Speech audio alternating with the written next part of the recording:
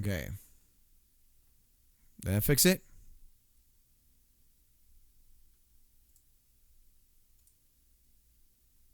Says we're okay. Why is it so messed up on the bit rate's okay? Is this looking right? Let me check my phone.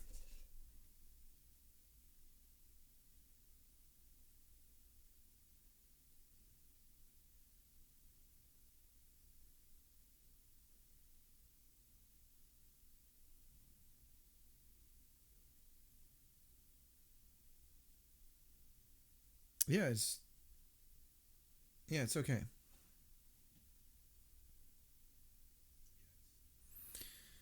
Weird. Okay, it was just wigging out on me. OBS freaked out. My computer lost its monitor arrangement. Now I'm blurry. God. Is anything going to work right now?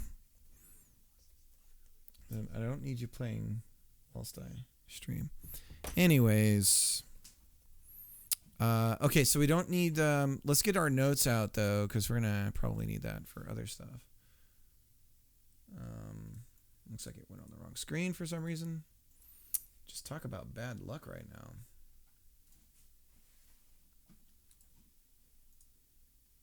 Okay. We're back at it.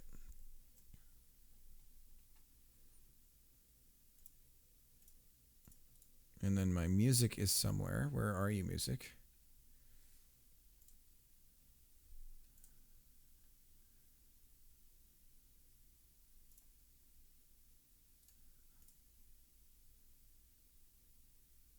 Still somewhere else. Where are you, friend?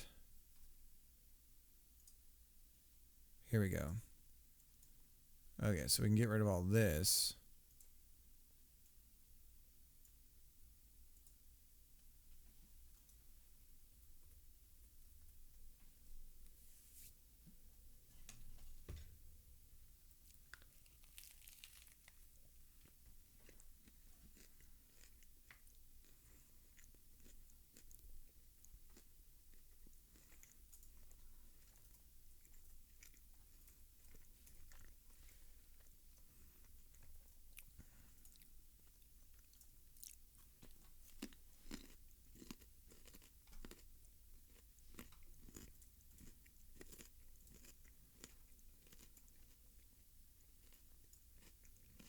Why did my primary monitor change? What the hell happened, Windows? Okay, that's why we're all messed up. My primary monitor got flopped.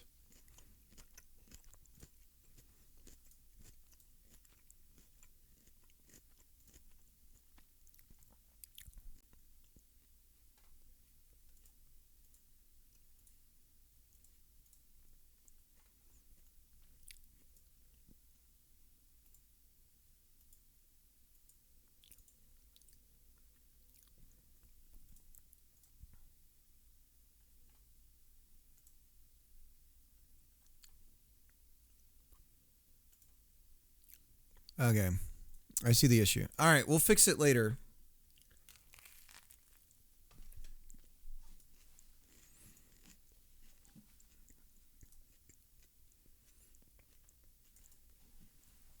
Man, that's annoying.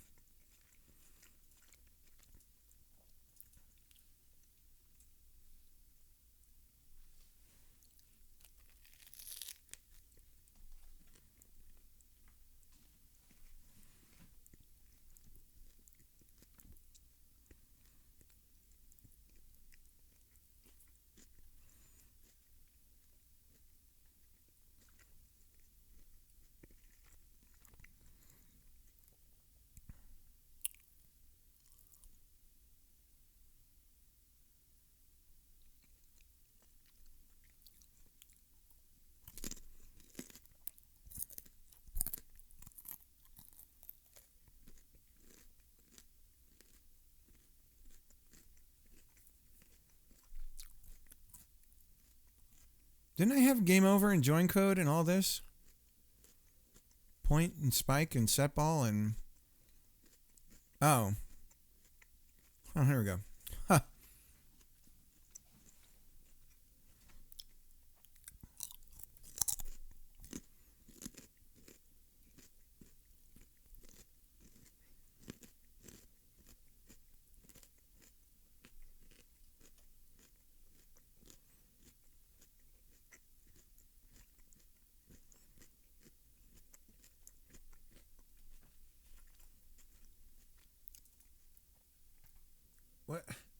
What is going on right now?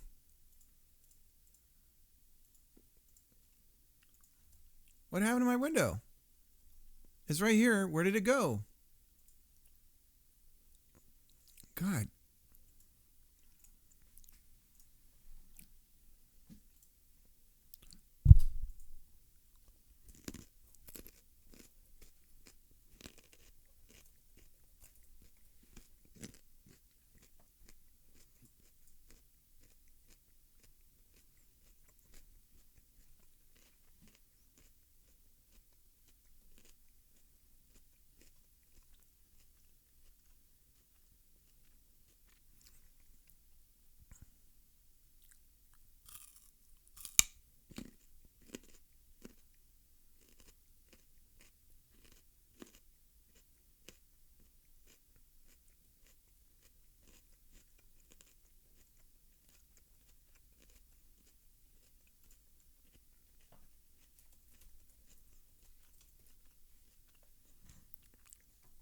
Okay, how the fudge do I find... Which framework am I looking in?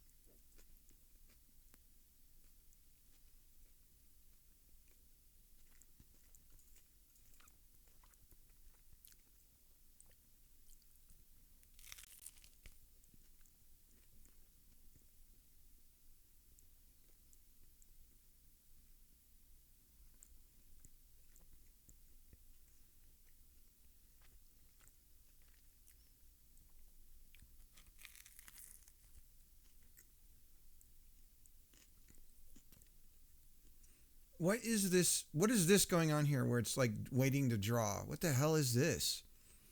Is it literally streaming in the data? What is this?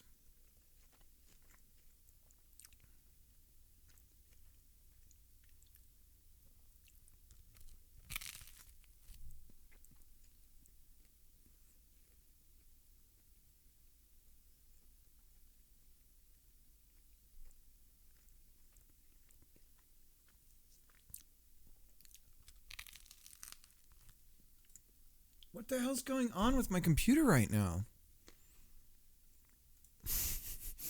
Why does the monitor keep wigging out? It switched primary displays again. What? Oh, you're going to want to start using the computer more than a couple of minutes a day? Oh, okay. Everything's going to start messing up.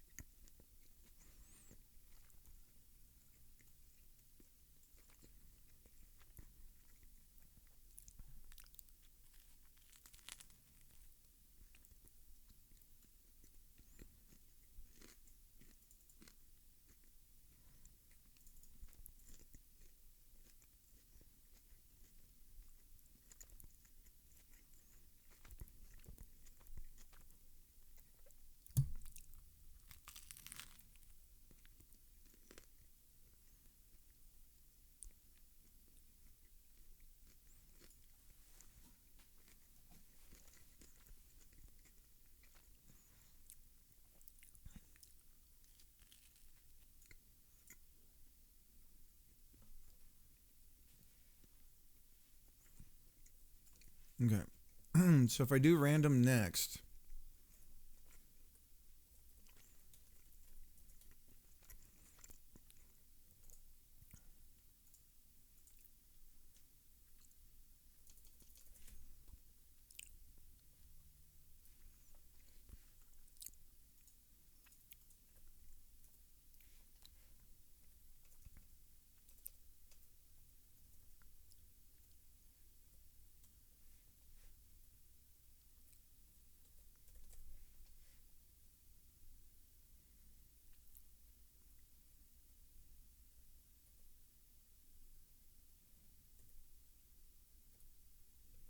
okay.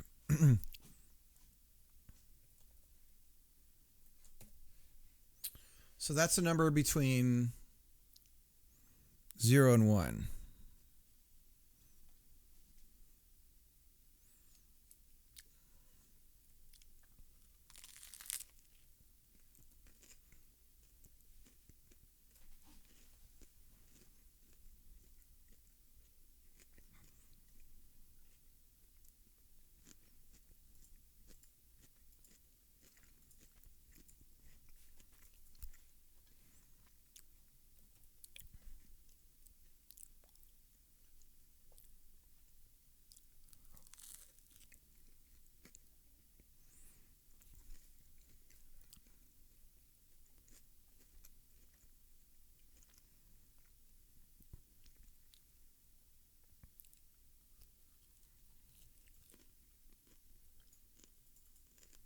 Wow, okay.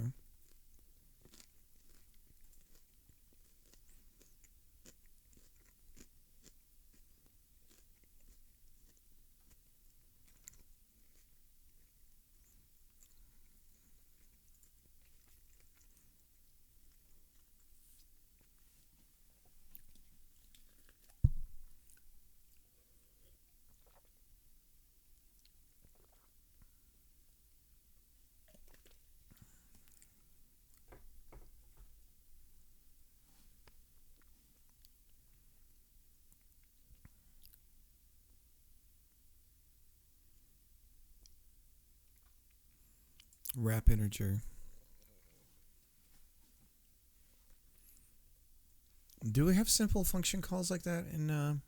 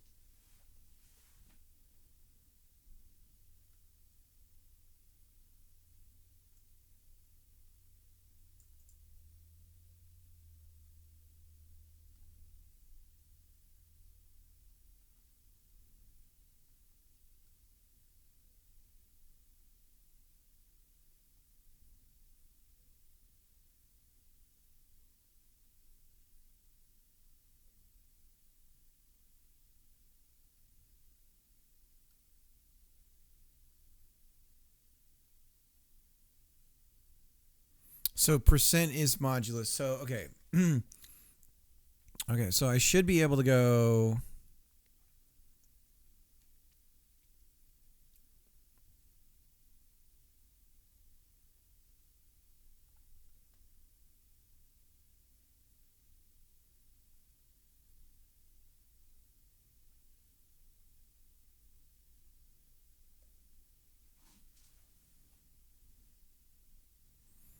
Okay, so now we just need to know.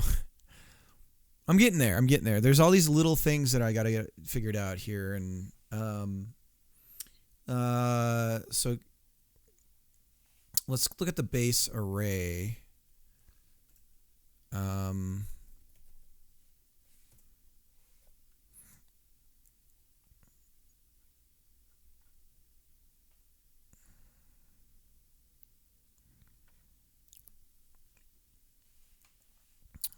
So there's some sort of shuffle.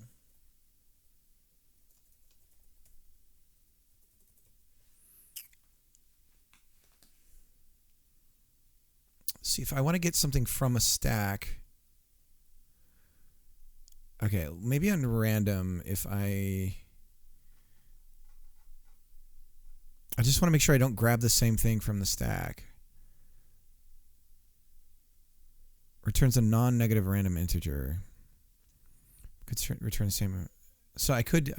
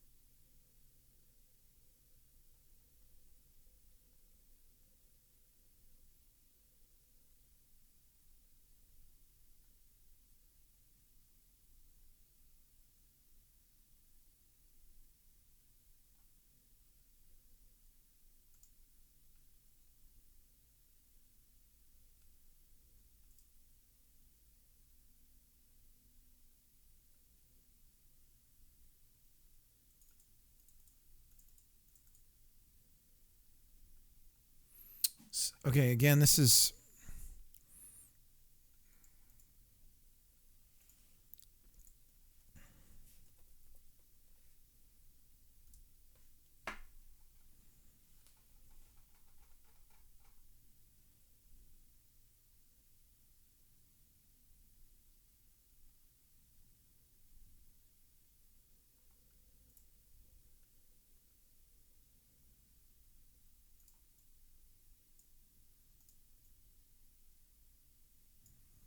so this is from enumerable. So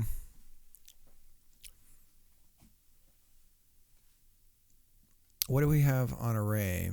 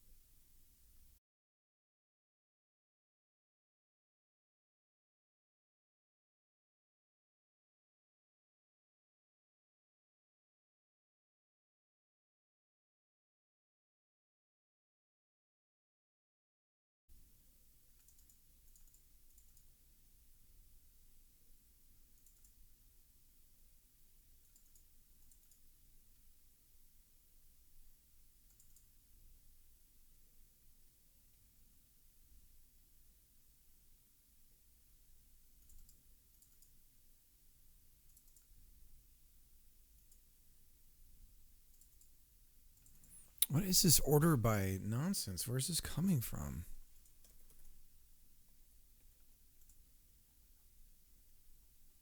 This is like years ago, right?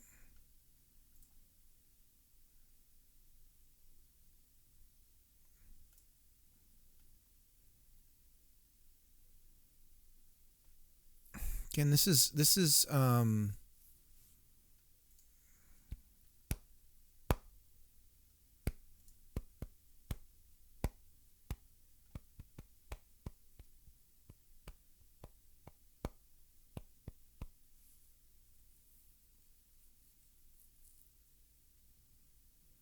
okay, so we're predefining the array. Okay, once again, where the hell is order by coming from? How am I supposed to find these things out? This is what I'm the way the docs are situated and everything. How the hell am I supposed to find this? Like, I don't want to do a Google search. I want to be in the docs. What in here tells me that order by even exists? Namespace system. Is there something? Is a parent? It's just a namespace. So it's not okay, so that's not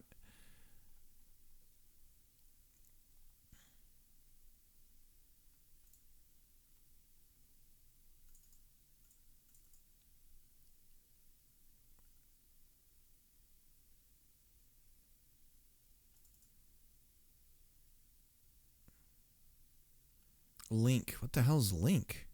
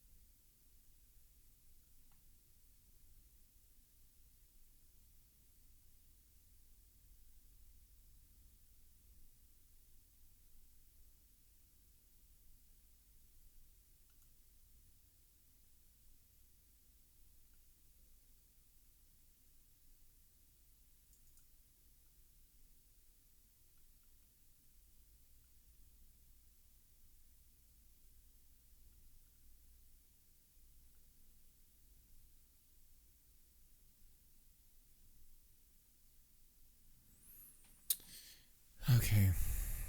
So this is like SQL, but in C sharp. Like, this is like SQL queries or something.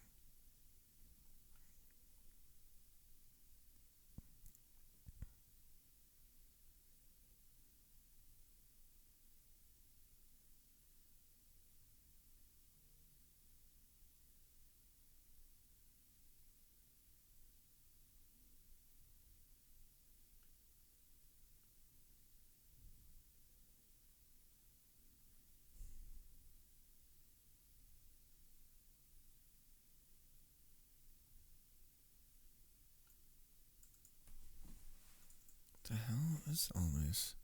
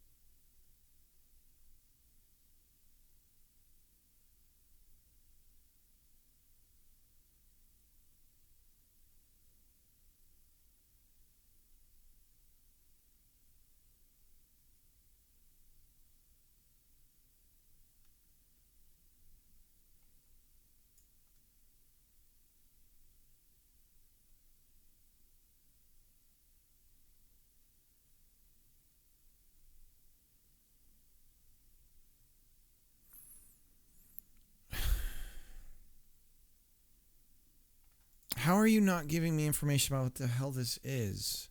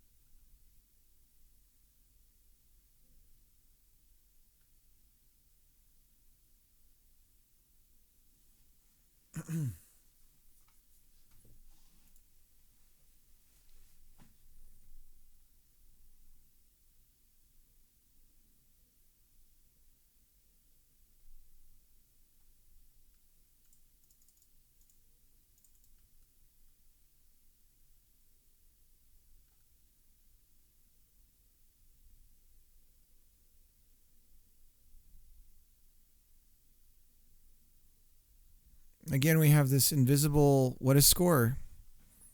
High scores query from score in scores. But what the hell scores? It's an integer array. Okay.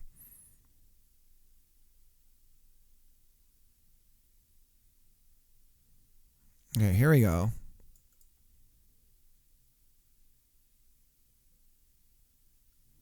So it's very SQL-like. All right. So, I mean, this looks a lot like SQL. I mean, it's very readable. Okay.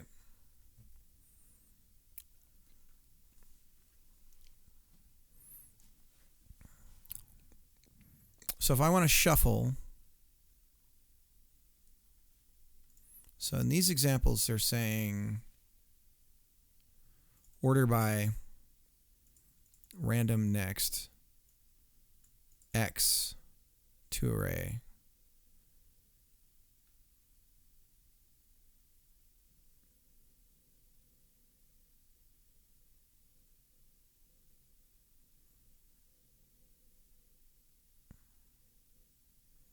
What does this look like in the...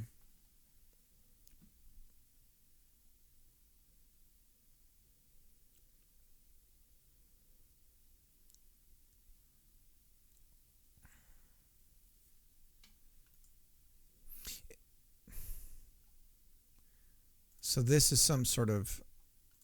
I guess I just don't understand how suddenly, by including that, I have access to all this. Hey, Tim. How's it going? What is the status of the Steam? How are you guys doing? My stream's a little choppy today. I'm sorry. Spooky Wolf, hey. Is it JDU4? How's it going? Yeah, I'm in the middle of learning about C#. I'm doing a port of some stuff I had written in GDScript over to C#. It's kind of as an experiment, but I'm hoping to get type safety as well as making a lot more of my runtime issues turn into compile time issues. So that's the plan. But I don't know. Is the stream okay? It seems like I'm dropping about 10% of my frames right now on the bandwidth side.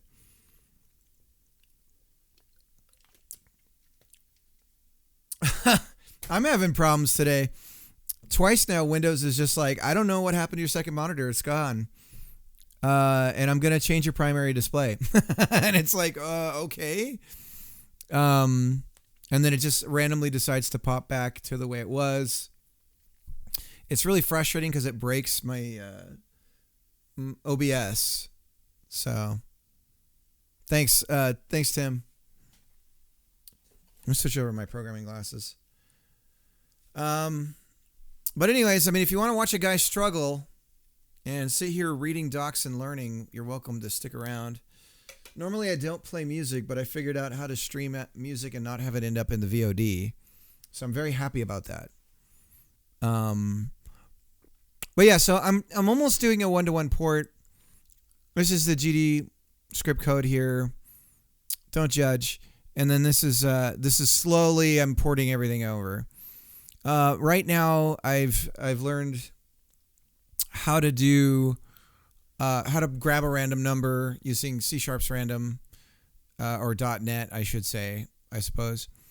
And now I'm trying to learn about this thing called link, which it really feels like it's a sequel, kind of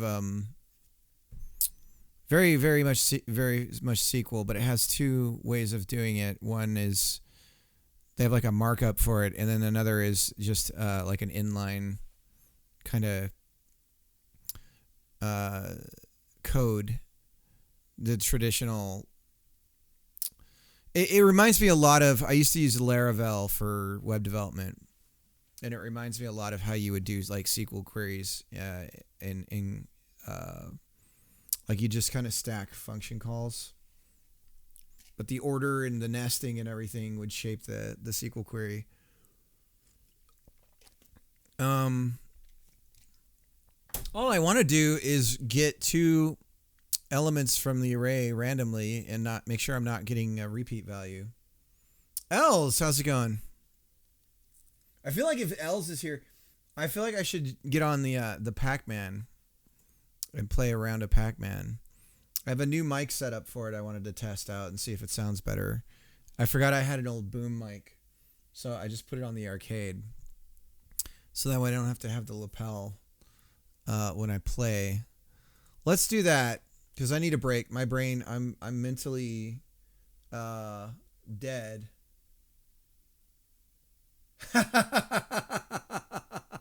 No, I need a break. I've been reading about Link or whatever the hell this is, and my brain is fried right now. Okay, cool. Yeah, let me get around in. I'm gonna get around to Pac-Man and then we'll get back to work.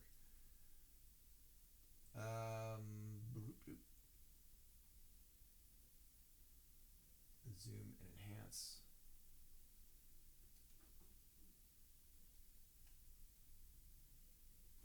So we got to talk to the county assessor. We have to go visit him because he has deemed this building a dwelling, and he has assessed the value of this building to be somehow twice as much as our home, and he's doubled the value of our home. So our property value, according to the county, is now 3 times what it was last year, which I'm going to hopefully be able to dispute, given that our entire roof collapsed on us and we had to replace it, and our ceiling. So I don't know where he's seeing this value because I sure ain't. Okay.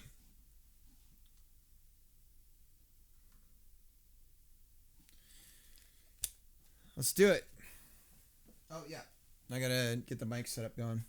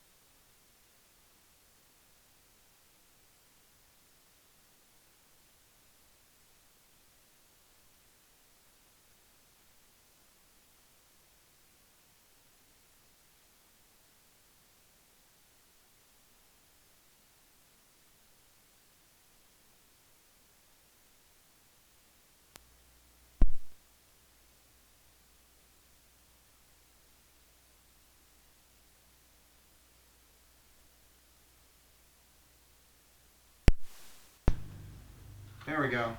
That was weird. Okay. So hopefully it is. Hopefully it sounds good. Yeah, it looks a little hot. Let me try changing this. But this should sound better. This should sound better than my lapel was. Sorry about that. I was running around trying to get everything all situated. Yeah, we'll get back out of here in just a second. Let me just go here. Oops.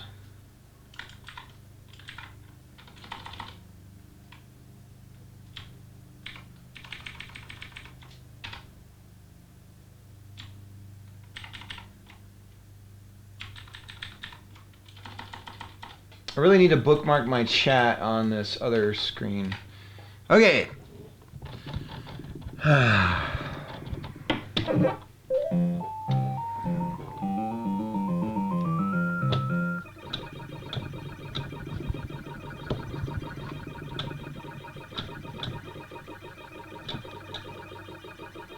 I need to get the speed hack going on this thing.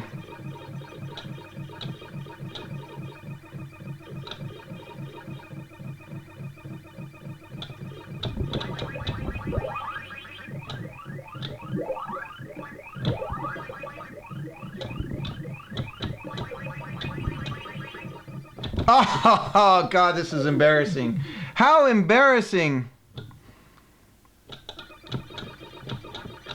It's always the first round of the day that I'm so sloppy.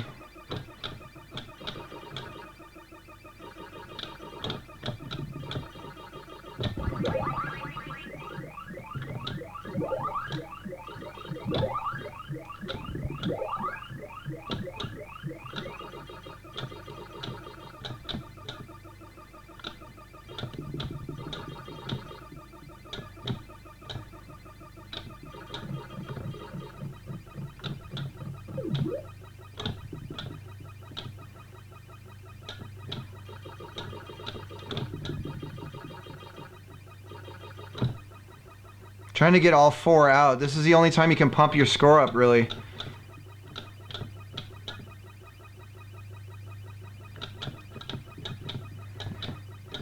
Alright, come and get it, boys.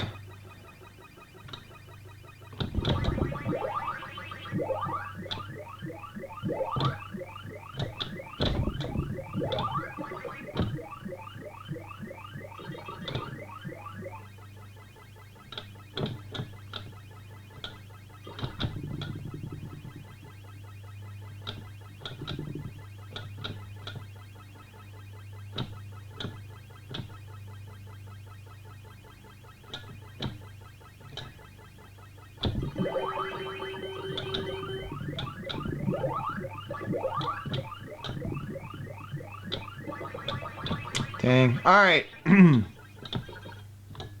Devereaux, how's it going? Thanks, Els.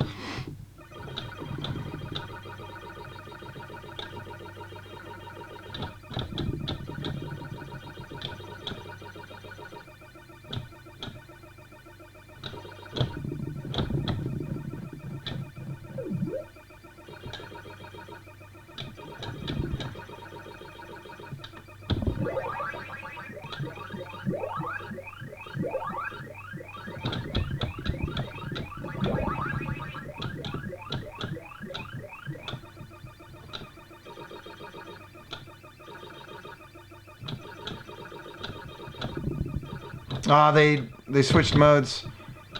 Come and get it. So I'm getting better at grouping the ghosts. Once you know their AI, you can kite them around. But it's kind of on a per stage level you have to learn.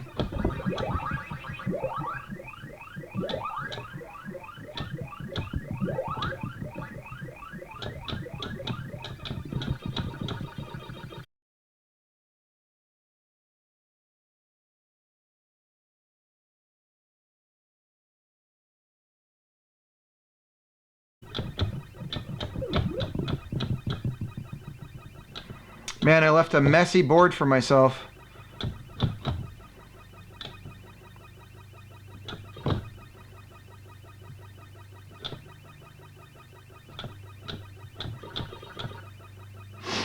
I always feel it's scary being out here without any power pellets.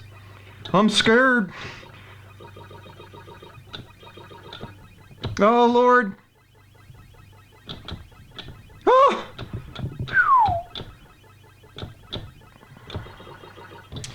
Woo.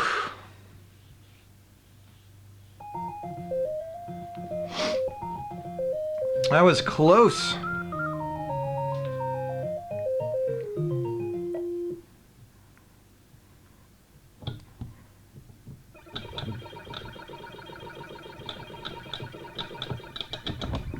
Oof.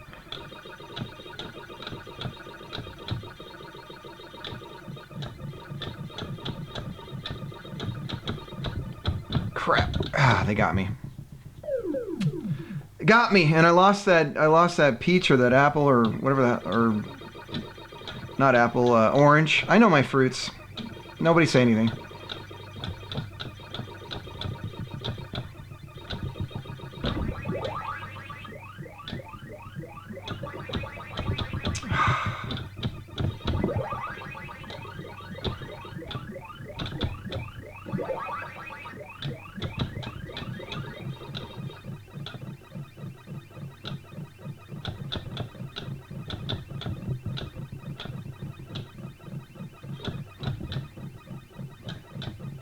She's gonna get away.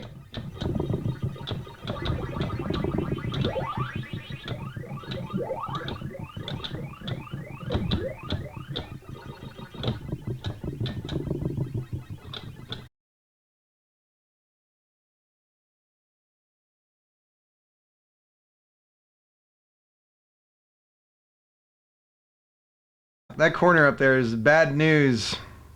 I'm not doing too well, guys. Not even gonna get into. I usually can get around 4 when I'm feeling hot, but I still. This is good. I need the break. I need the like mental load to reset.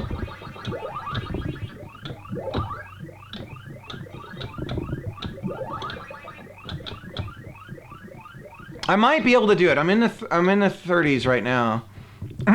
There's always a chance, you know. You don't give up. You just keep going.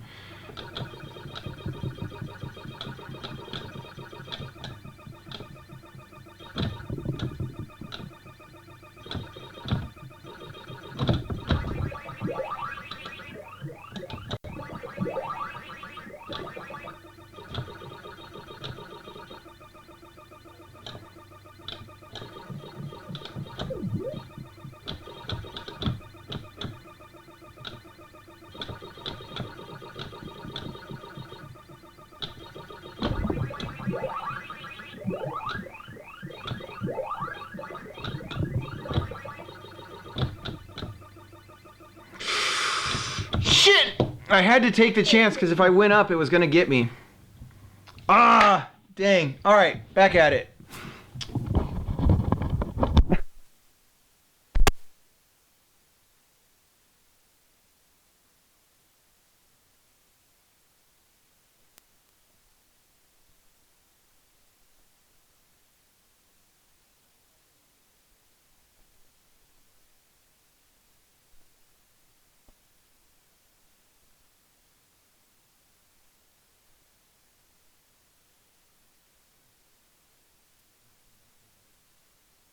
Mic's back up.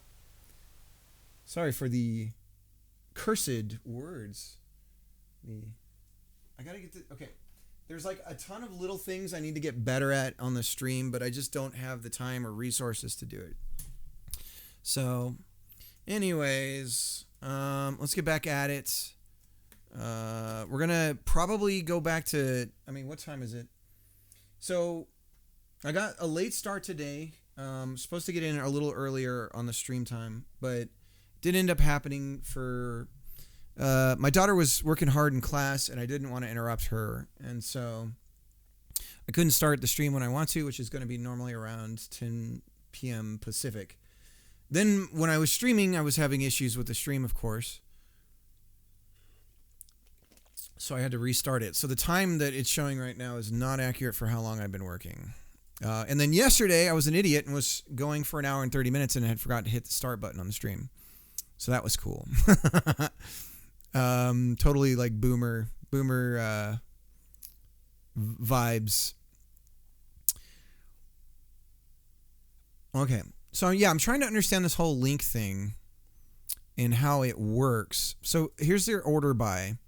So this is the same thing. But this here, so that's the order by. So where can I see a list of our available commands? This is very SQL looking.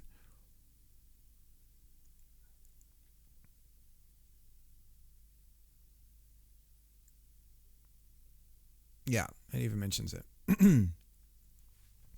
Okay, so order by. So how do they show in it? To array.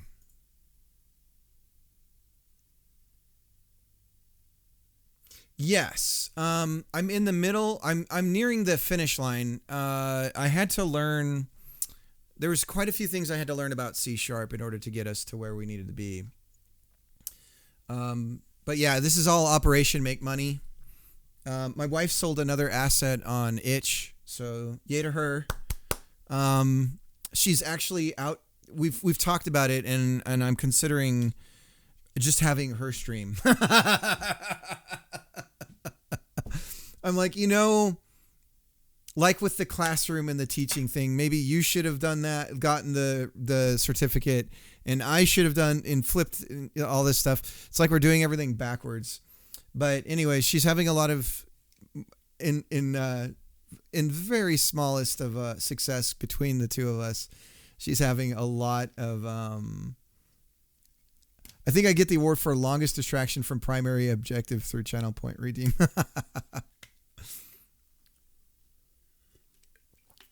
But I have a ton of, okay, so here's the thing is, I do have a million ideas for this thing, but I really do want to master C# enough so that we can be in it. I've said before, so the thing, okay, just to put it in layman's terms, I need to have the issues happen at compile time, not at runtime.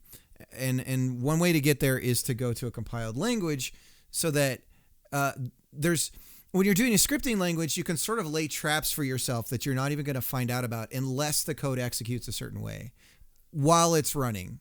This can still happen with a compiled language. You can still screw things up in that way. But it's when you're dealing with type safety where you say this variable equals this thing. No, it isn't. It isn't. Because I want to get this with just the volleyball thing situated, right? But I want to also structure things in a way where I can kind of build on it. But yeah, I could have been just working on all of this in GD script. I can't run it right now, but pretty much all the major resources of the thing are working again. So like we've got our settings menu here. I can't run it, but I can show you it. So our settings menu, you can set the display that the stream runs on, and you can set the display that the settings window opens on. So those are two separate things. So you can work on, so I've already set it up so that you'll be able to change some settings for the stream, but not have to worry about whether or not it's going to show up on the stream or not. I've also, that's what I'm reading.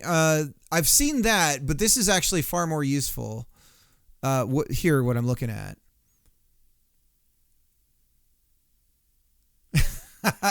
So runtime is when the code is executing. So like when the game is playing. Compile time is when you're making the game a package to be played, like an executable, right? So if I get the errors at compile time, I have to deal with them then, and they never become issues at run. When I'm using GD script, it's a scripting language, and so because of that, it isn't compiled. It's executed on as it's run. And so you can kind of lay traps for yourself in there where it will break when in a compile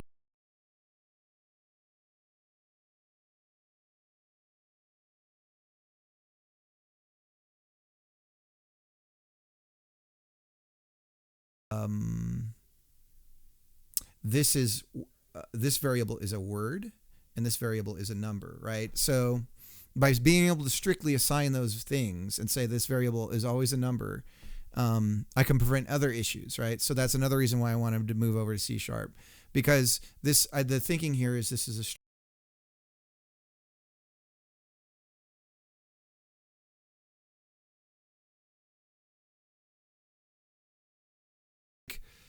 because it's a whole thing about like, you know, how do I test it? How do all of this stuff becomes all these weird problems because a game you just play, but this is like you're waiting for commands to come in, and so it creates a different problem set.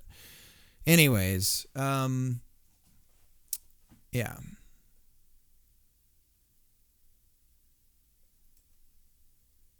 Let me see. So the show. Have you seen the Working with Link doc page? Yes. It was somewhere else up in here. I was reading it earlier. But this whole section here is really good. That's part of it. So part of it is by going to the compile time thing or having it compile.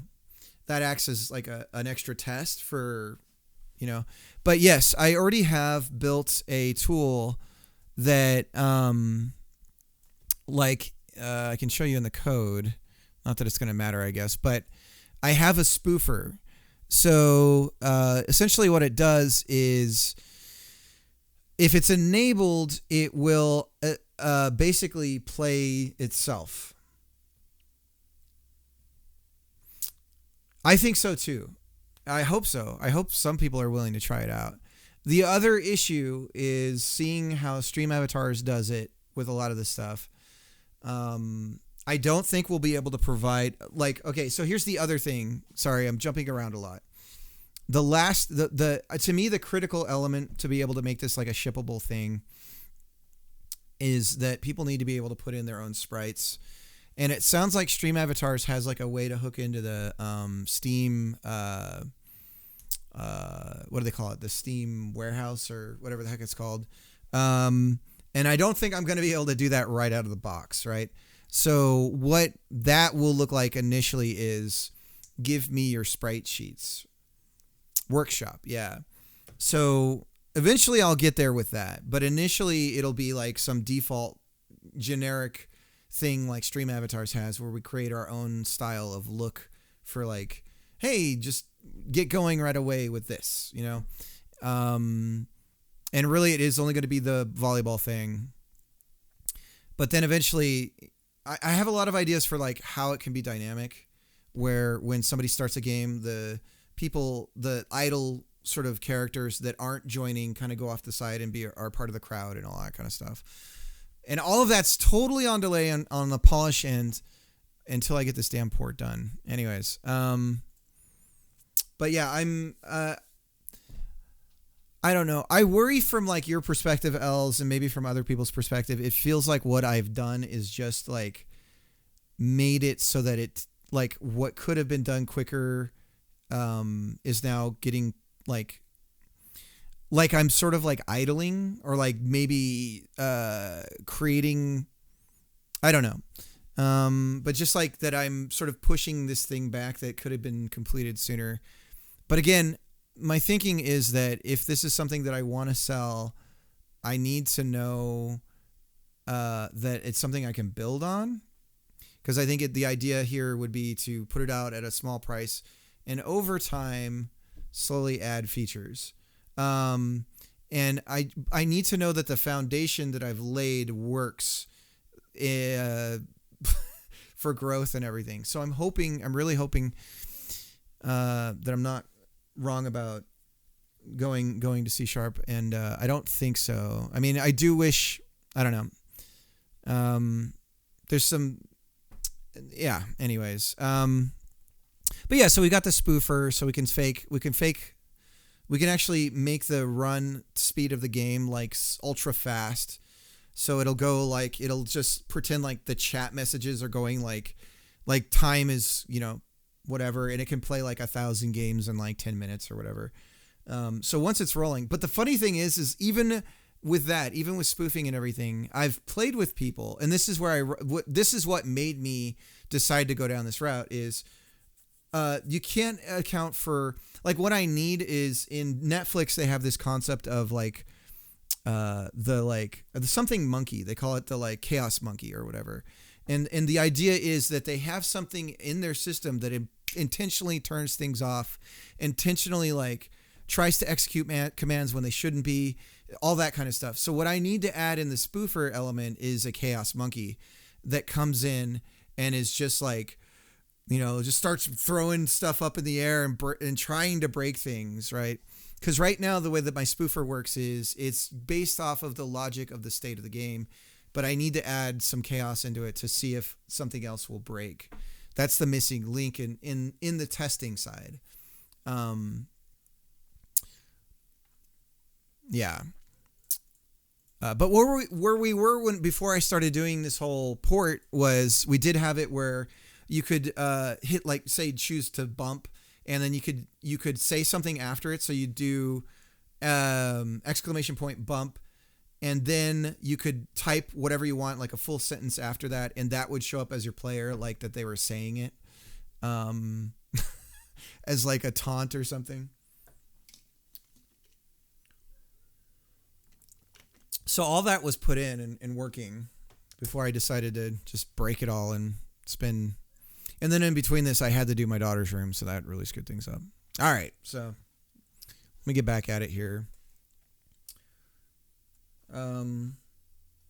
Let me check out make sure that the working with link doc that the show sent is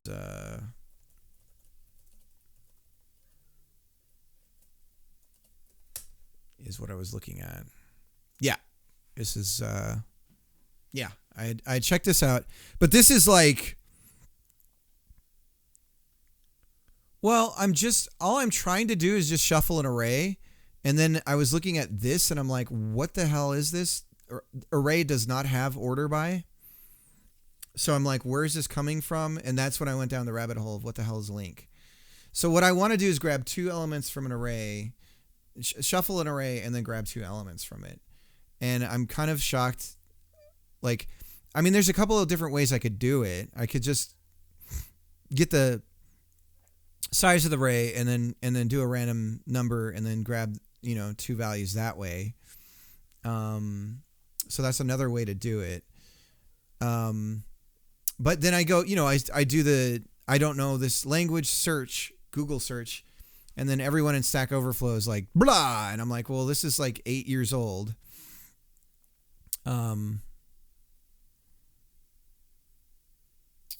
But yeah, so then I saw this syntax, and that's what led me down the link rabbit hole. Because this, as I understand it so far from what I've read, is no different than this. It's just that they have this as so you can do it this way, or you can do it with the these sort of stacked functions.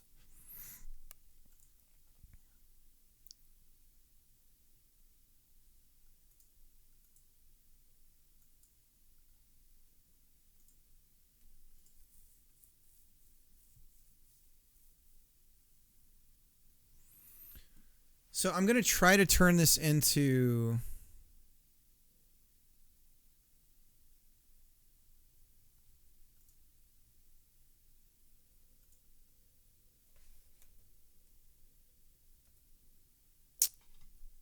I'm good, sweetie.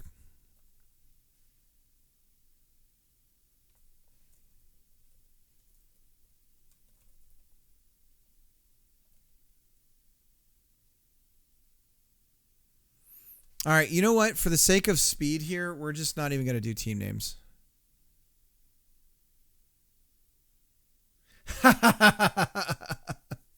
It's interesting. I mean, it's basically lets you do like SQL query syntax on arrays and stuff.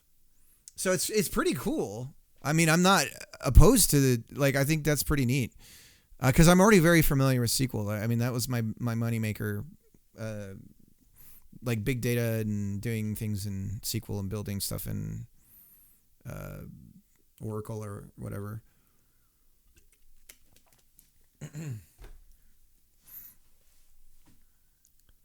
um, so if we do an integer array, because see, we ultimately this turns out to be an integer. So if I were to do something like,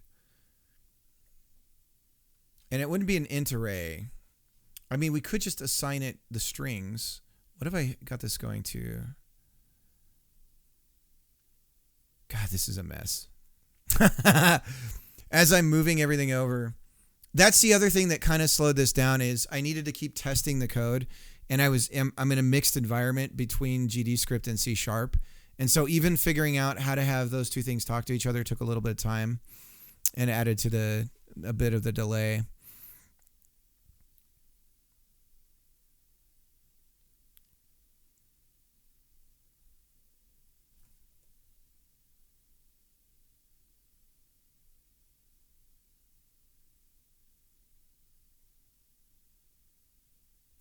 All right, I'm going to do this as an experiment. So team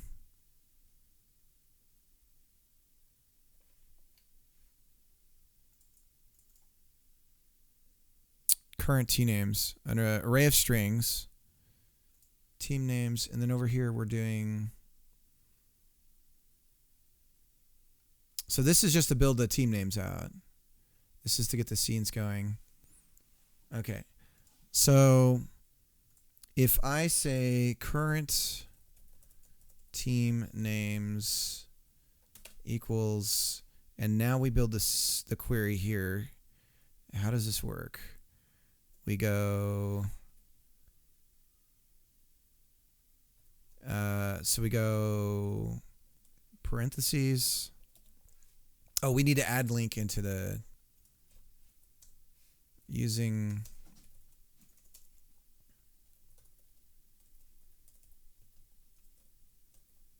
is it,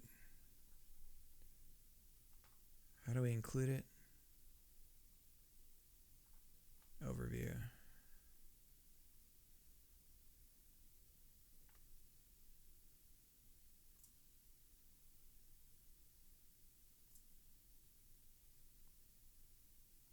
I like that they don't show you where what the include for it looks like. That's really helpful. Here it is.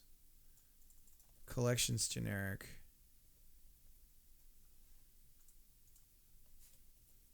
There it is.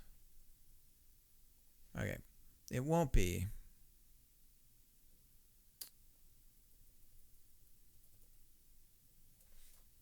So then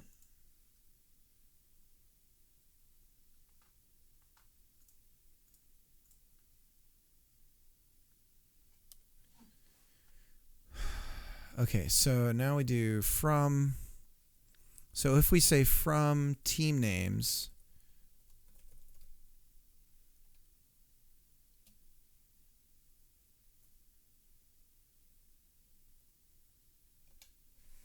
okay, why are we not happy right now? This is at the creation of the oh, we don't need the parentheses. Okay.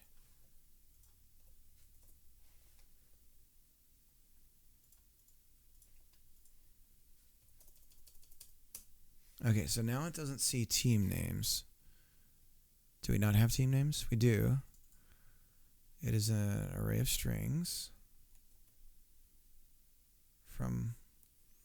So in their example, okay, so we have an integer scores from score in scores. Oh, that okay. So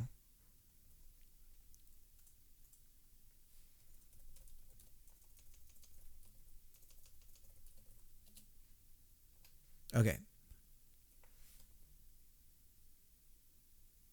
Okay, so okay. Yeah, this is just like SQL.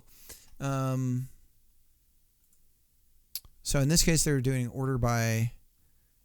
Okay, so can we do let's just do a new line. And we're going to say order by, and then how do we get the random number to give us? So they say X. So can we do this? I don't remember the sequel for order by. Rand next.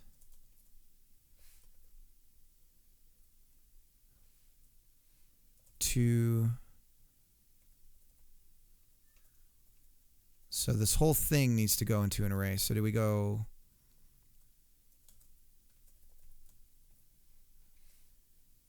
See, this doesn't seem right.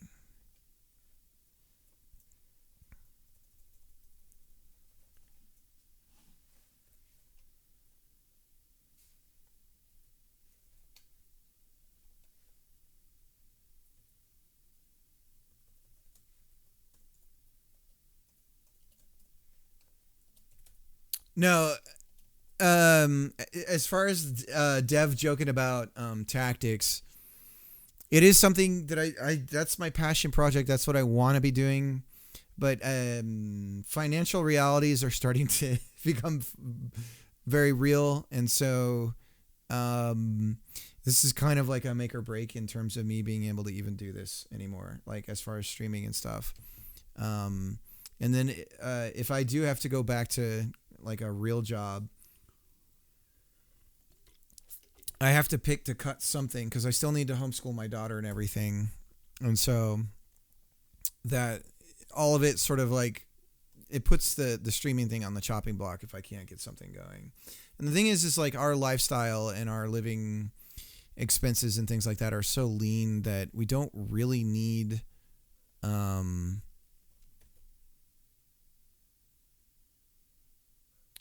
to array.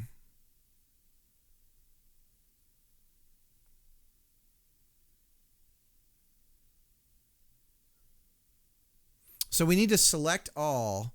So hang on. So if we're going to do...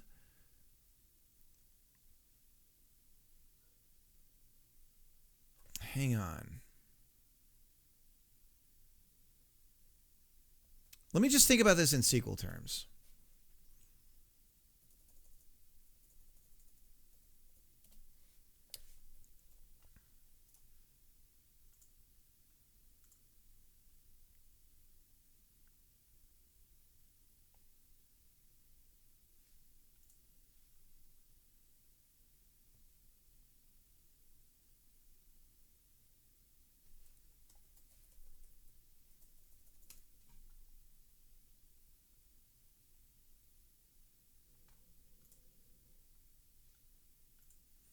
So the thing is we need to do the random sort before we do the select. So what we need to do is we need to shuffle.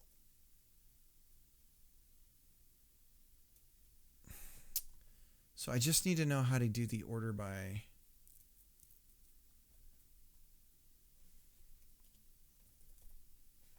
Okay, give me a second here.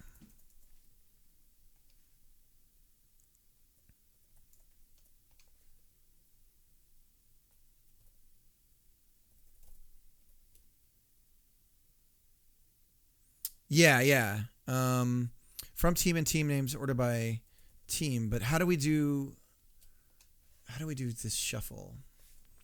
So, because I like the link format.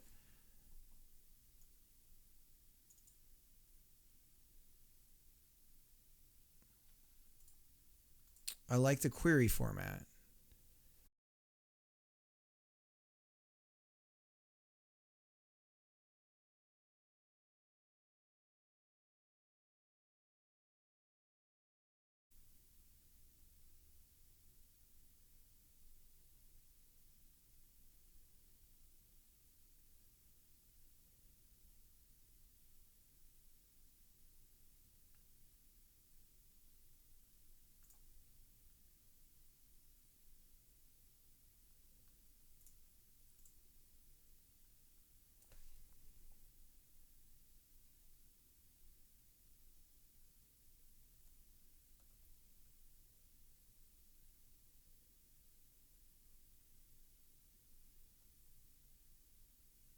No, same here. Same here. I mean, I have a way in my head that I can do this where I just grab two random numbers that are from the size of the array and then just grab those elements. Um, I mean, that's how I'm just thinking I want to do it. But I do kind of want to know how to do this because there are a ton of other queries that I'm going to be needing to do later on. But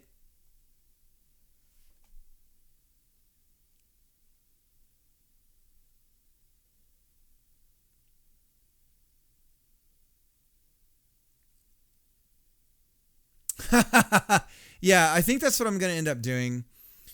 I mean, I don't necessarily need the team names concept whatsoever. I just need the current team. Um,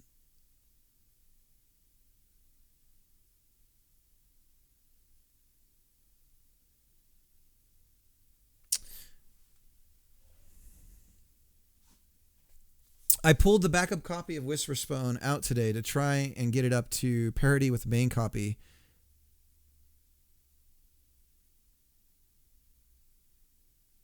Oh my god. Wait. I pulled my backup copy of Whisper Spawn out today to try and get it up to parity with the main copy. By the way, I got to give a shout out to Els. Anybody here that isn't already following Els should. Oh man, somebody's sending me a message on ICQ. Parody in the main copy and discovered it. It actually probably was the main copy. I've been working with the backup copy the whole time.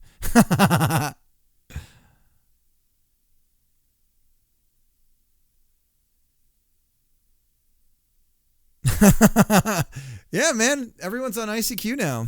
It's back. Back from the dead. All right. So then oh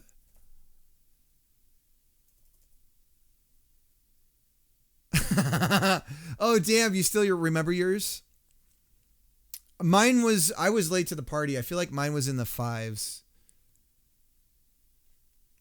But I didn't have like I would use my friends because I didn't have the internet. I didn't have a computer or the internet for a long time relative to the way that it exploded in where I was.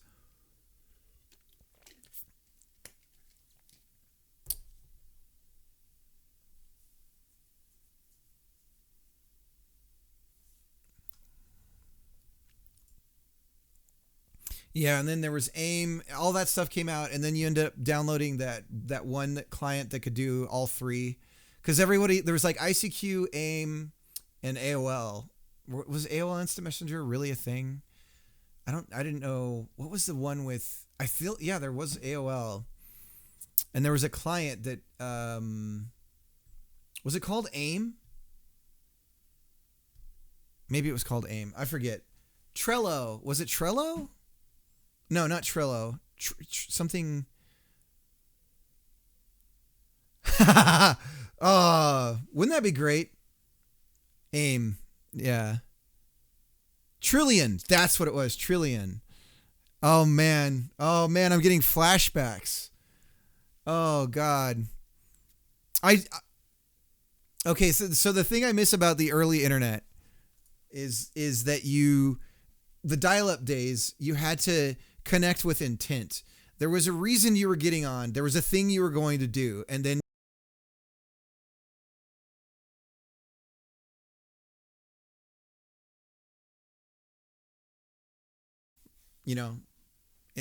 internet experience is just always there now. Yeah, exactly. It turned off. So you connected and you disconnected. Now you never disconnect. Now you have to actually, that's like, yeah. No, it's a different time now. It's more pervasive. It's weird though. I feel like streaming is much more like the old days. I feel like something about it is like reminiscent of it more so than using the internet on like social media and stuff. Hell yeah. No, I thought I had an idea a long time ago about making a YouTube channel, and the only way you could interact with the videos and everything would be to connect to It was going to be like you had to connect to a BBS, and it was meant. The idea I had was to make it like a what are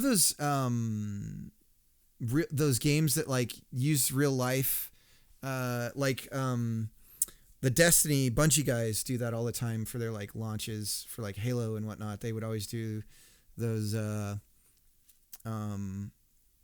Dang it, I forget what they call it. There's a certain kind of game that takes place in the real world. I don't know.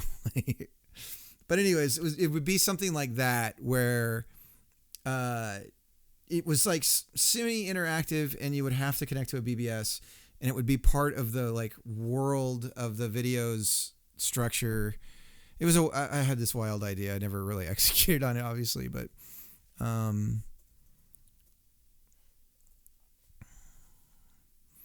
yeah, watching those old, because I've started watching some of those old computer videos from that show, Computer Chronicles, and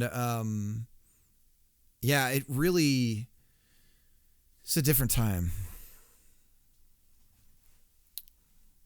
Now everyone's afraid of everything with regards to the internet. It used to just be like, hey, don't give out your real name and all this stuff. But the fear now is entirely different. It's really interesting. All right.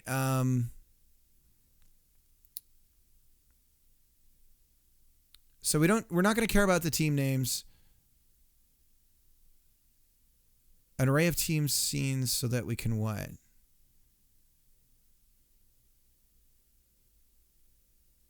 To assign the name of the team on the scene. Okay, so we're not going to do that. So we're going to skip all of that. Okay.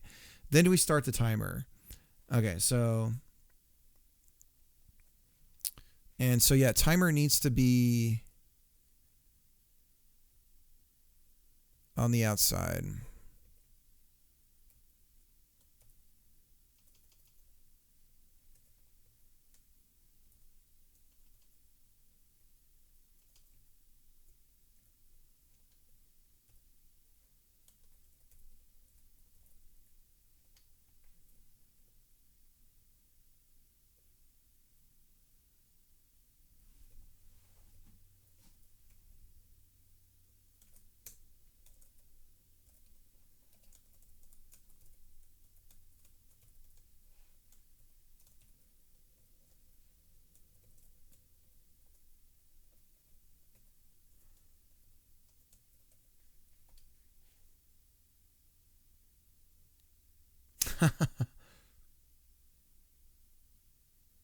Right. Yeah, no, it's God, even that. There was a trending post on Reddit about what is it with computers getting slow, after 5 years. And okay, I'm going to go on a little bit of a rant. Yes, this weekend I found all my mini DV tapes, right? If you don't know what mini DV is, it's a tape format for video, these little tapes, but they stored the video. Most importantly, and the reason why I got a mini DV camera back in the day is because I knew that it recorded it in a digital manner. And so it's a tape, but it's an analog signal. It's converted to digital onto the tape, right? So I knew for archiving purposes it was perfect because hard drive space at the time was extremely expensive. And the cost of the tape per gigabyte was way cheaper than per gigabyte of a hard drive, right? So I shot a bunch of stuff of my life and everything on that, and I kind of was waiting around to be able to transfer it, like when space was more cheap. That time has come, and I finally found everything I needed. I have the camera, I have the FireWire cables, I have everything, and I knew that the transfers would work on my Macs, and so I was like, okay. Time to do it. So I plug it in. I have Final Cut.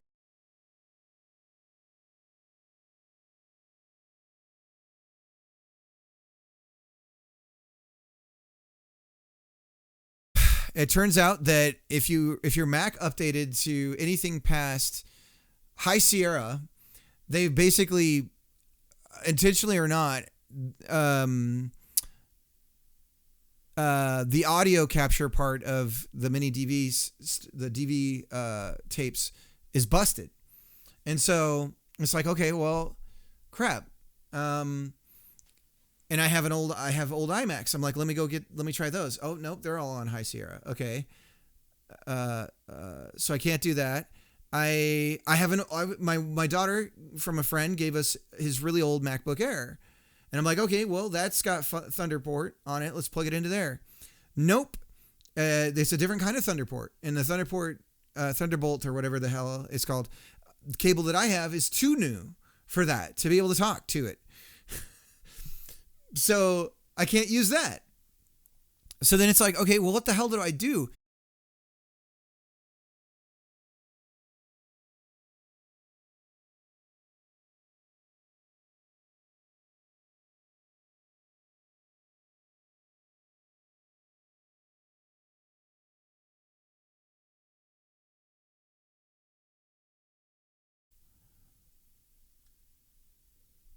I did not up here. Board on Clue. I'm done. I'm done with my daughter's room. I could show you some pictures. Actually, you know what? I got some really cool pictures I could show really quick.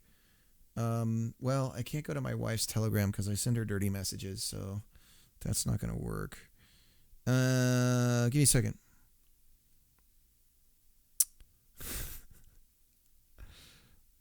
Let's see. Okay, I got to be careful what I. Okay, if I just go to images. Okay. And this is like I'm doing a boomer move right here. I'm gonna put my phone up to the. Okay, so you can't really. Oh, there we go. So these are the glow in the dark stickers in my daughter's room. Super cool. We got Jupiter and Saturn and stuff. And then let me show you a picture of her room. Oh, for anybody wondering, here's our part of our classroom. So the work I did on painting the other room and everything. This is like a section of the classroom, what it looks like just today. We just found a good deal on shoot, what's it called? I can't remember the name of the piano, but it's like from the 70s. It's a Magic Genie Lowry keyboard. And because my daughter has shown an interest in wanting to learn to play the keyboard. Here's what the room looks like. Yeah, I just need to do the trim. So here's like, is it this way or that way? It's this way. Okay. So here's what it's looking like. Oops. So super boomer move what I'm doing here. But yeah, she's loving it. And yeah, just need to do the trim and the baseboards and we'll be done. Okay, so we're doing a timeout connection here. So we don't have that here. Yeah, it's definitely coming along. So we're set. We connect.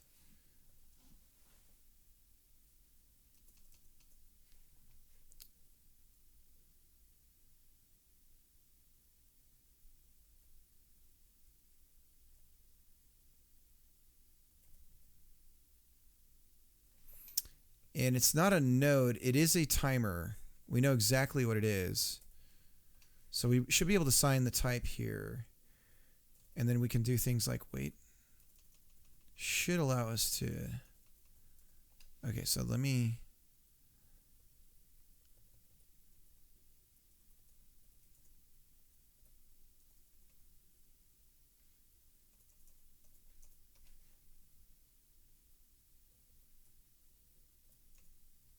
What is going on?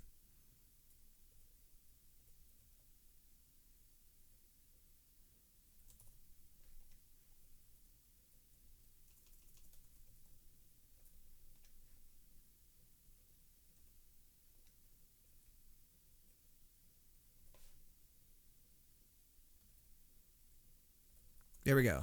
Wait time equals Timeout. Game start. Okay.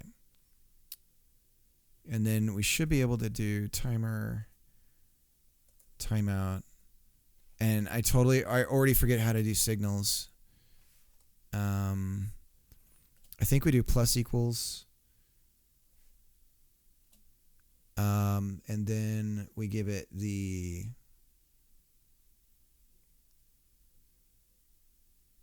what we're binding to.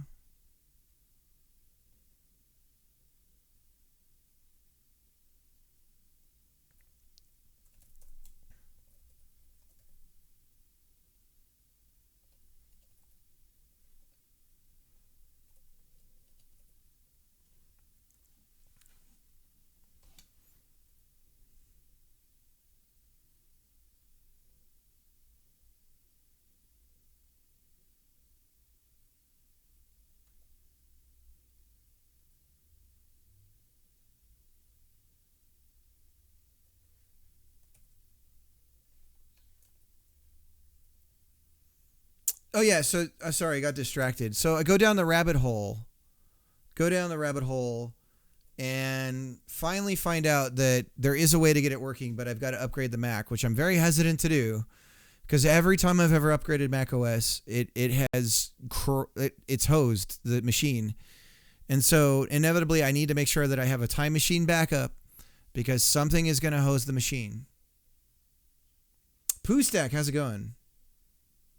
As a kid, I hated playing on the keyboard until I played on weighted keys. Yeah, so that's part of the problem is this is not, this is purely like, oh, nice, Pooh. It's not analog pressure, so it is on or off, which really sucks. And the keys aren't, it's not like a piano. But she's it's kind of like she's showing an interest. So if she really wants to, we kind of have to start somewhere. Let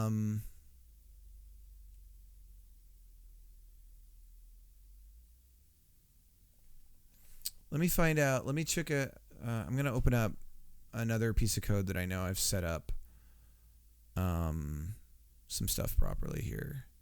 So if we go to main. In terms of getting the signal stuff going, because I can't remember.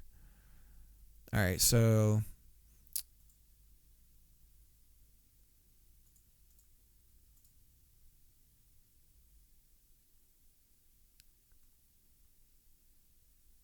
oh my god. Okay. So that's for an await. I can't believe I got all this going. Okay. Okay, let's go back.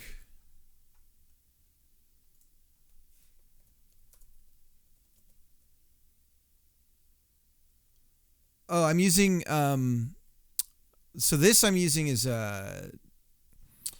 NVim with I'm just using Astrovim, or Astro NVim, NeoVim, whatever you want to call it. But I'm still getting my brain wrapped around Vim.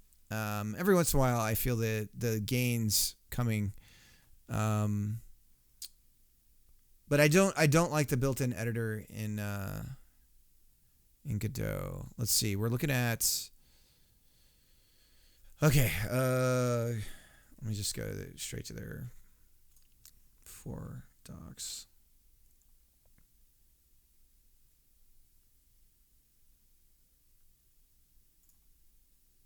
And we're looking for scripting. C#. Differences. So signals. It's all the way at the bottom.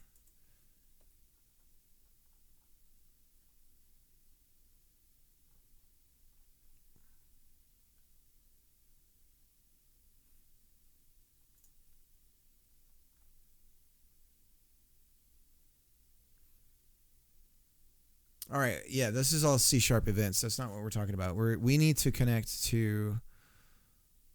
Oh, I know where to look in my code to get my head back in it is settings.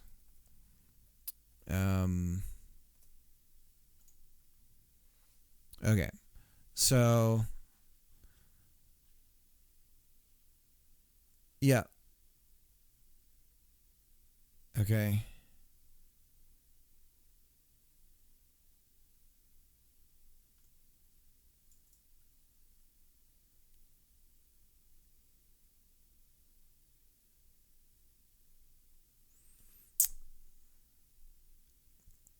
It's not ideal.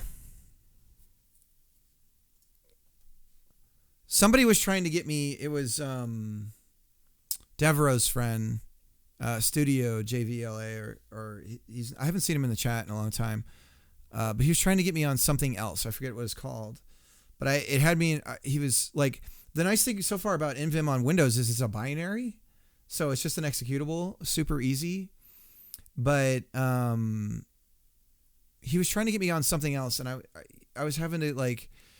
In PowerShell, we were trying to pull a bunch of stuff down and do all these installs and stuff, and it was a disaster. It was hilarious.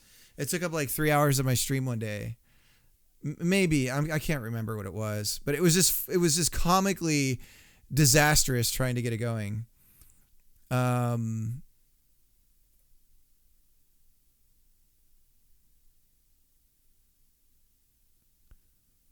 trying to remember.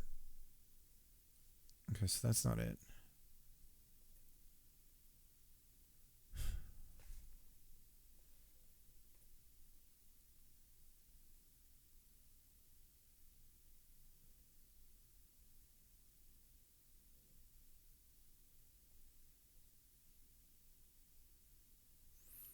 Okay.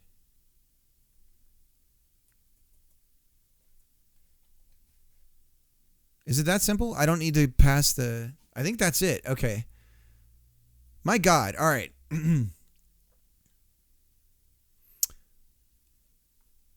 Okay, if we do it by line count on the GD script side, there's 276 lines.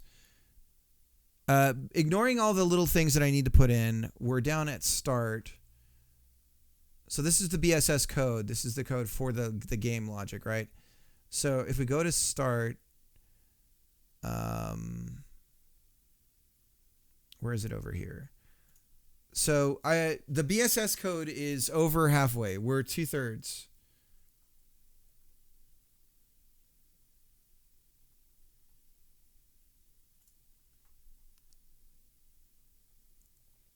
But it's all these little things, Pooh.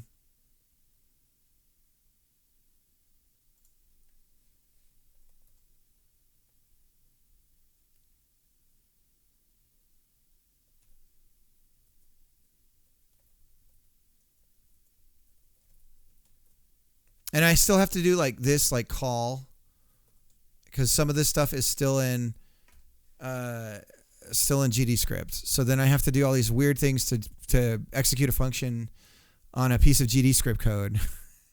And then my brain has to like remember to think about both of them.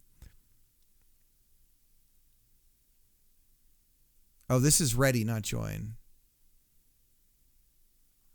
Okay, so that's it. That's it.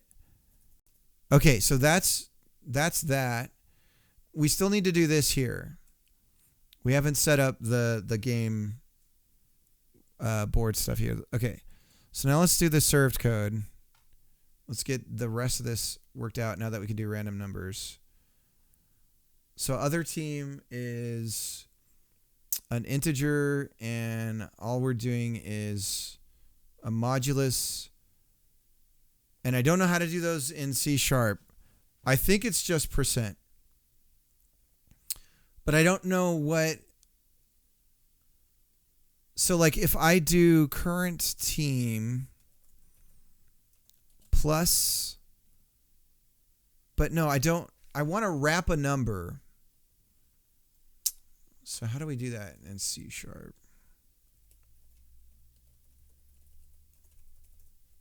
There's got to be some math things. I don't want to... No. Wrap a range. It's a range.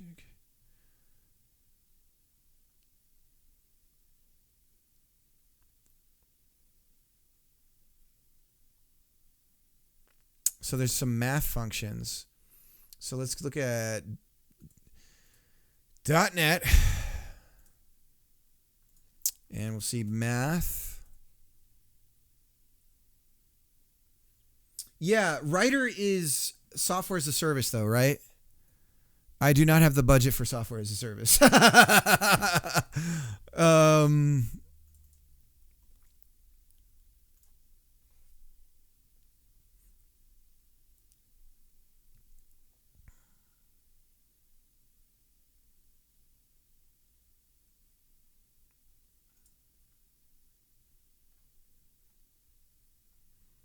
Max. Okay.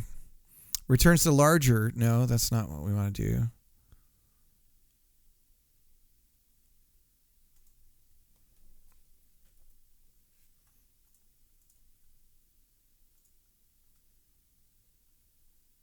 I refuse to believe that it would be this complicated.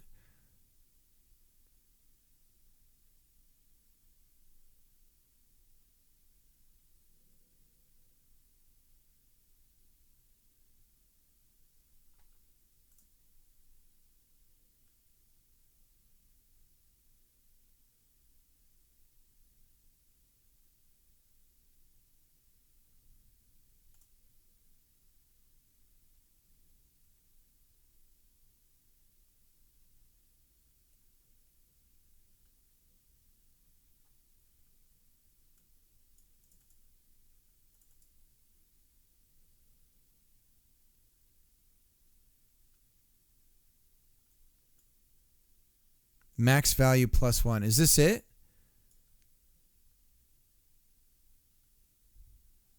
Okay. All right. So, and does anyone know if the double plus is an assignment?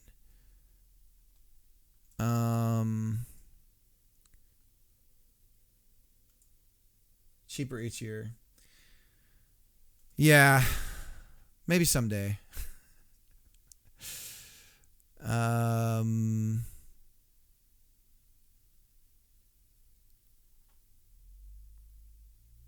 Okay, so if I'm understanding this right, I can do current team +% and then we do the number 2 because we want to wrap on 2. In this case, they're wrapping on 5 and it flips when the number's 4, so it's 0. Okay, so this should be it to do this equivalent here. Okay, then we set the ball position. That's already there in this line of code here. It's mad about current player because current player doesn't exist like that anymore. Get player is not lowercase. And then it says cannot convert Godot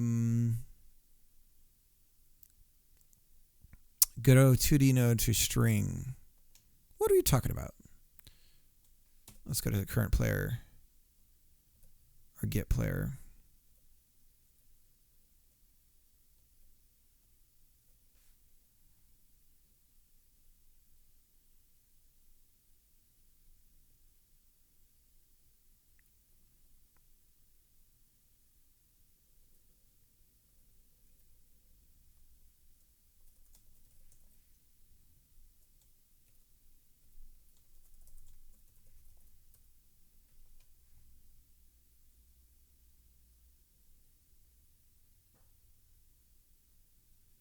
String ID. Get player isn't expecting an ID.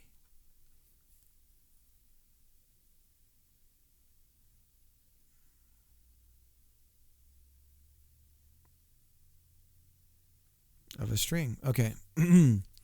Understood. So current player is not a string. No 2D is incorrect. Let's go up to current player here just to make sure the types are right. And we didn't assign it. So I guessed when I did this. So it is a string.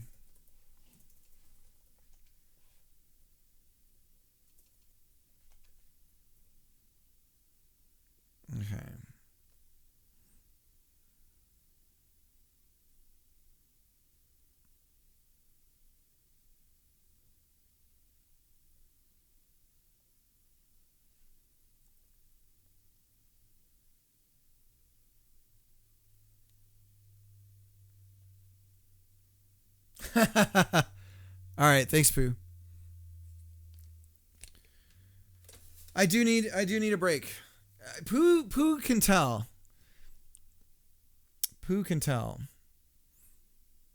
Pooh can tell where the wind blows.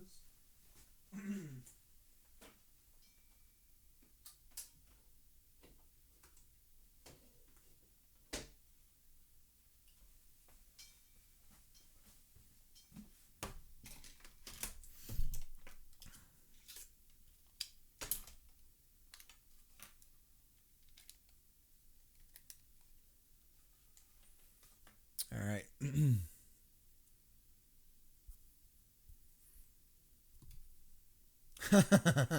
Serious. Serious.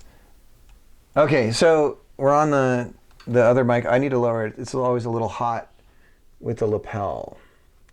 And then you guys get to see my messy room. And actually the couch is a disaster. Did anyone ever play this PC game? Actually, this might be a game that Dev played back in the day. I don't know, Close Combat? I remember just being blown away by this game back in the day.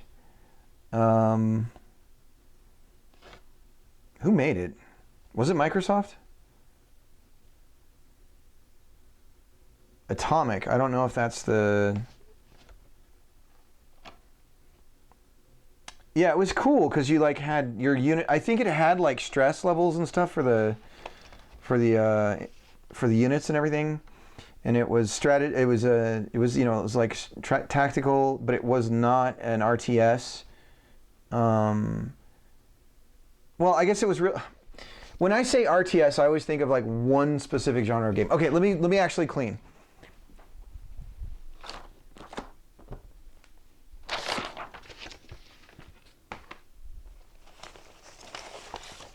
So this is me. I just poured out a bunch of papers that I needed to shred onto the couch because I'm a lunatic. But this was in an old box. This is stuff that can be thrown away. These are all just drawings that are coloring book things from my daughter. So I'll use this to start some coals when I'm barbecuing. So I'm going to put this over in the other room for outside.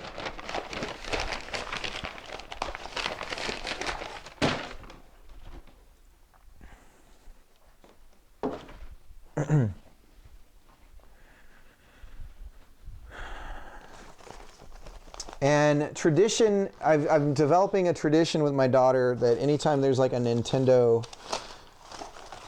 whatever they call them, the Nintendo Direct, or I don't know if they still call it that. But that's when I do a barbecue. That's something she made for me. That's when I do a barbecue because we go out onto the porch and say hi to the neighbors and watch it on the iPad.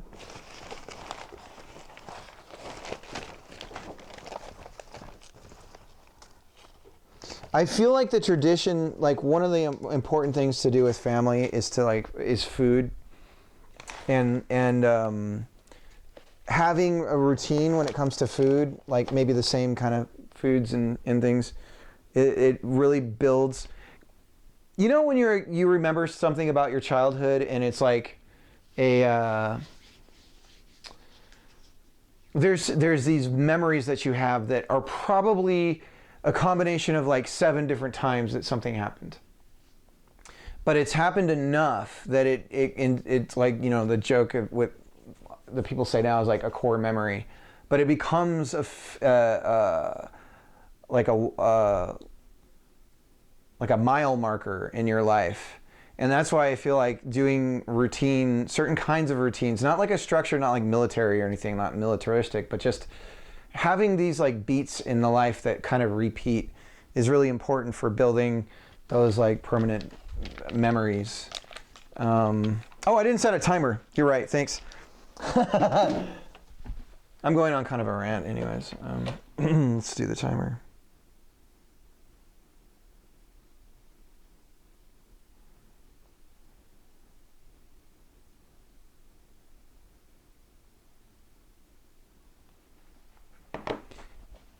The reason why I bring that up is because my daughter recently made a comment that let me know that it was working, because she mentioned that the smell of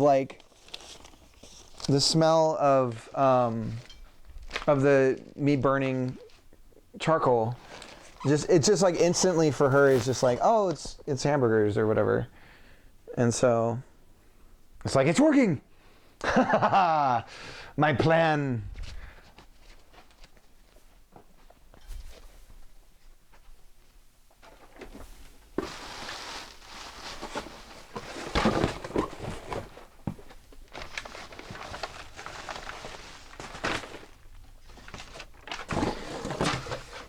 But yeah, not to make excuses. I know I look like a lunatic whenever I do the cleaning thing.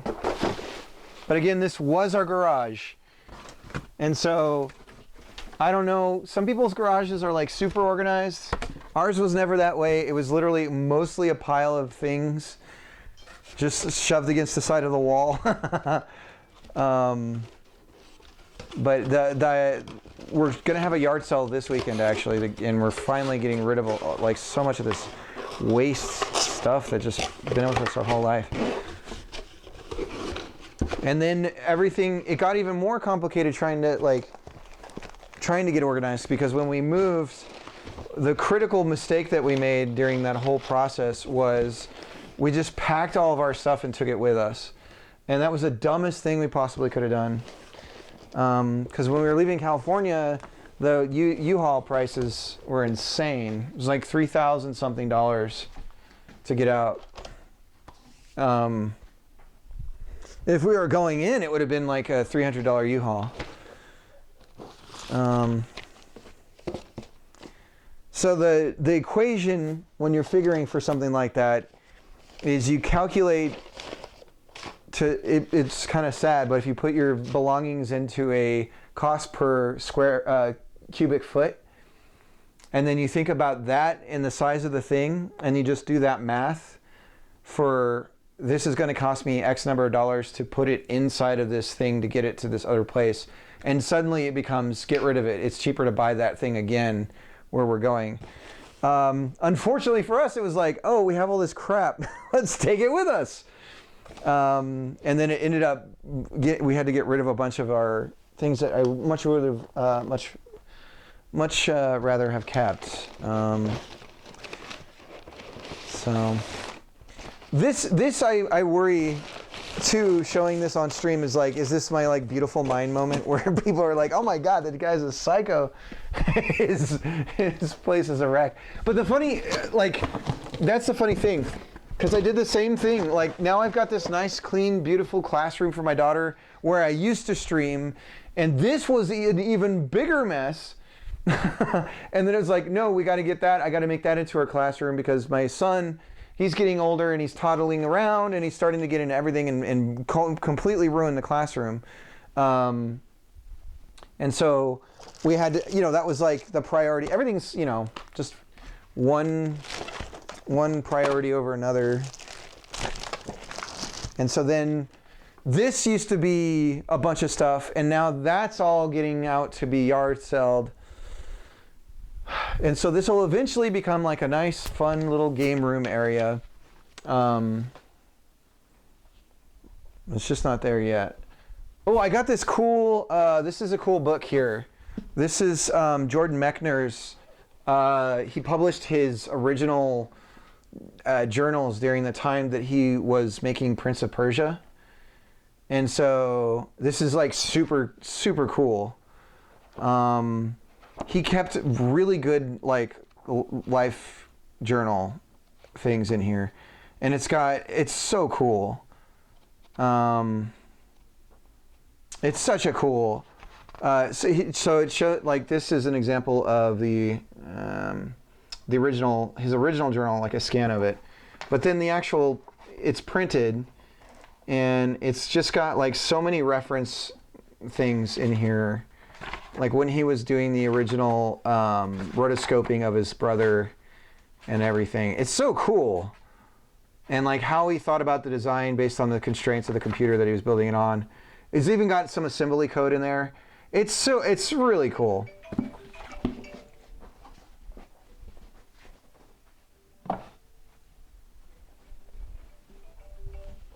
Okay.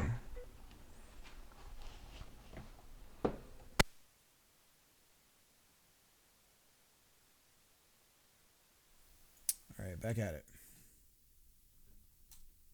Thanks, Pooh.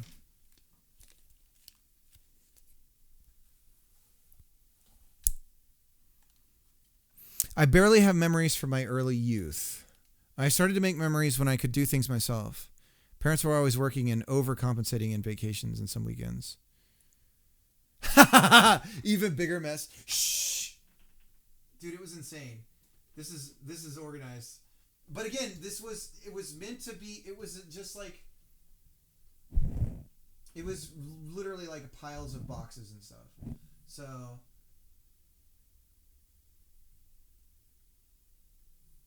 the thing is like you open up a box to get rid of the stuff in it, and then the box explodes, and then you got to like go through the stuff, recompress, like defrag it, put the stuff that you're not going to get rid of, and it's this whole process. By the way, this painting behind me, this one right here, I love it. My daughter made that when she was 3, and I feel like it's like one of those things of like when you're at a modern art place, and you think my kid could do that, and then my kid did do that. I love it.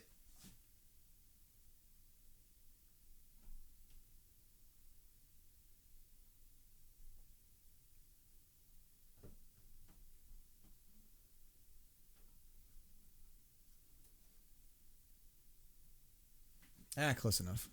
It's a little. It's Here we go. Yeah, she's writing a story right now. She wrote the other day. She actually wrote her first like completely original thing, and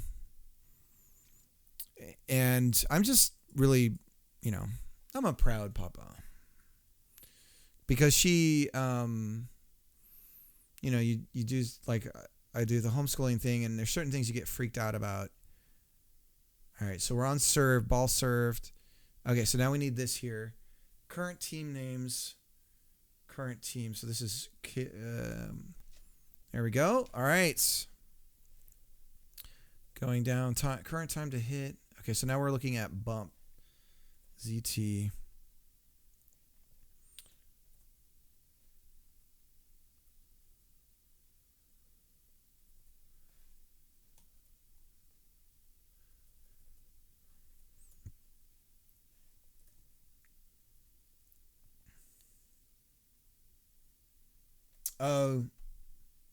There might be.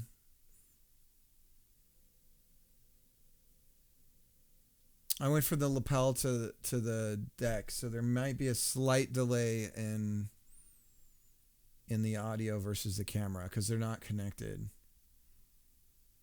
I am dropping frames, so that can cause like weird sync issues.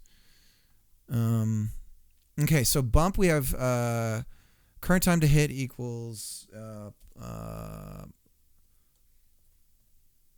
okay, so we're just growing or we're shrinking the decay. So that is a multiplicative. We're multiplying a negative number here to shrink the time to hit. Then all of this is good. String does not contain current player hit. Now hold on. So current player isn't. Give me a second. Sorry.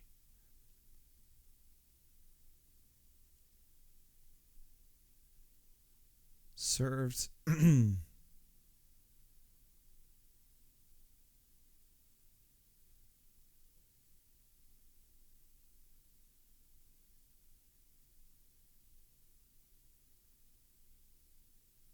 It is current player ID, so it is a node.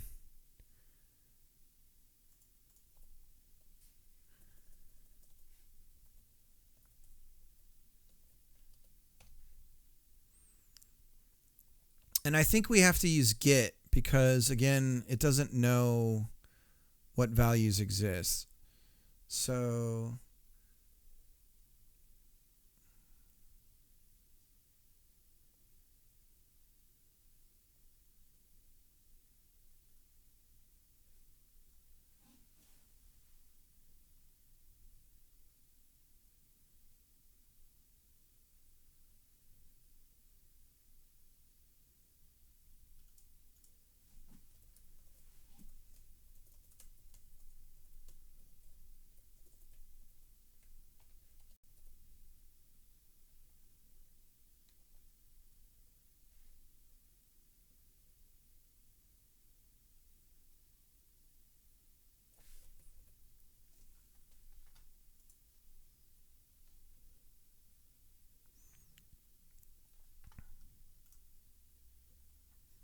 gonna change up. I'm gonna change up the music here. Give me a second.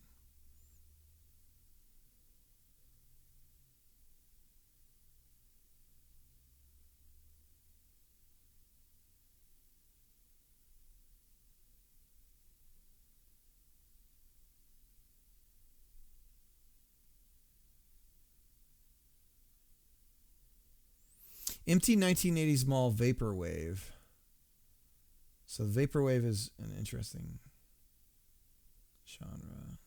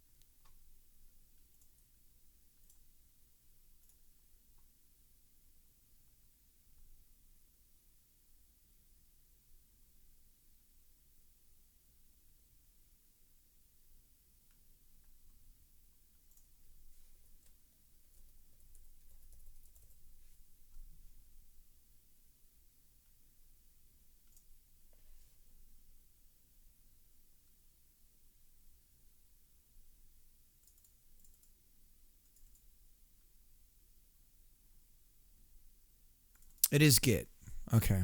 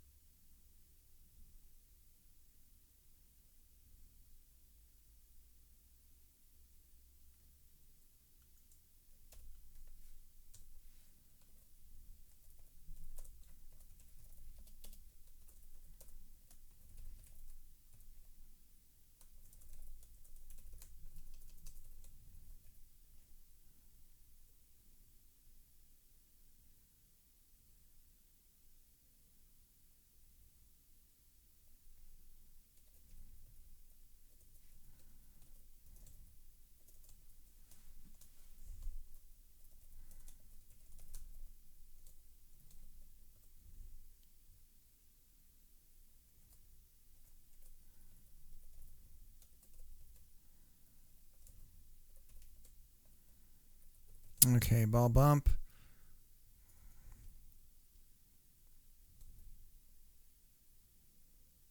Int. Current player. Get ID.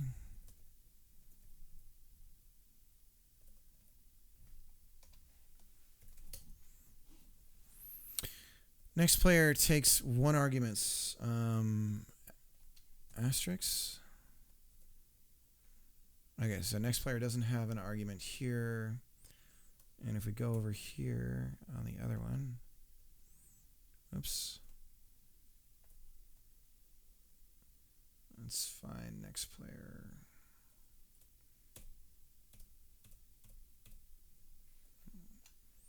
It takes an integer. Okay, so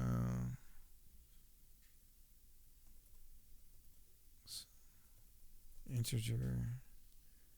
Hey, you. Hey, come over here. Look at this big leaf.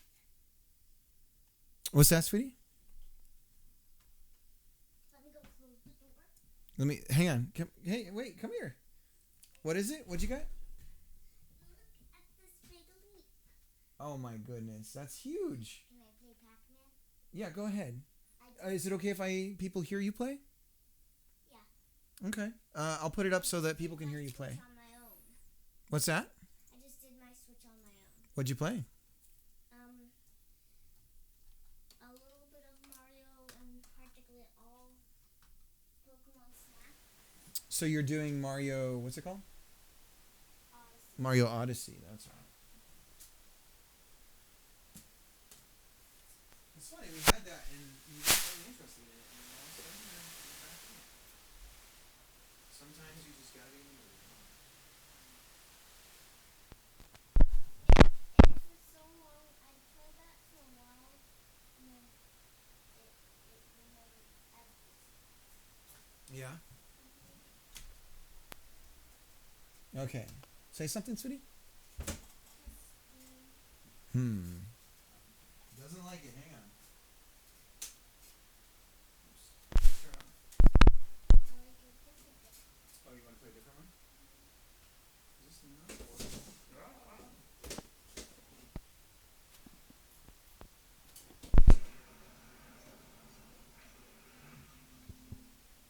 Okay, I think it's working. Say something.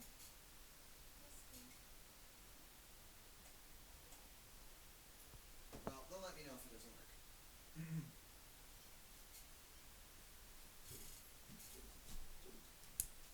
It's the mini cricket. Is there any sound for her? It's not looking right to me on the levels.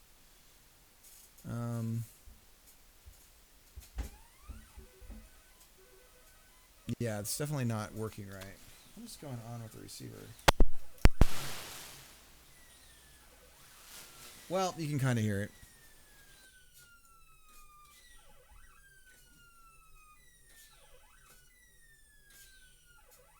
Oh, it's not. You can't hear anything. It's so loud for me. It's so loud. Can you turn it down a little bit, Bear? I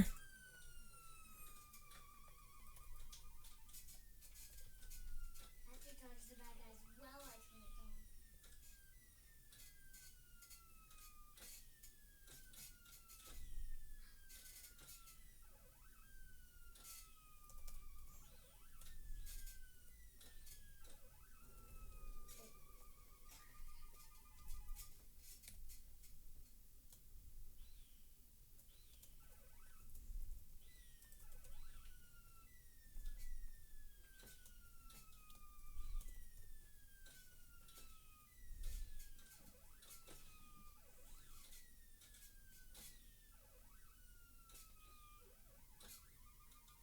So this is another shuffle.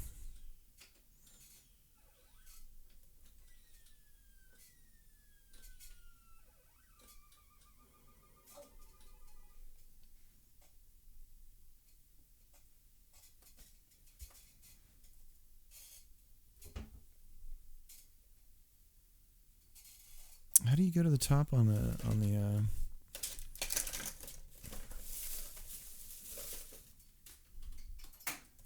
A little microphone just fell.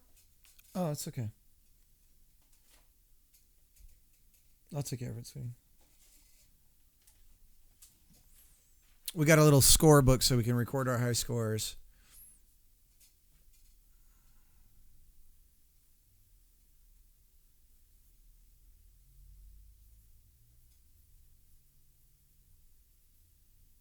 I wrote the word high scores in cursive. Oh, wow, I did so much.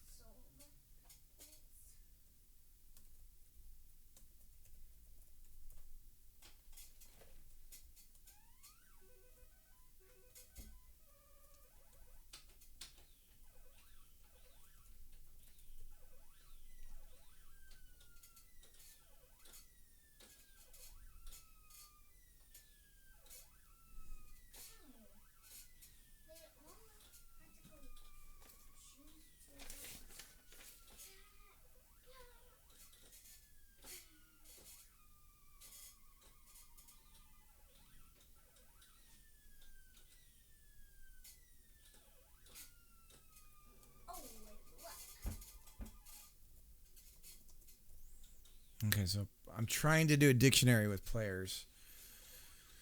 Okay, so that's why next player is... Oh, I blew up.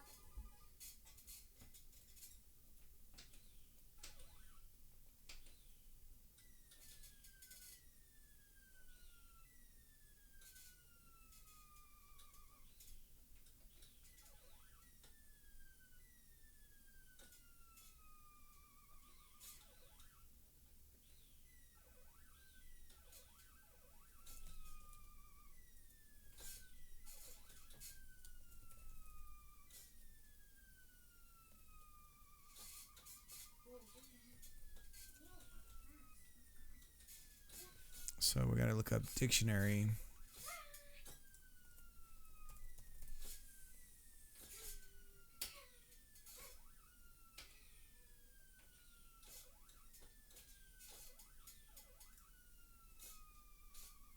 Farewell, cruel world.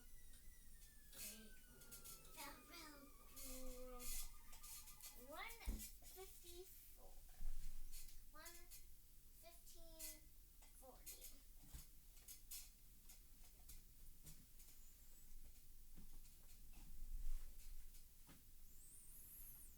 So can I just get the... Are we getting just the keys or the values? Just the values. So...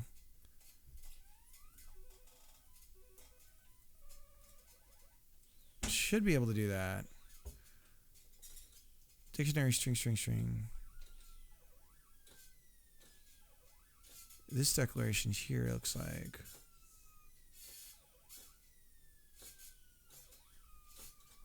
Oh, I blew up on the first few shoots. It's fine for now, yeah. Why don't their own guns destroy themselves? It might not be fine soon.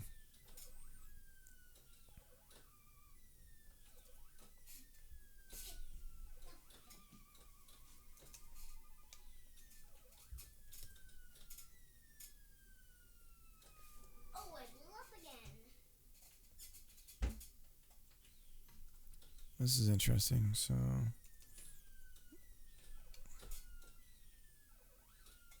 Oh, I blew up again.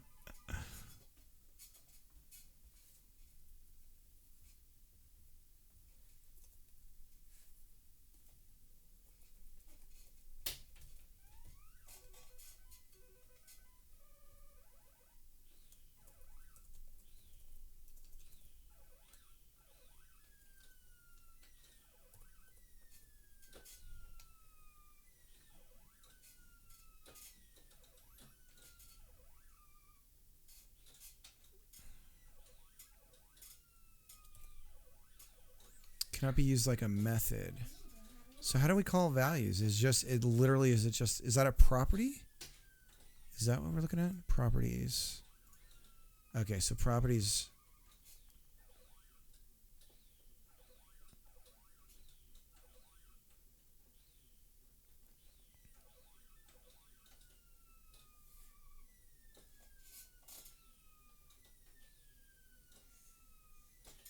Oh, I blew up. Gets a collection containing the values. A collection. What the hell is a collection?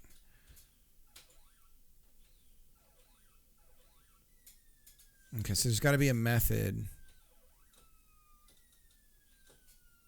Contains.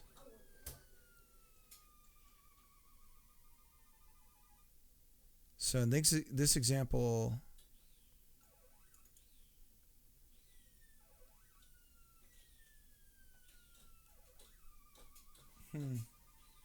I don't know. I feel like we might be getting throttled, Trish. Oh, I blew up. Because when I was trying to play it too, it was doing that to me.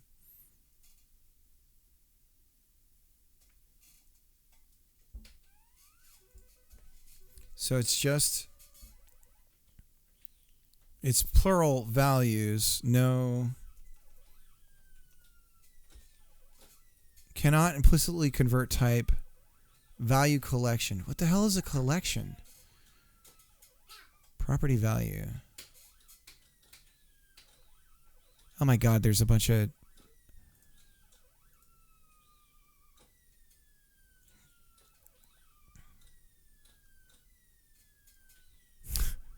It just keeps going.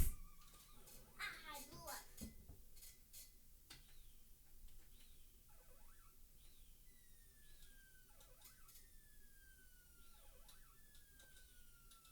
you have no guard. Eye collection.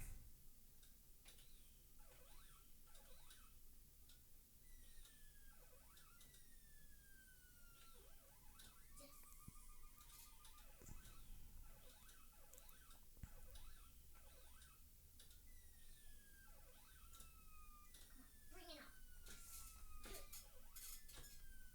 I'm prepared for anything. Almost anything. Yikes, I blew up. Whoa, 1,606.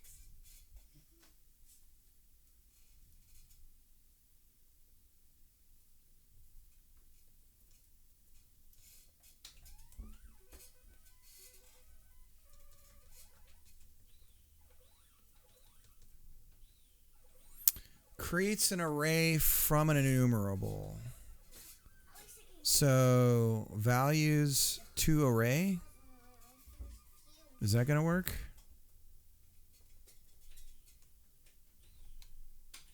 And like that. Oh my God, I did it. Read RTFM. It just takes a while. Okay, so we got that part in.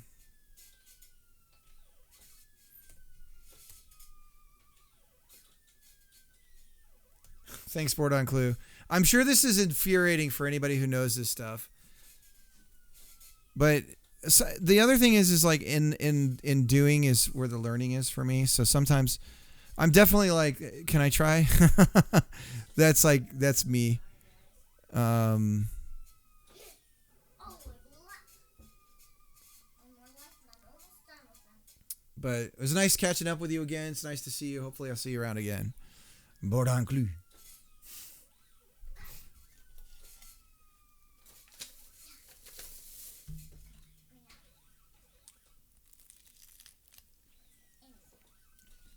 Well, almost anything.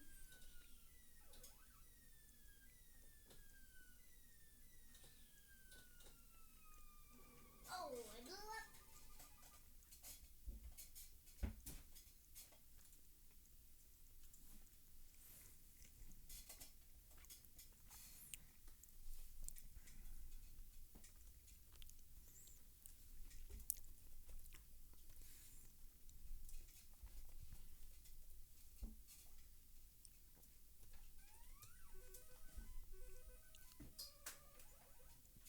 My pencil fell. See ya. Yes. Thanks, my shoes coming off.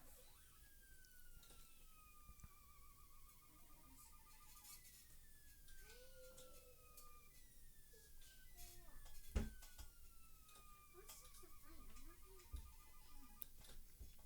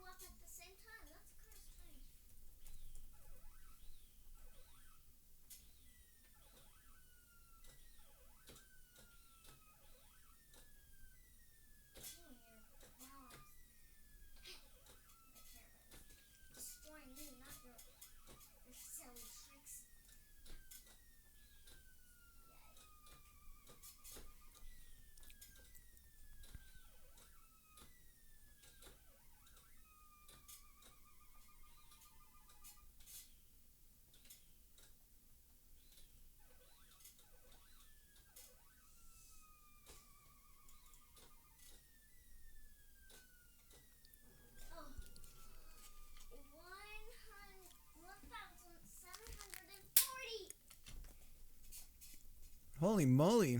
Good job. Oh, I have one more life. Well, that's fine.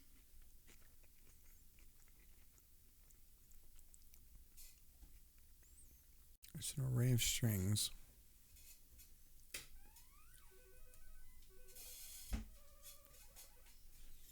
I'm almost done with them. It's a key value. So it should be string, it should be integer.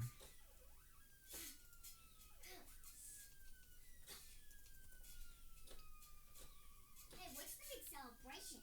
You don't have to celebrate yet. You haven't killed me.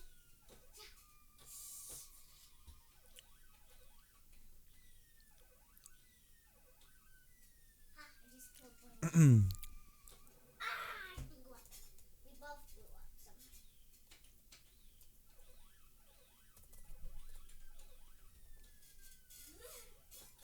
200. Well, you just blew into the. Blow up, guys. Yeah. Yes.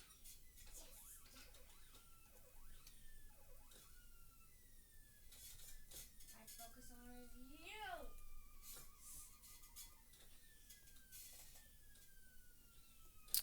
All right, values. Oh, music. Let's get the music on again.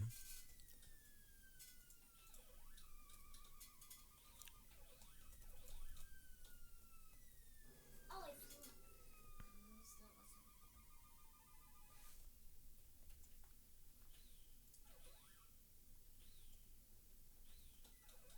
Nineteen from North go down.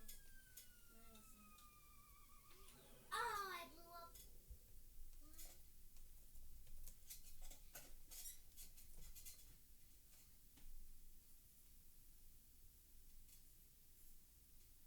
Wow, I'm blowing through these monsters. These aliens.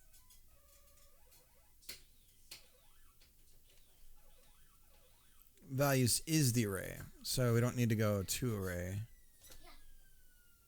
Fire. Oh, it blew up just on the first few grunts.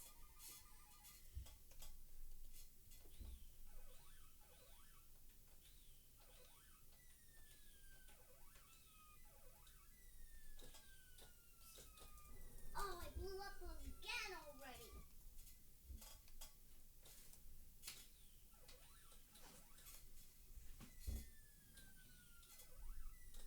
Oh, I blew up again. I'm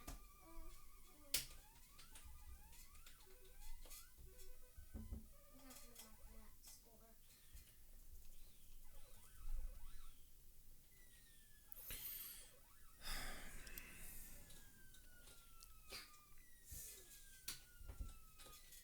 mark that score. No, I've not killed any since you guys started going in. All right, I'm going to come back to that. We're going to come back to this. For now, let's fix it up, though.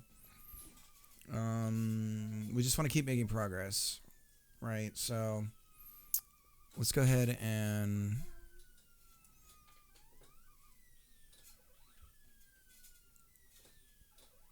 Oh, turn, it blew up.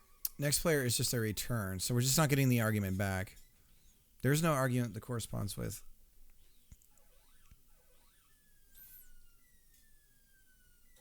Next player int. Oh, Hang on a sec.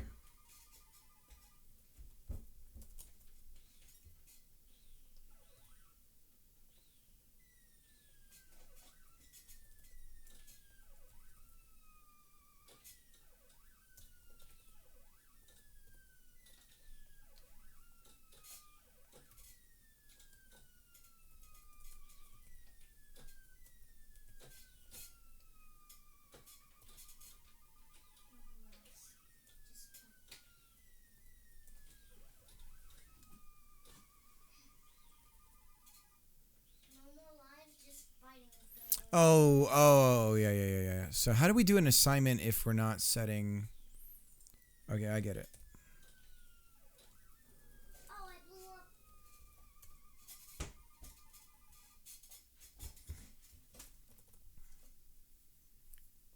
It's -1.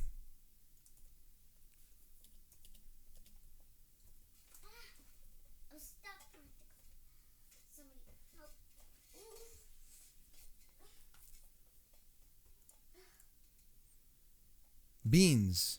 Beans everywhere. Redstone. What?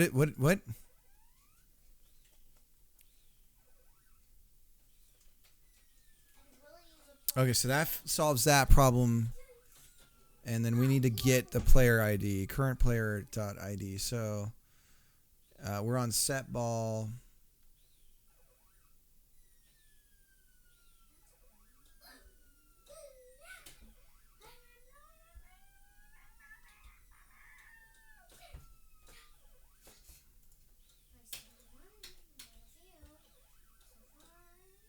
Ball bump's not even possible here. Why is it ball bump if it's ball set? This should be a call. And it should be ball set.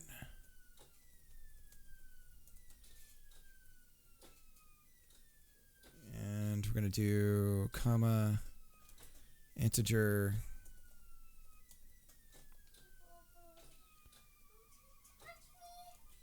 dot get ID.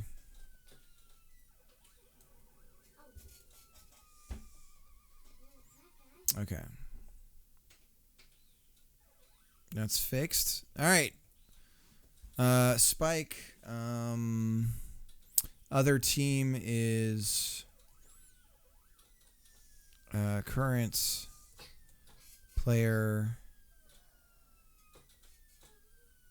So we need an integer.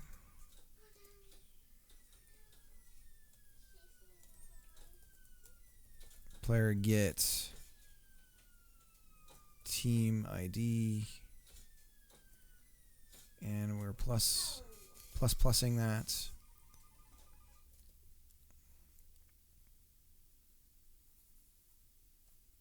And right by 2.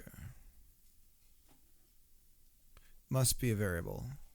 So since we can't do a variable, or since we're not going to throw this in the variable just to do this addition. We'll do that. Okay. Then current player's next player, other team. Rally current player. And this is wrong. So same thing here. We'll call ball spike. I feel it. I feel the groove. And then this will be an integer.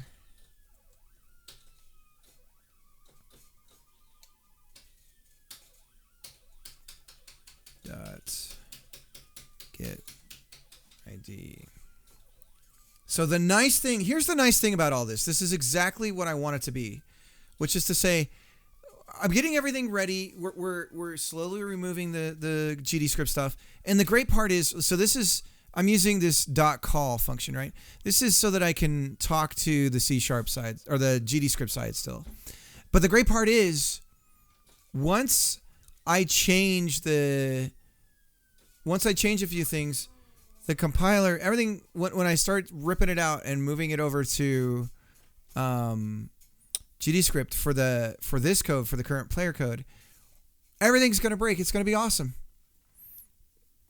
Technically not yet, though, because of how I'm calling it. But if I were to change anything there, in theory, when everything's over in C#, it'll all just be like, blah, you broke something, and that's what I want. That's all I want. Give it to me. Give me. Okay, and let's get us to the top here. I just got an Arduino. Gotta run. Good luck. All right, Els. Have a good night.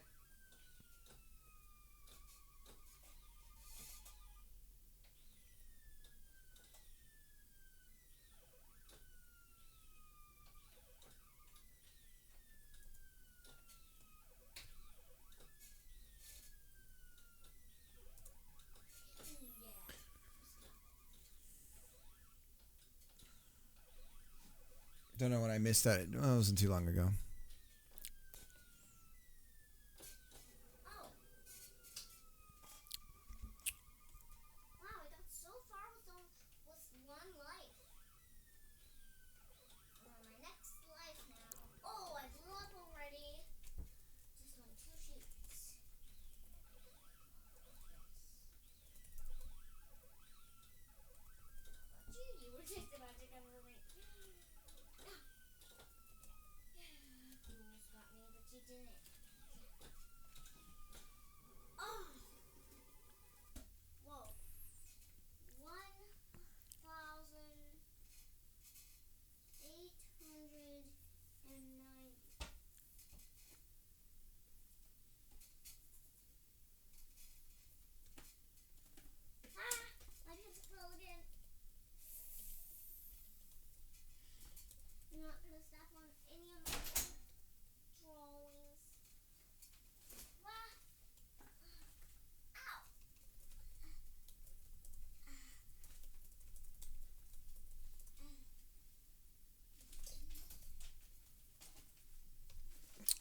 Look at this. What? I think we're more than 2/3. We're getting there. And all the errors are going away. This is beautiful, beautiful. I'm just continuing going, no matter what comes for me. What type of alien comes for me, I'll defeat it. Whoa, I just got one of the big bad ones. Use of an unassigned local variable point team. It's right there. What's the problem? Let's rewrite it. Oh, my first life is gone. Now on to my second life. Use of an unassigned local variable. It's literally right here. I'm just shooting. I never give up. Oh, unassigned. There goes, So it exists, but we don't have a value for it. there goes my I get it. I get it. Okay. life. So current team Oh, plus plus plus one modulo 2. There we go. Okay, so that error's gone. Look at us rolling. We're rolling. and I'm rolling. You're rolling? Yeah, I'm getting so far on these alien games. I can shoot 4 before some come after me. Yay! Oh, there goes my first life.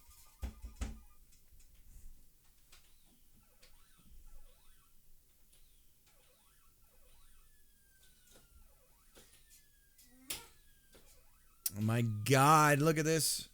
So close. Okay, I'm going to use the restroom. I'll be right back. I'm just going to put my daughter on while she plays.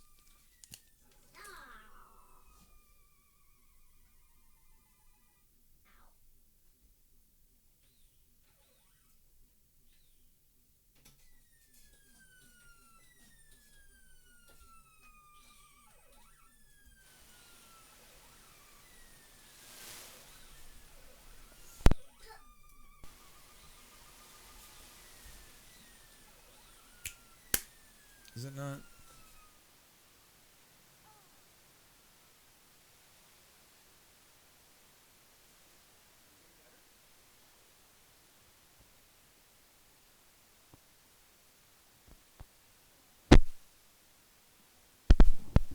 $500.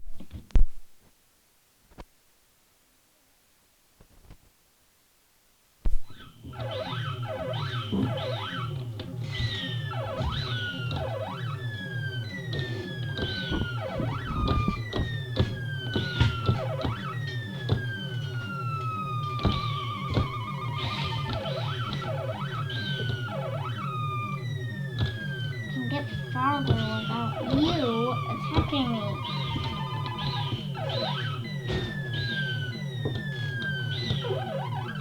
Whoa! I don't know how I just get so lucky.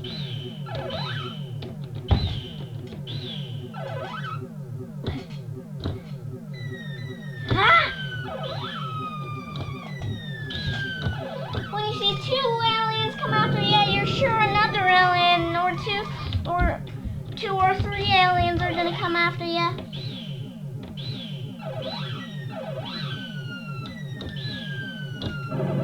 Ow! Ah! Ow!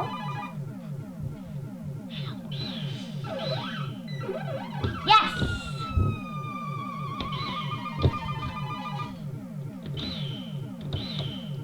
Look, I'm destroying.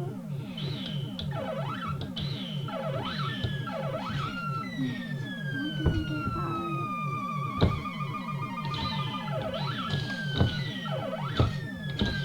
Ooh, it's getting harder. Things are getting harder. Can't look at chat. God, what? 60.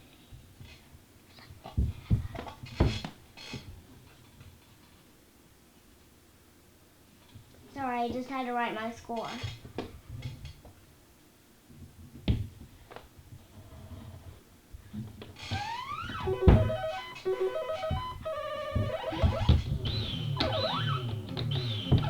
I don't understand what boom is for.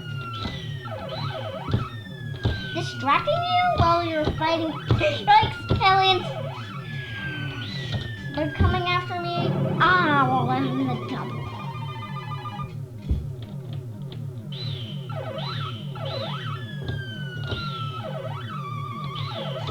It didn't take long for me to figure out how this game works.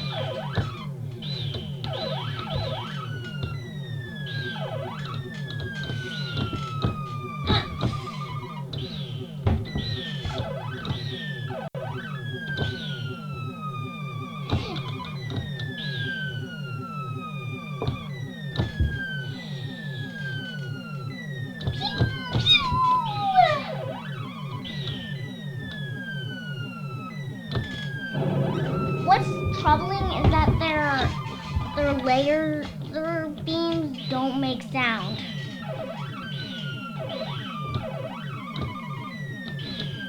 Oh, you think I'm gonna die? Well, I won't.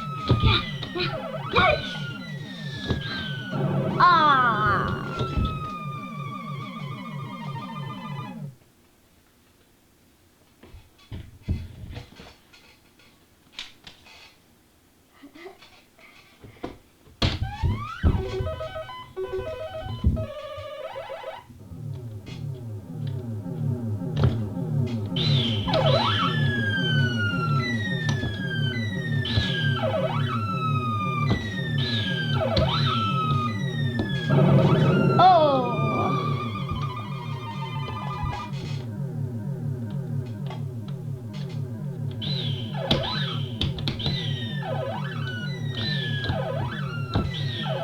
That's it for my first life on for my second fancy. They try to get away. They're actually running from me while they're trying to actually shoot me, which is strange.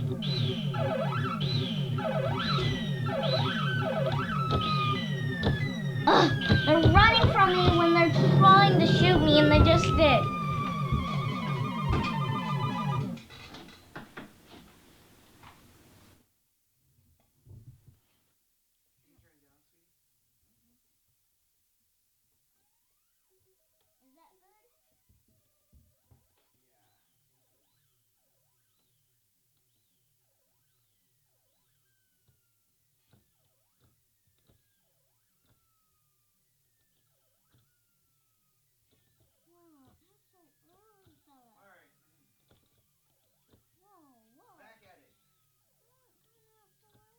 Back at it.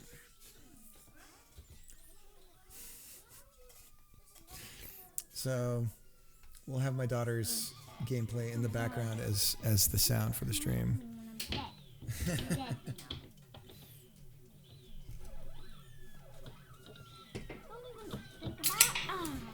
I'm already dead again. Don't come after my last. You know what? I think is now. I don't know. I'm cooking so good. I don't know that I should stop.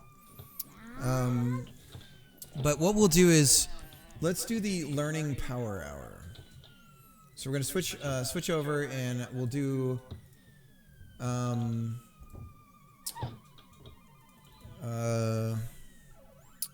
Harvard CS 50 learning power hour. Get it? I don't let my lives just fly.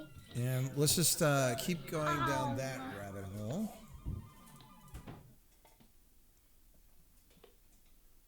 And let me look at the event log. Is it the chatty event? No, it's something else.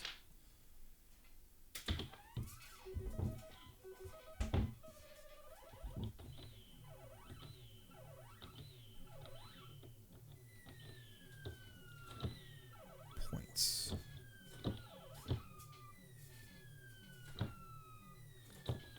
Ah, my life got killed. Let's go.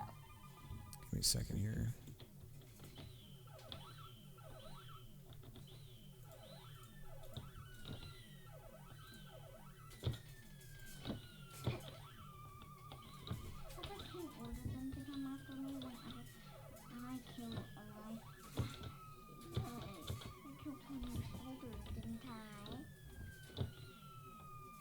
Whoa, that's pretty quick to come out.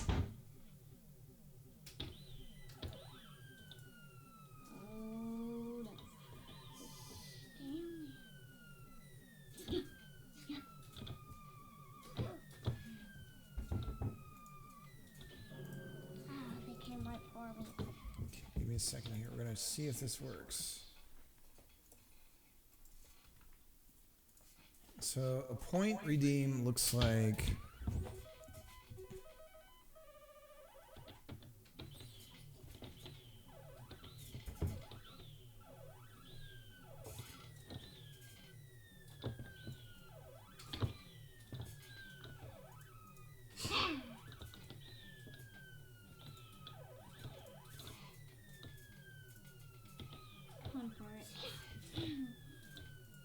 I'm sorry, get up one.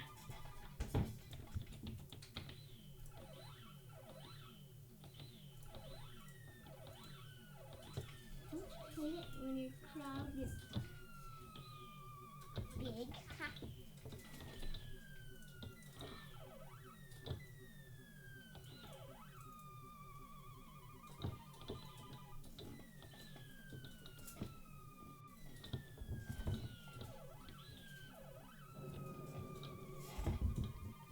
I blew up.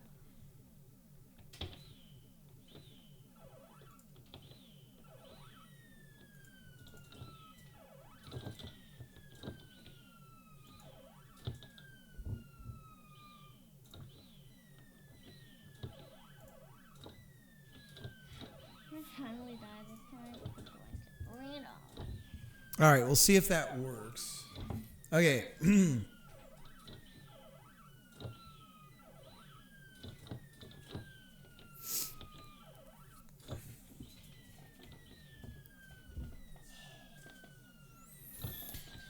All right, so now we'll do the Harvard.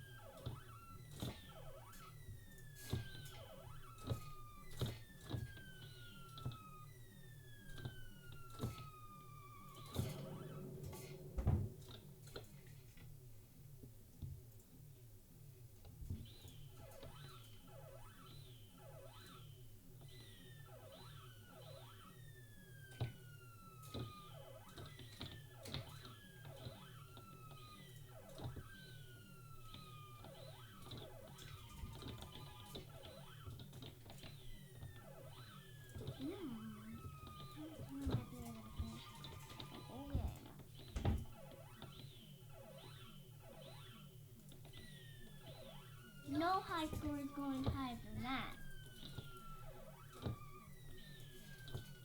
Like that dude probably finished the game.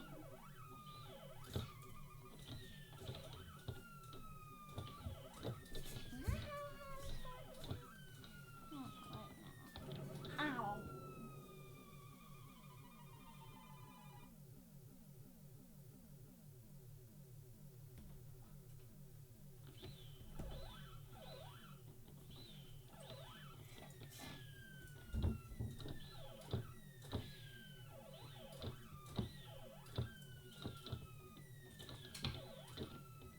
Nice, dude.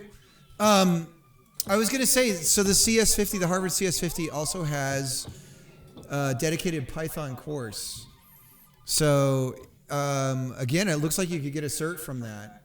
So, if you want to do that for work, I suggest it.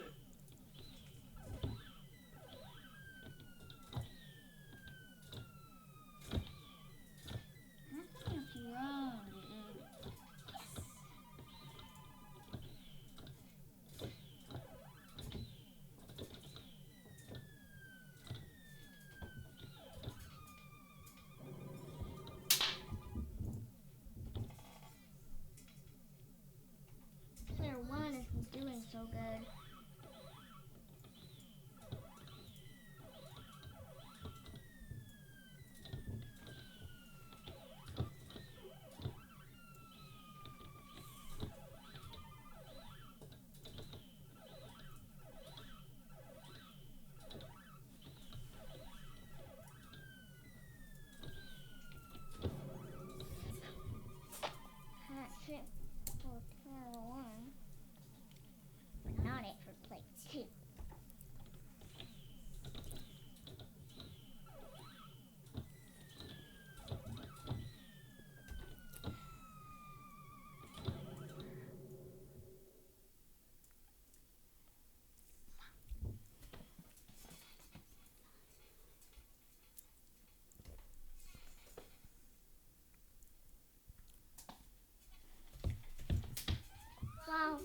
found a bunch of good things.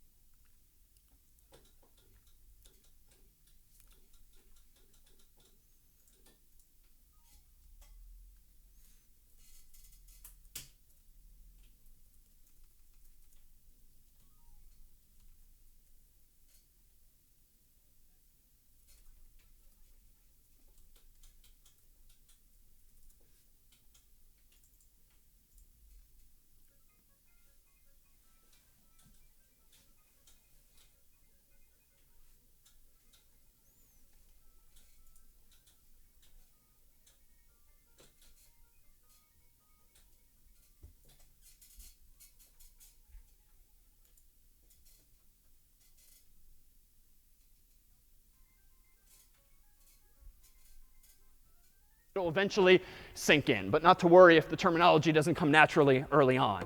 So what more might I do with this? Well, let me go back to Scratch here and make this maybe perhaps more interactive and actually get the cat to say something a little more dynamically. So instead of hello world, why don't I get it to say hello to me or to you or anyone else?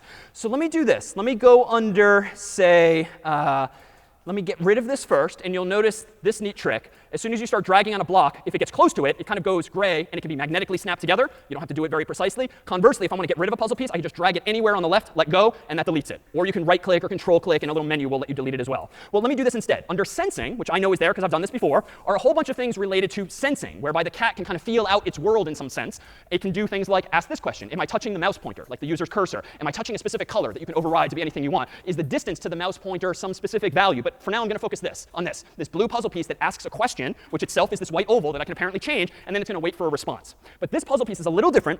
It's a little special. It comes with a freebie. It comes with what we're going to call technically a return value. So some functions don't just do something on the screen. They hand you back, so to speak, a value that you can do anything that you want with. Nothing happens immediately unless you do something with that so-called return value. So let me go ahead and drag this thing over here.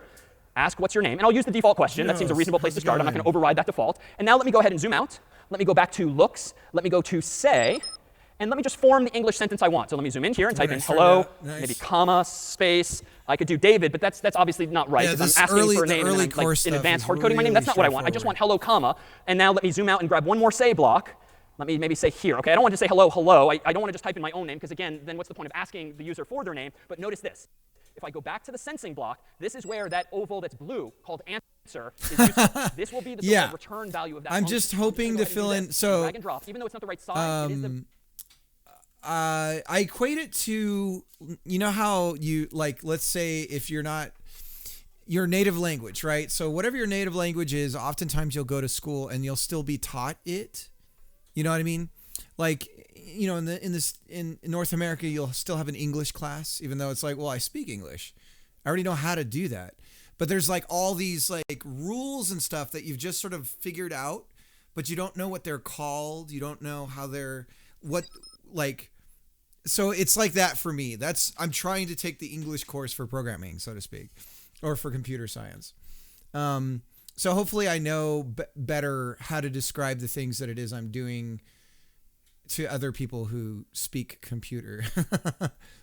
the right shape. But also, maybe there will be things I can learn. But yeah, this is very early. And now let me click the green flag. You'll see that Scratch is indeed prompting me with a speech bubble. What's your name? Notice the little text box below the cat is asking what's your name. So I'm going to type in DAVID and hit enter, or I can click the blue check, enter. Okay. It's a little Unity? No, I'm doing, right now, I'm porting code over from C# into Godot. Or I should say, let me explain better. I'm taking some GDScript code that I had written in Godot, and I'm porting that to C#. So I'm not in Unity, but I am learning C# these past couple of. I've been doing it for about. I've been learning C# for about 2 weeks. All right, hello, what's your name? Worth of streams. Enter. Huh. Kind of rude. Why is there this bug? Like I wanted to say hello, David, not just David, and yet twice it has failed to do so. Yeah, the computer's processing my directions, my actions really quickly. And so it actually is doing it. It's just you and I in the room are just way too slow to notice that it said, hello, David. It just seems to have just said David. So, all right, how can I fix this? Well, here's where you start to poke around and think about how you might solve this. Let me go back and look. Maybe there's a smarter way to do this. Maybe I could do this. How about instead of say hello, there's apparently another puzzle piece. I would say just going off their docs, right? So if you're going to use Microsoft C# documentation, only been coding for 5 months in GDScript. So you would want to bookmark this, and you would want to know that there are the base like keywords in C# that you can do. There's the base like things, but then there's the whole .NET side of things where there's a bunch of pre-made components and stuff, just like in GDScript, the API, right? That's the other cool thing about going with C# is there's not only GDScript's API, but which I'm probably not going to touch as much anymore. But then there's the entire C# like libraries, the .NET libraries that I'll be able to have access to. So 5 months in GDScript. What do you have like an itch page or anything? where I can time it, so I can maybe slow things down a little bit. So let me do this. Let me throw away all of this. Let me drag a say hello for 2 seconds. Let me drag another say hello for 2 seconds. Let me change the first one to indeed hello, comma, and then let me go back to sensing. Let me grab that same answer, because I threw it away a second ago, and I'll just change it. I don't even have to delete hello. I can just overwrite it like this. So now I think we'll kind of pump the brakes and see things more slowly. Let me stop. Let me start. DAVID, enter. Hello. David. Okay, so it's better. Like, it's Not many simply games working. yet. I think your hypothesis was right. Well, Let's throw not it in shoot, here so I right? can Like, follow if you I if say, I haven't hello, already. David, like, we can do better. And like literally every piece of It's software on on your your phone profile? or Mac Alright, or let me go PC check it is out. better than that. It adds words together in the user interfaces you and I are familiar with. So let's go a little more efficient here. Let me throw away these. Let me go back to looks and just get the simpler say. I may have want already this to followed say you. Let me hello, see. comma, name, where name comes from that answer return value. So how can I do this? Well, let me go under operations, which we haven't been before. There's a lot of stuff in here. Some of it's mathematically related, adding, subtracting, and so forth. You can generate random numbers, which might be useful. And if I keep scrolling down, there's this join apple and banana. But that's just placeholder text. You can join one piece of text with another piece of text. I don't see a By link default, to apple and the... banana, but let's change it to hello and my name. So this too, wrong size but right shape. So let me let it snap into place. Let me go ahead now and do hello, comma. And now I think I just want to go grab that answer return value. Let me drag the same oval as before, clobber. I'll that is slow the it down banana. if it's something I So need now to I'm really kind be of paying attention composing to. functions. The output of one function, join, is going to be the input of another function, say. So let's see what happens now that they're kind of stacked on top of each other or nested, so to speak. I love Green arrow, your... a green flag, This is DAVID, beautiful. enter. Are these your Hello, original David. artworks All right, that was pretty fast. Let's just do it once more. or Stop. assets? Start. Here we go. DAVID. Enter. You got a ton of games. This is Like, amazing. it's not the most exciting program in the world, but it's more correct. It's better designed, just because that's what you would kind of expect the software to do, and not be some kind of lame user interface that's just inserting random delays Yeah. to just make it kind of work. Like, that's a work. Okay, sweetie. I'll let Mama know you're outside. Around a hack, if you will. But there's some cool things you can do with Scratch, and we won't really go down the rabbit hole of all of the fun and family-friendly features that it has, but there is one that's kind of cool here. Let me go into the extensions button at the bottom left of my screen, and this one's kind of cool. Let me go to text to speech, and you'll notice that this one requires That internet room because is it's real? cloud-based. Yeah, it's But real. This just gave me some new puzzle pieces in a new category, text to speech, and these green ones do exactly what they say. Yeah, yeah. So No, let me it's do a nice this. Let me little... zoom It's out a cool again. place. Let me keep the join block, and I'm just going to temporarily toss it over here. It's not going to delete itself. Some so I can people drag will it do over to redeem the other side, in but the I'm gonna get rid of chat, the say block in and purple. I'll try I'm gonna for a do high the score speak on block the here in Pac-Man green, machine, on the and Miss let it Pac-Man snap into machine. place, and then I'm going to drag and drop this onto the input to speak, and now, perhaps a little more adorably, let's try this. Green flag. What's your name? DAVID. Enter, and... Hello, David. Okay. It's a little robotic, but at least now it has synthesized speech. And I've kind of got my own like Siri or Google Assistant or Alexa thing going on here now, where it's now recognized whatever text All right, it is, and please, it's Stack. played it. Well, let's make this an actual cat that doesn't talk in that weird human voice. Let me go ahead and get rid of most of this stuff, and let's get the cat to actually meow. And like the cat tends to. my notification sound works, so now I know when somebody redeems any points, I get the ICQ message sound. I'm gonna do the redeem after I finish up this power hour, the learning power hour. And let me go under the sounds block. Now, whenever the MIT timer's gives you a up. few What time we sounds got? for We got free 41 because it's minutes. designed around a cat by I default. really So want to I'm do gonna it go ahead though, and grab but this one. I should Play wait. sound. You know what? Let's do it now. We'll do it now, and then no. I gotta stay on this. I'm gonna stay on Now this. until done. We'll do it And after. Now, I heard a teaser for this earlier in the crowd. It's a little piercing, admittedly. We can lower the volume a little bit there. But notice if I want the cat to meow a second time, I'll just click it again.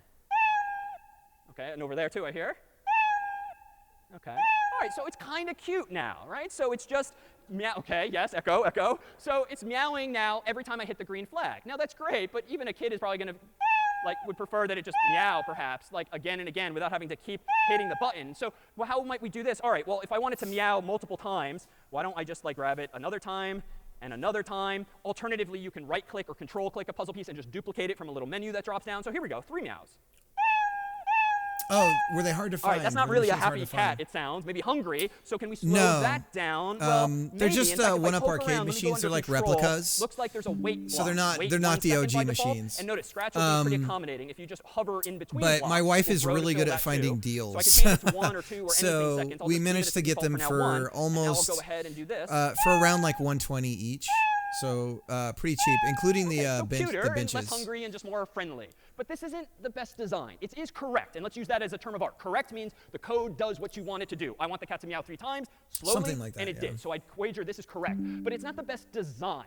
And this is where things get more subjective, right? Like you could write accurate sentences in an essay for an English class, but otherwise it's just completely a mess. Like your arguments here and there, and you don't say anything wrong, but you don't say it well. in the context of code, we can do better than this. And copy paste or repeating yourself again and again tends to be bad practice. Why? Suppose that you want to change the wait to 2 seconds instead of 1. It's admittedly not a big deal. Fine, I click there, I change it to 2. I click there, I change it to 2. But what if you meow 5 times, 10 times? Now I have to change the wait like in 5, 10 different places? Like, that's just stupid. It's taking unnecessary human time. And you're going to screw up eventually. Especially if your program's getting longer, you're going to miss one of the inputs. You're going to leave the number wrong, and that's a bug. So just based on what you've seen already, or if you've programmed before, which a few of you have, what's the term of art here that will solve this? How could we design this better? I heard it here. Yeah, so a loop, some kind of cycle that says do that again, do that again. Not infinitely many times necessarily, but some finite number. Well, you can perhaps see a spoiler on the screen. Under the same orange control category is a repeat block. And by default, it's proposing 10, but we can change that. So let me do this. I'm going to throw away most of this copy-paste as redundant. I'm going to detach this temporarily just to make room for something else. And I'm going to drag a repeat block over here and let that snap into place. And I'm going to change it for now just to be 3 for consistency. And this is the correct shape, even though it's too small, but Scratch will accommodate that for us. And now, same output, but arguably better designed. Why? Because if I want to change the number of meows, I change it in one place. No copy-paste messiness. If I want to change the weighting, one place. I don't have to change it in multiple places and not screw up. So let me hit the green flag.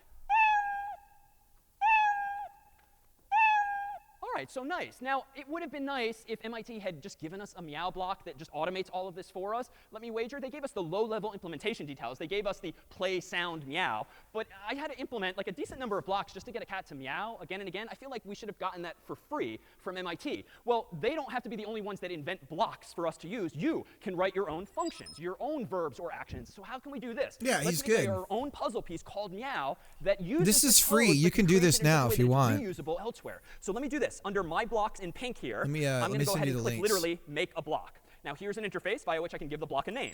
MEOW will be the name of this block, and I'm just going to go ahead and quickly Well, you click can. OK. It's free. That just gives me a very generic pink puzzle piece. that starts Aren't with the they? word Isn't define. it? It's so Scratch crazy is how it asking me is. to I agree. define, that is implement or create this new puzzle piece for me. Well, what does it mean to meow? I'm going to claim that it means to do these 2 steps, to play the sound meow and then just wait for 1 second. Only the but Scratch what's one, powerful though. about this idea is look at this up top. Now that I've made a block, it exists in Scratch. MIT didn't need to create this for me. I created it for myself, and even you if we end up sharing code. So I can now drag meow up in here.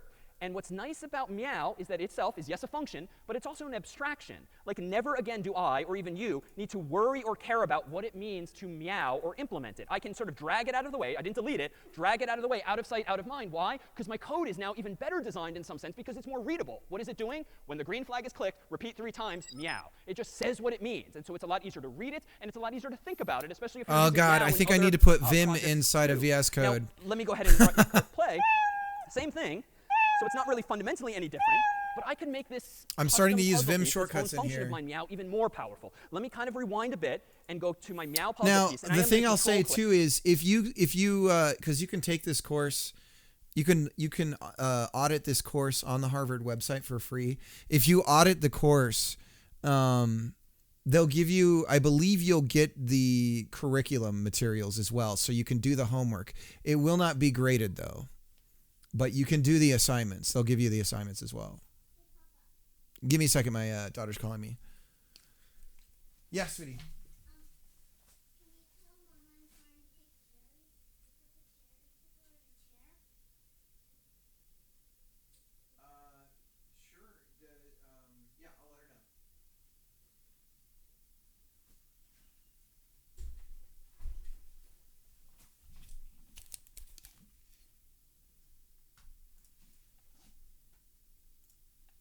Click or right click on my pink puzzle piece, and I'm going to edit it. So I kind of regret making meow so simple. Wouldn't it be nice if meow took an input, aka an argument, that tells meow how many times to meow? Then I can get rid of that loop and just tell meow how many meows I actually want. So I'm going to click on another button here called literally add an input. And it's going to have placeholder here. So I'm just going to put a placeholder there. I keep using n for number, which is a go-to in computer scientist terms. And I'm going to add some descriptive text just so that it's a little more self-explanatory. I'm just going to say meow n times. But there's only one oval. Times is just going to be explanatory text. And now notice what has happened. Now my puzzle piece takes an input, aka an argument, that will tell that function to meow some number of times. But it's not just going to work magically. I need to implement that lower level detail. So let me zoom out. I have to remind myself what this function was. I'm going to drag it higher up just so they're on the screen at the same time. I'm going to go ahead now and temporarily move this over here. I'm going to temporarily detach this over here. Why? Because what I think I want to do is move my loop into the function itself, move the play and the wait into the loop, but I don't want to hard code 3. Notice that n here is its own oval. I can drag a copy of n and just let it go there. So now I have a new version of meow that takes an argument, n, that tells meow how many times to meow. And now, let me again drag this out of sight, out of mind, because who cares how I implemented it? Once it's implemented, it's sort of done. Now my program is even better designed in some sense. Why? Because now it really just says what it means. There's no loop, there's no repeat, no like implementation details. When green flag clicks, meow 3 times. And so functions indeed let you implement algorithms, like they're just code that do something for you, but they're also themselves abstractions. Why? Because once a function exists, it has a name, and you can think about it in that term, and you can use it by its name. You don't have to care or remember how the function itself was built, whether it's by you or even MIT. So again, here, I'll click the green flag. It's the same thing. So still correct, but better and better designed. And so anytime here on out with Scratch, or soon C, and eventually Python, when you find yourself doing anything resembling copy-paste, or again and again grabbing the same code, probably an opportunity to say, wait a minute, let me refactor this, so to speak. That is, rip out the code that seems to be repeated again and again, and put it in its own function so you can give it a descriptive name and use and reuse it. Any questions just yet on now saying, or these loops, or these functions that we're using? Yeah? How did I make it so it meows 3 times? So I originally only had a puzzle piece called meow, and I decided to improve it. So I held down Control, and I right-clicked or Control-clicked on the pink puzzle piece at top left, and I clicked Edit. And that brought back the original interface that lets me add some arguments to the puzzle piece itself. And I clicked Add an Input on the left here, and then I clicked on Add a Label over here. So that just lets you customize it even further. All right, so we've done this. Let's add one of those other primitives, too, to do something optionally. So how about we make the cat meow only if it's being petted by a human, as by moving the mouse to hover over the cat like a human would pet a cat? Well, let me go ahead and throw away the meowing for now. And let me simplify it by just using a sound. I'm going to go ahead and do this. I'm going to go ahead and have a control block that says if, because I want to implement the idea of if the cursor is touching the cat, then play sound meow. Or I could use my same pink puzzle piece, but I'm going to throw that away and focus only now on the sounds. And I'm going to do this. If touching mouse pointer, so I need to sense something about the world. And we saw this earlier. So if touching mouse pointer, so notice this shape here, way too big, but it is the right shape. So if I hover just right, it'll snap into place. And this now in blue is my Boolean expression, a yes-no question, true, false. If is a conditional. And what do I want to do? Well, if the cat is touching the mouse pointer, I want to go ahead and play sound meow until done. So let's do this. I'm going to hit green flag, click. Now nothing's happened yet because it's a conditional, right? It's only supposed to do something if I'm touching the cat. Let me move the cursor over to the cat and wait for it. Another bug. Why is the cat not meowing? Even though I very explicitly said if touching mouse pointer, meow. Yeah, in the middle. Yeah, this is, again, my computer's just so darn fast. Like yours, I click the green flag. It asked the question, am I touching the mouse pointer? Well, no, because my cursor was up there, not touching the cat. It's too late. The cat's out of the bag. And so we have to instead solve this by some other means. How can we fix this?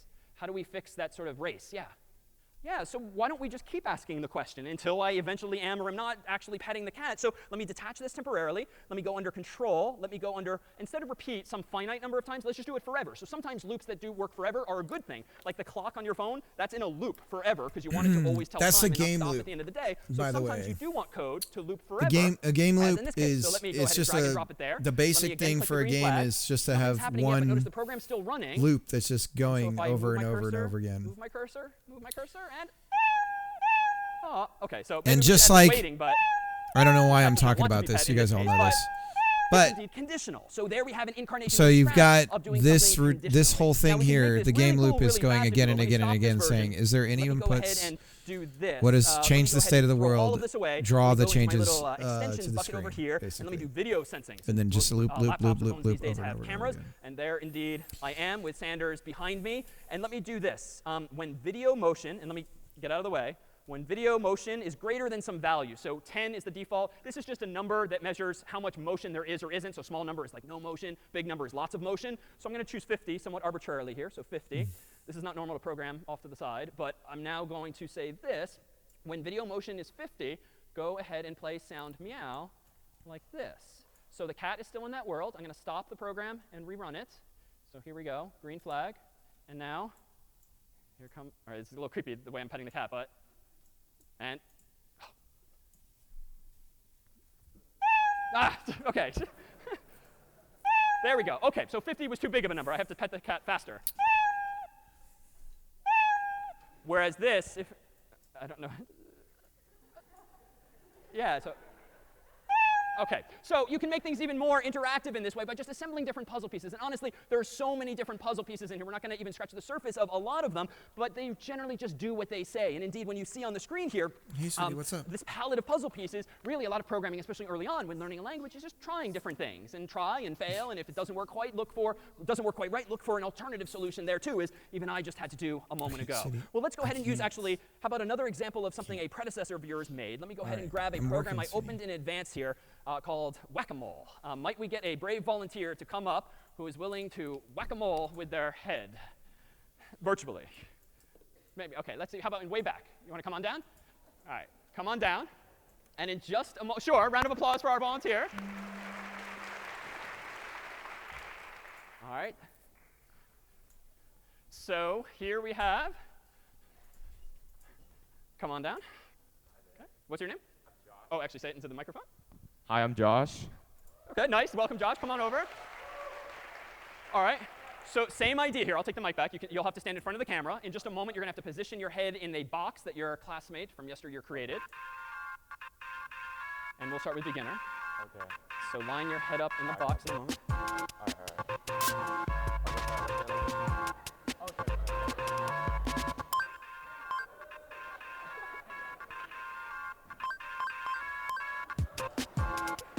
Nice. 12 seconds.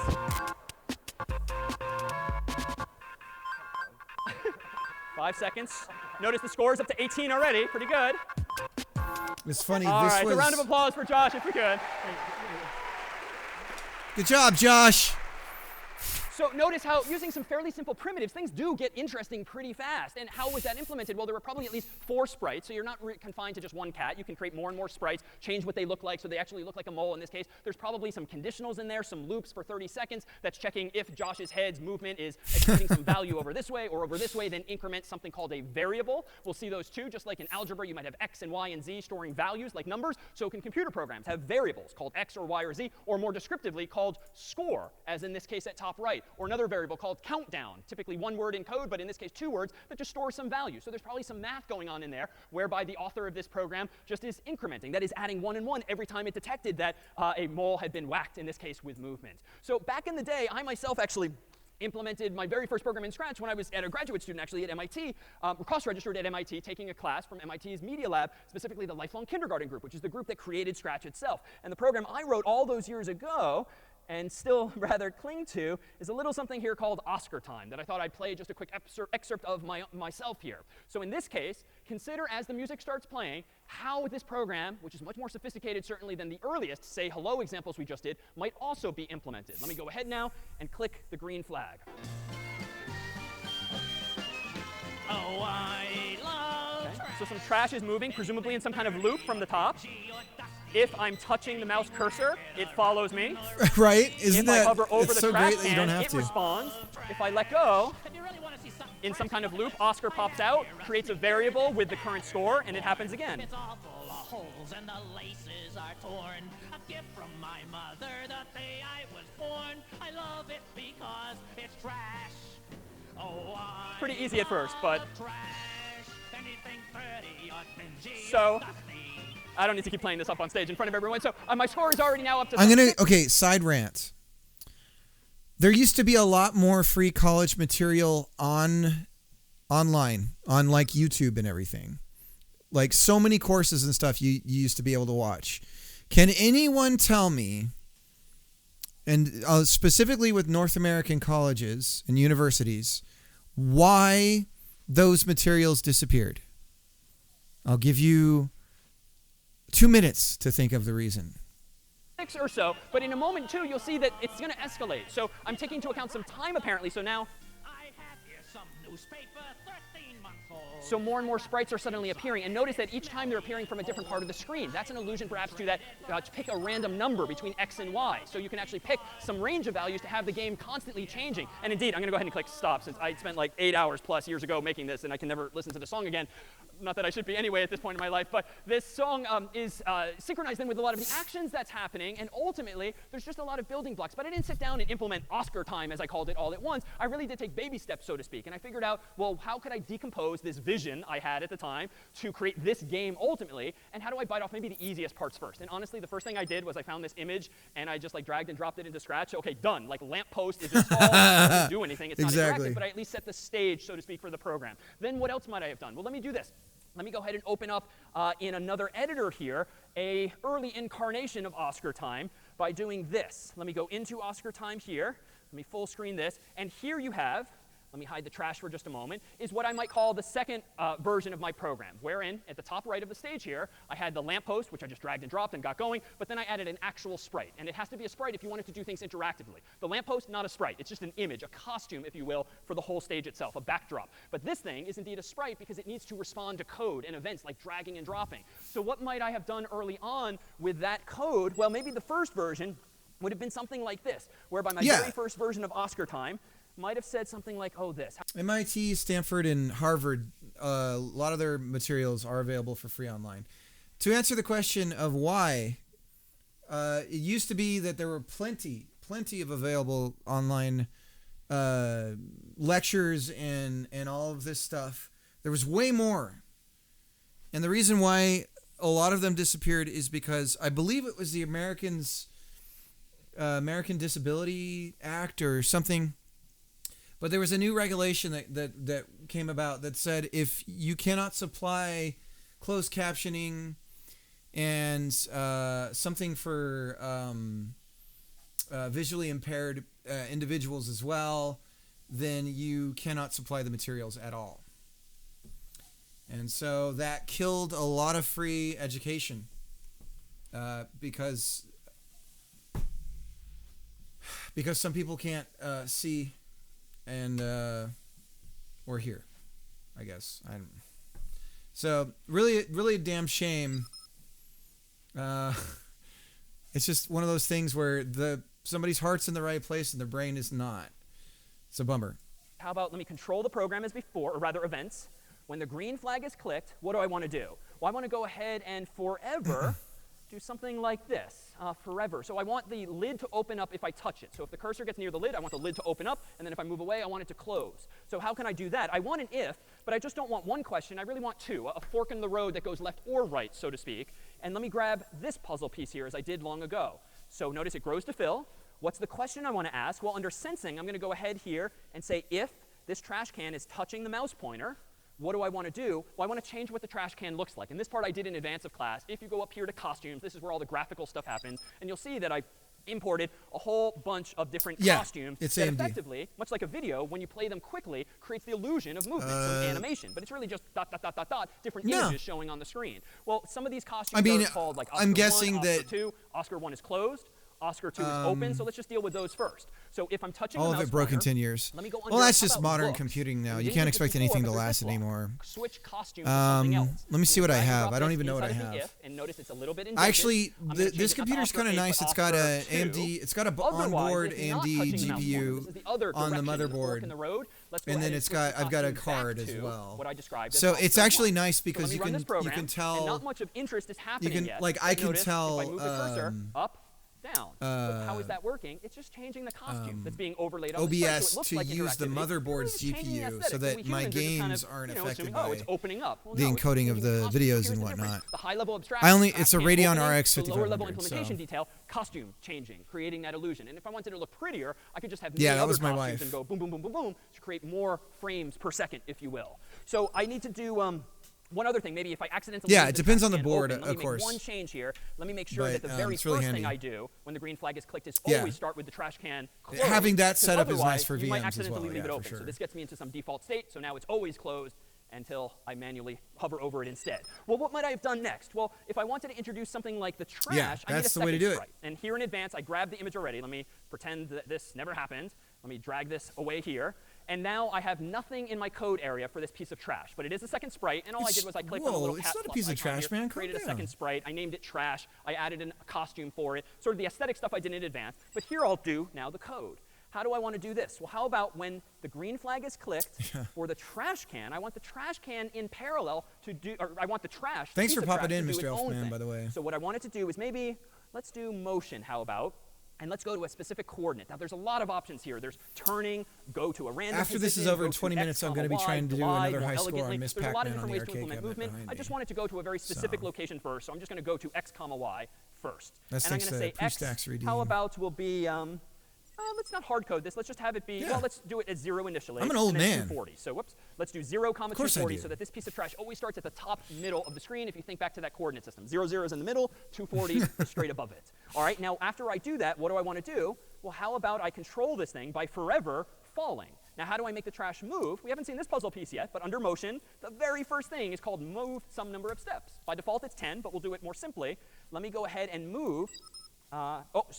Move is going to move it in whatever direction it's facing. I only want it to I'm move technically down. a Here, millennial I'm getting confused by about how many different definition. ways there are I was to do born in things. 81. What I think I want to do is this. So that makes me a Let millennial. me only change my y-axis as follows. So here's another puzzle piece But, called change y. So again, y is the vertical. So let me just change y by 1 pixel downward at a time. So -1, 1 pixel at a The time. golden so it's kinda era. slow. And I think now, I Is, think that's it. Let me hit stop. Notice that my trash can is still going to be pre-computer, interactive. I haven't changed or post-computer, deleted that code. I pre-internet, just added now post-internet. code for my trash piece of trash. If I click the green flag, Pre-smartphone, notice that post-smartphone. after I enable it, let me start that again. Just I had it everything. hidden before class, but let me enable it now. Green flag. Now notice it's it starts dead pre-AI center at x equals 0, y equals or, 240, machine- and it's dropping 1 language pixel models. at a time. If that seems a little Post-language boring, models. we can change it to -10 pixels at a time, and boom, it's done. So that's how you might change the speed of a program. But I'm going to leave it more simply as -1. And honestly, it would be nice if it doesn't always start from the top. Otherwise, this game is not going to be very interactive. I'm literally going to be grabbing the trash from the same place every time. So why don't I instead stop this?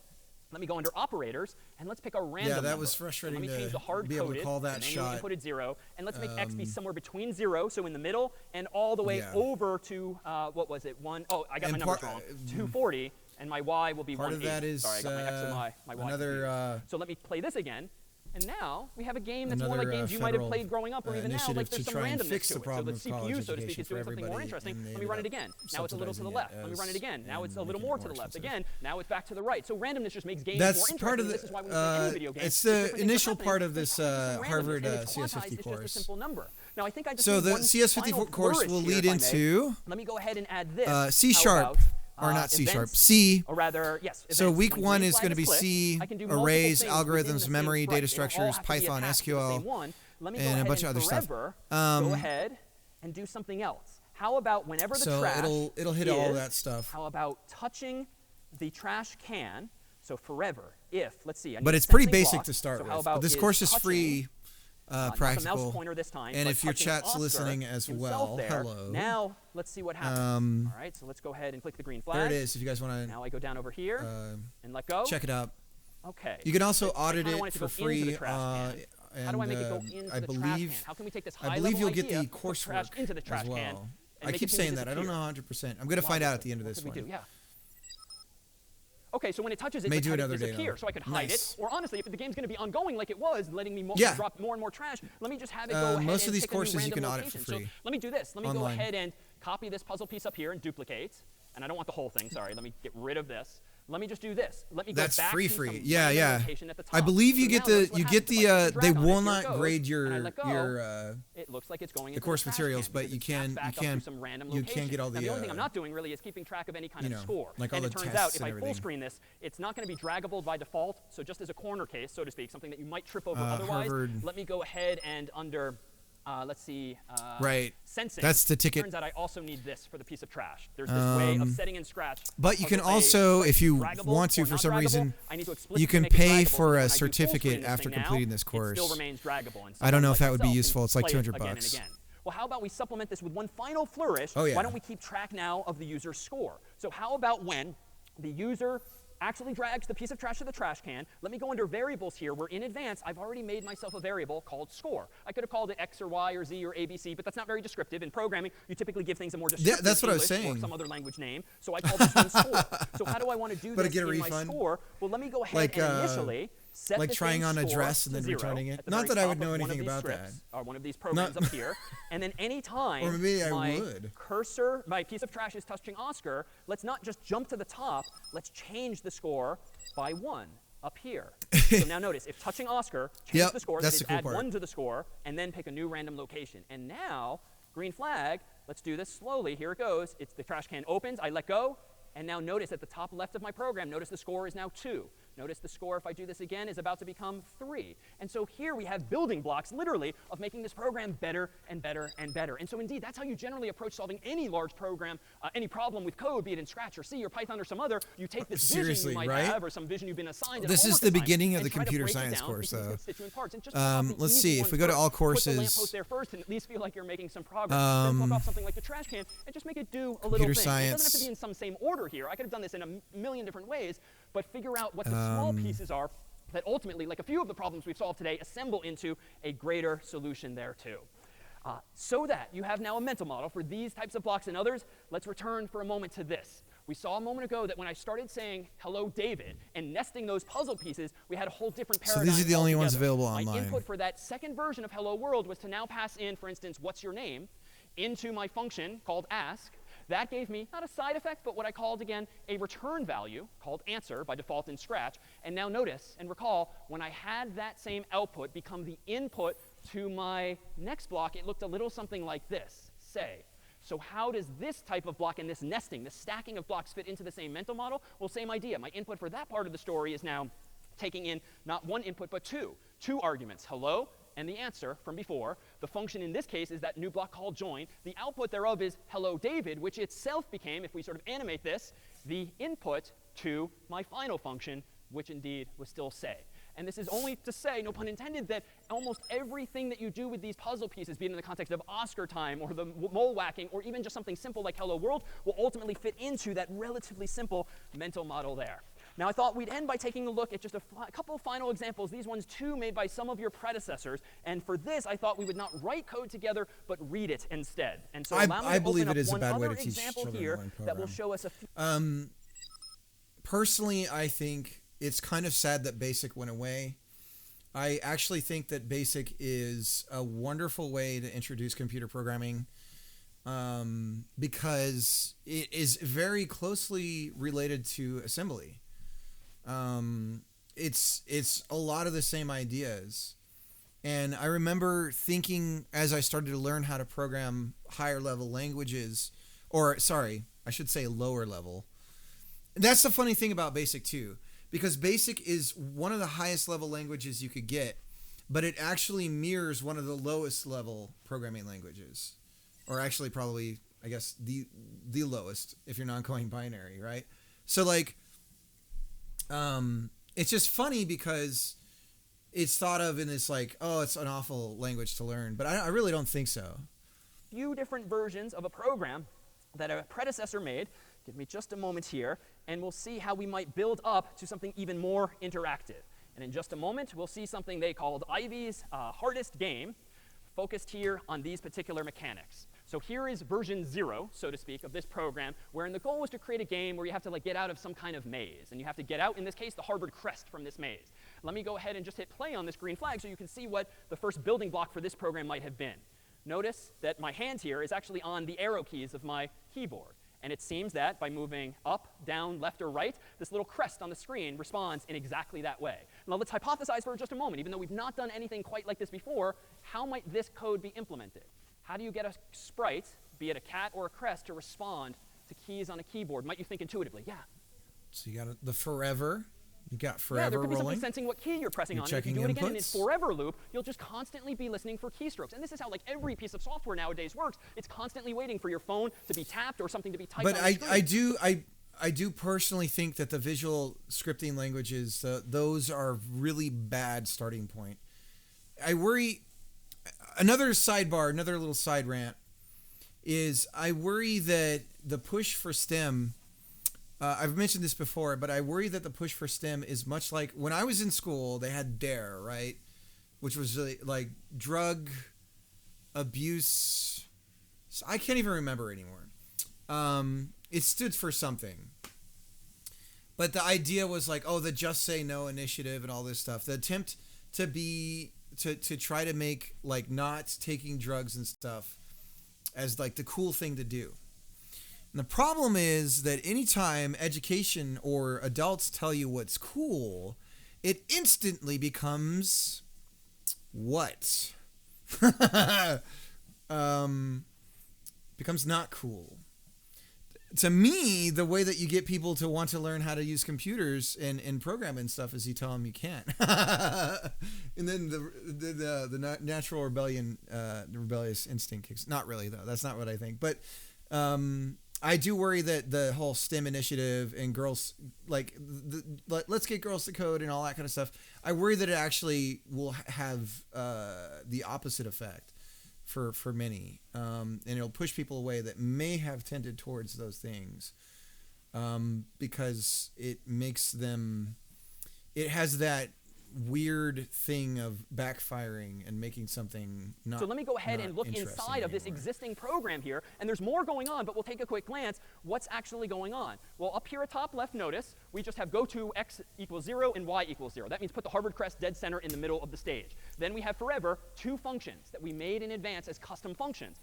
Listen for keyboard, feel for walls. So it's doing two things at once. It's forever listening for the keyboard, up, down, left, right, and feeling for the walls in the sense that if I get too far to the left, I don't want it to keep moving past that black wall. And if it moves too far to the right, I don't want it to blow through that wall either. So it's going to do two things constantly, listening for keyboard and feeling for walls, so to speak. And how are those implemented? Well, this one's a bit long, but on the left here is listen for keyboard.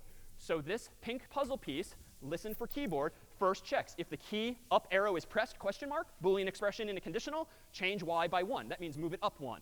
Else if the key down arrow is pressed, then change y by -1. And similar for left arrow, similar for right arrow. And even though there's not a loop in this pink function, there is where I'm using it. So it's constantly being asked again and again. How about feeling for walls? Well, over here to the right, it's a little cut off, but here you have if touching left wall, change x by 1. So if you hit the wall, it's too late. You're kind of blowing through it already, so I want to move it whack 1 pixel so it's no longer touching that wall. Similarly, if it's touching the right wall, I want to back it up 1 pixel so it's no longer touching that wall. So it's kind of like bouncing off ever so slightly so that it doesn't slip through that actual wall. And what are those walls? Well, notice down here, it's just a simple sprite with a black line. What I believe that education should do, it generally tends to be the opposite in K through 12. You get more and more locked in because they want you to graduate, and they have all these things they have to have you do in order for that to happen. So they really start to like. But I feel like as you get older, and especially once you hit your teens, you should be able to pretty much choose what you want to learn. And I get that that's ultimately what becomes college, but I think it should happen much sooner, especially if we're trying to move away from, there's basically like, oh, I'm going to be an electrician, and so there's an apprenticeship and all this stuff, or entering the white collar sort of work. But for me, it's the same. If there had been a programming course when I went to school, if there had been anything like that, if I hadn't needed to basically be programming on an Apple II in the 90s, which is ridiculous, if I had something like that, I would have taken it and pursued it to no end. It's really a bummer, too, with computing and education, that a lot of that stuff is elective, or that it essentially didn't exist for a very big period of time, between the late 80s and up until the late aughts, I believe. I don't even know actually what it is now, but when I was in school, there was literally anything about doing anything with computers, except for the last year I was in high school. They had a CCNA thing that you could start to do, which was only 1/4 of a whole CCNA course. And it was clearly like that whole apprenticeship thinking thing, and I ate that up because that was the first time they had anything like that in school that I could do. And then the teacher started picking favorites, and that got really frustrating because then, that was a little frustrating. But no, I wish that. I wish that high school in particular was a lot more, because like if I had been in high school and it'd be like, hey, learn programming, and that you'll do that every single hour of your waking moment. And we're going to integrate some history into it. We're going to integrate some math, and we're going to integrate English and all this other stuff into learning. You're going to have to write some papers about it. You're going to need to, show that you can understand these math concepts with it. You're going to need to blah, blah, blah, blah, blah. That's all I would have been doing. And I would have been learning my ass off. But instead I was like barely making it through high school, reading a bunch of philosophy books. And then I tested really good. And so I almost never did homework, and I just tested out of high school. That I've oriented vertically instead of horizontally, and that's just so that I can ask questions of these other two sprites. Now that gives me that form of interactivity. What more? So I graduated in 2000, class of 2000. What up? But the other thing that was funny about all that too is that, God, it was just so insulting, man. I still remember I was in the higher tier, whatever, English, and I remember our finals senior year, that I was the final, they had us coloring in with crayons in a map, and I was so done. I was so insulted. I just couldn't believe it. I'm like, this is like unbelievable.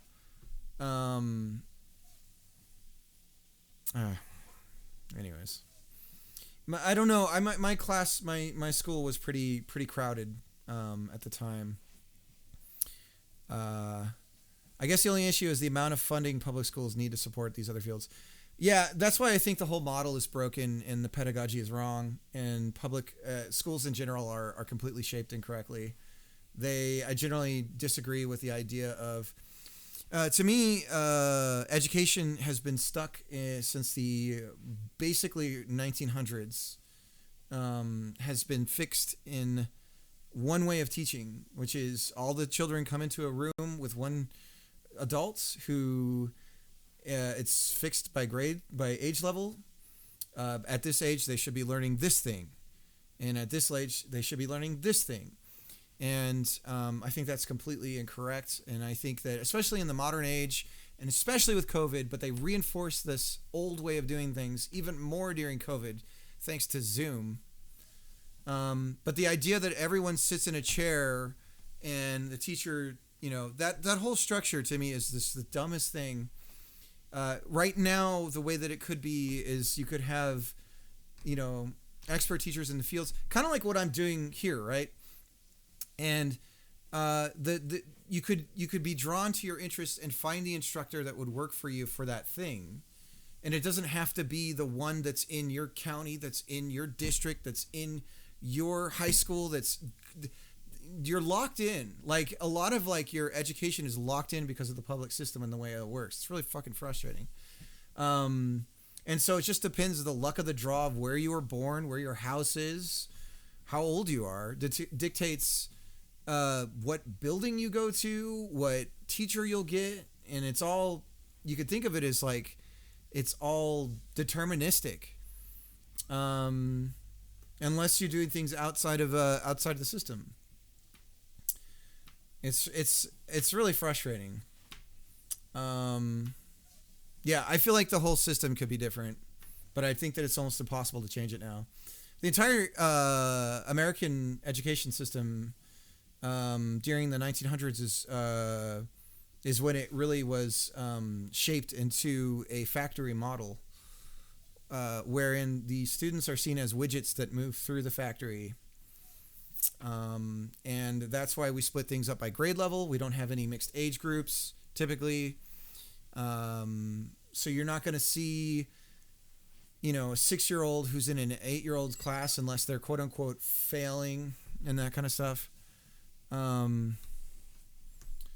Yeah, it's a bummer. It's heartbreaking, man. It's heartbreaking. I mean, I homeschooled my daughter for a reason.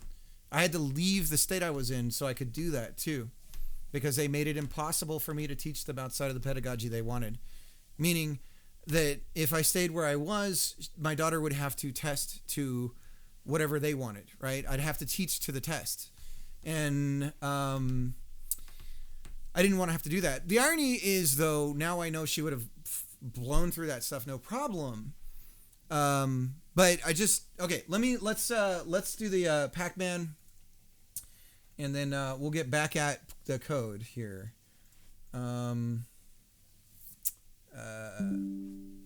yeah, it's a bummer. I have a lot of feelings about education. And whenever I talk about it, I think people get a little upset. I mean, it's natural to get defensive about it. And then if you say you're homeschooling, people will tend to attack that as well. And I get it because I'm attacking what they're doing, and I don't mean it in that necessary manner. I just want the freedom to choose.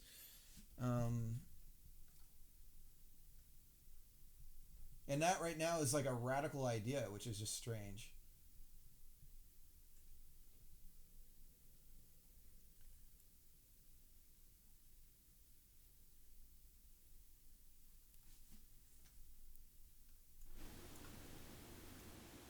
All right, we should have a better mic setup as well.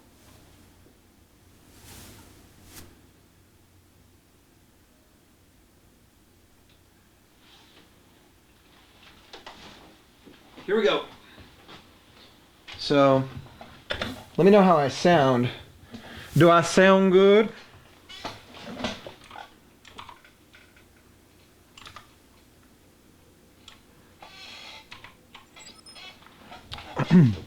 How's the mic? Yeah, looks good.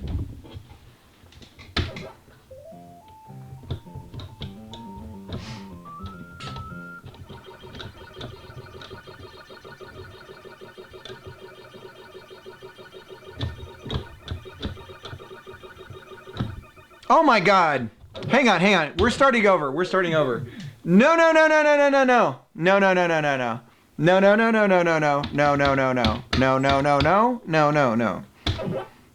Here we go. For real this time. All right. See, this is what I get for coming back at a rant.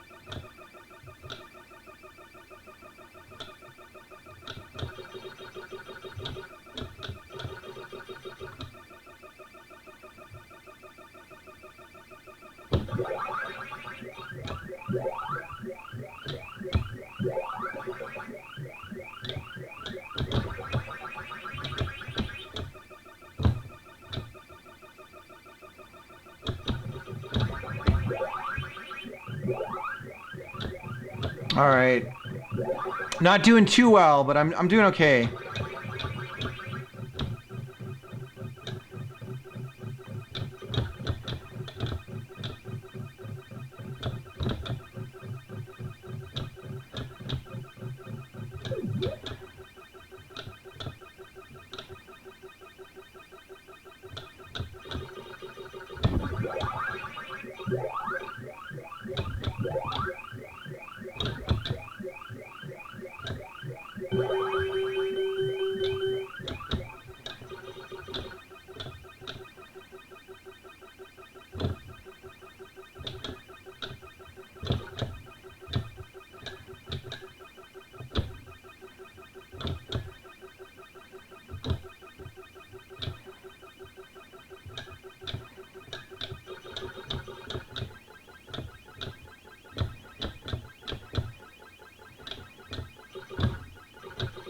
All right. Not bad, not perfect, but pretty good.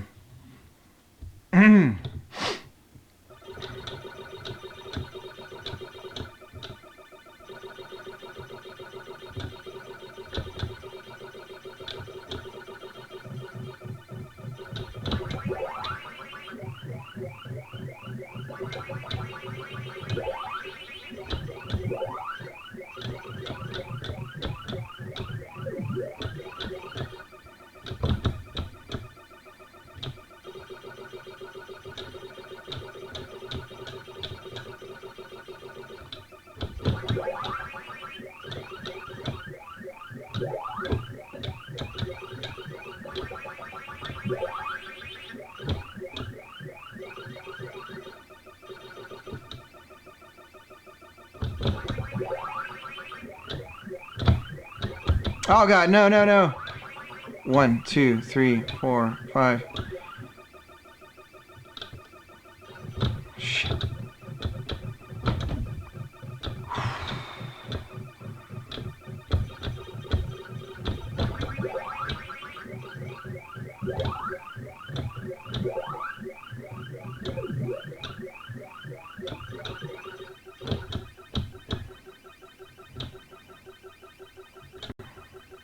I am going to put the speed mod on this so that when I play it goes by a bit faster.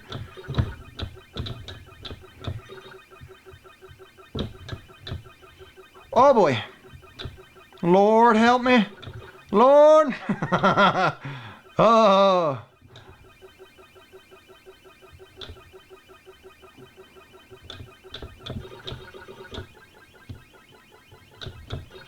All right, not bad. Not bad. We're doing okay.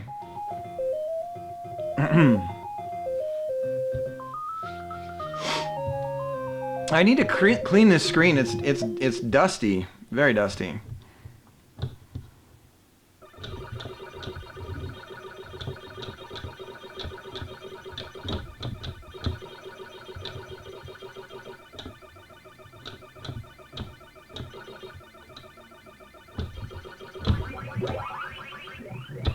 Ooh, that's a good one.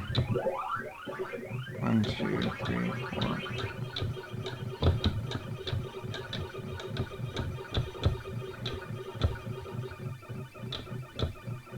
Gotta get that fruit. Ooh, boy.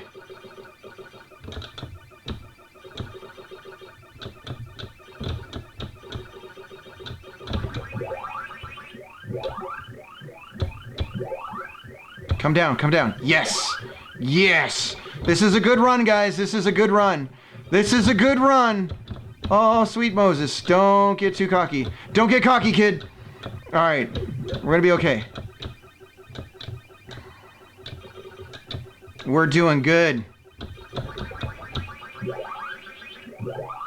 Oh my God. This is the one. This is it. This is it.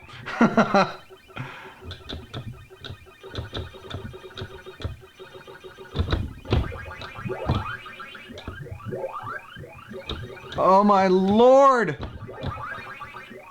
Oh good God, this is a good run.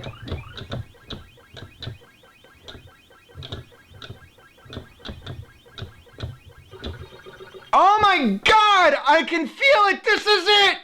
Yeah! We're gonna do it! We're gonna do it! I can feel it!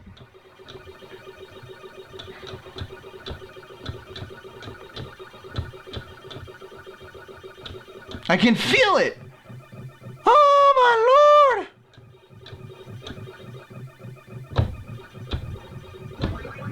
Woo! Yeah! I can feel this! You ever just know sometimes?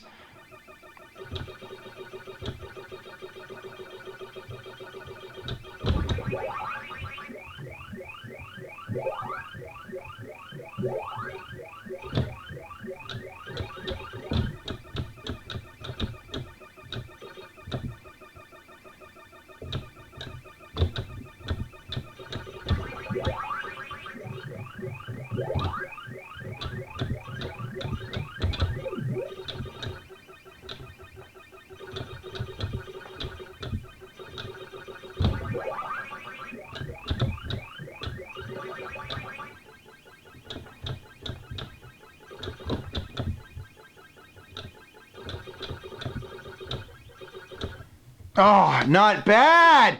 Not bad! This is gonna happen! Yes! I haven't been on the third board in so long, though, I'm afraid.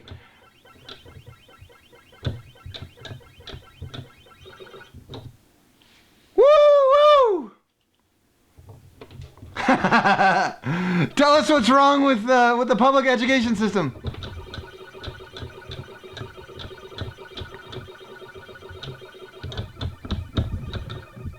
Oh, Lord.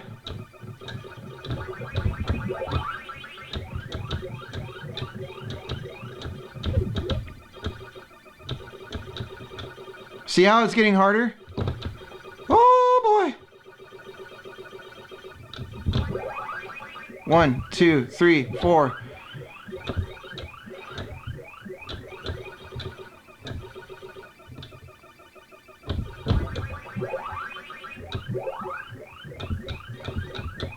We're so close! Oh my god, it's gonna happen!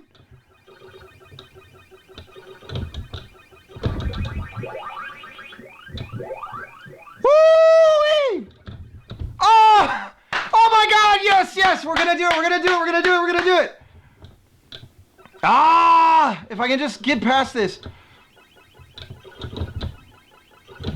Finally!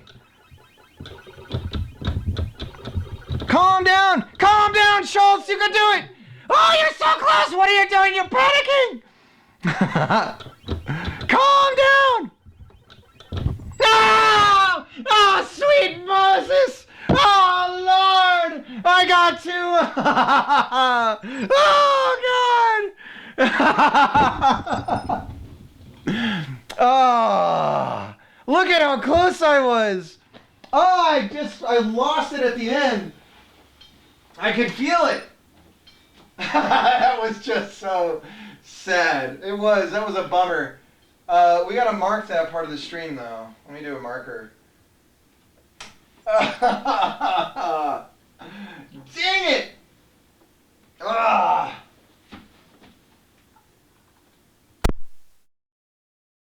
Man. All right, let me hang on. What a disappointment for you guys. I choked.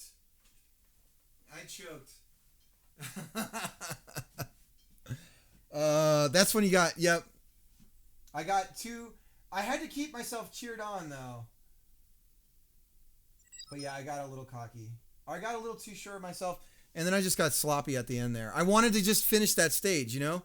Because it's about getting the power pellets and the fruits. If I had made it to the next stage, I could have gotten at least one of the fruits. I would have busted 500. I would have gotten 500. I would have gotten 500. So, but I'm getting back to where I used to be.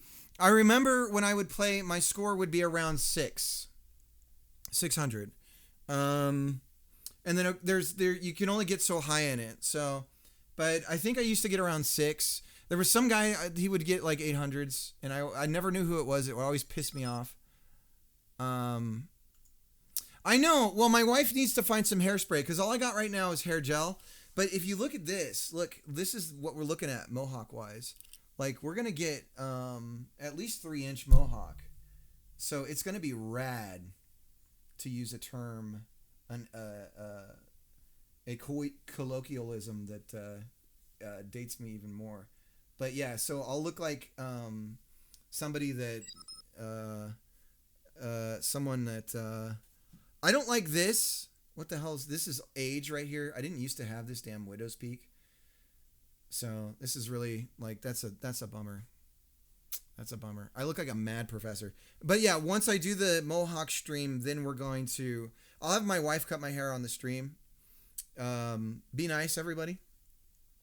So we'll do that. We'll actually do the haircut on the stream, and then I'm just gonna buzz it after that. So I'll it won't be a Bruce Willis, but it'll be pretty damn short.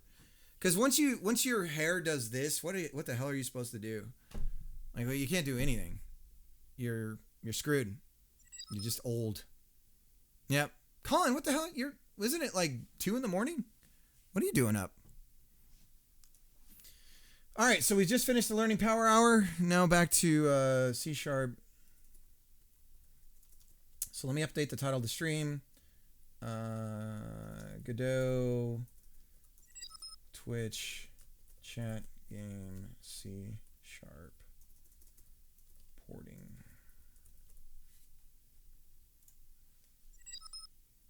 Just glue horns on them. There you go. Oh, personal projects. Nice. Let's get some music on.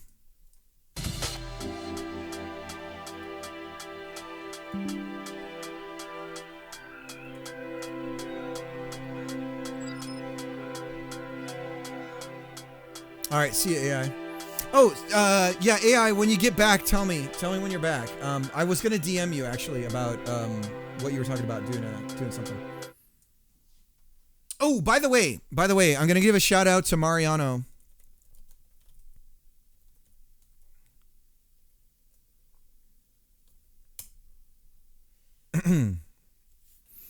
Mariano, it's allowed. Oh yeah, it is. It is possible. Sorry. The way that I monitor things now is different, so it's a whole thing. But it's so that I can do my whole VOD stuff. True. Music loud. Music loud. But anyways, what was I saying? I was going to say something. Oh yeah, Mariano. I'm going to be having Mariano on Thursday. And so Thursday I'm going to be doing, like I did with Practical. I'll be talking to Mariano. He is a Godot developer. He's actually contributed to the engine itself. And he's very well versed in, his day job is to work in Godot UI specifically. So we're going to talk to him about what his job is like, what he does, and really just probe his mind with like every control, anything dealing with controls in Godot, if you're familiar with that object in particular in all of its children. And so we'll be talking to him about UI development, and this will be happening on Thursday. I'm not sure exactly what time. So just to go over it, let me go over to here, and where was it? Full-time schedule. So so once I'm done and I've got it won't be an official podcast episode. I have a podcast name idea, and I have the website already, but I'm not ready to say any of that stuff. Because there's like the name, I have to like secure everything. Just to be safe. So anyways, the general plan of the weeks, if I manage to do this full time, is Monday is we plan the week out and we set a daily schedule, and then we do whatever's on that schedule. It's big hanging on big nuts programmer. I don't know. Anyways. D's Nuts Game Dev Podcast. That might actually be the perfect name. I mean, you know what you're in for at that point.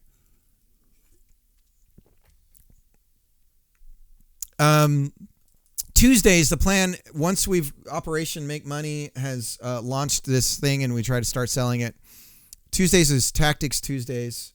Or when we get closer to that, I'll start doing tactics again on Tuesdays. We'll start working on the tactical game finally again. Wednesday is just a regular day like normal. Then Thursday, the same kind of thing, but we have the Thursday showcase. So the Thursday showcase will take the place of the Learning Power Hour, which is every day of the week here. So Learning Power Hour. We need a better name for that. That's a reference to a Christian radio program. It might still be around actually. Daily schedule, and then no Learning Power Hours on Thursday for podcast episodes or the interviews or whatever they end up calling this thing. And then Friday the same stuff as usual. And then eventually all of this will flip, and then we'll be doing tactics every day of the week except Tuesdays, where we'll be doing our 20% time on something else maybe. Yes, one day we'll have Pooh on. We'll have to get Colin on too. We can just rant. It'll just be us. We'll never even get to what we were supposed to be talking about. We'll just be ranting the whole time. And then Colin, everyone will unfollow me with all of the shade that Colin will, the shade that he'll drop on everything. How do you say it? I don't know. It's like Elon's kid's name.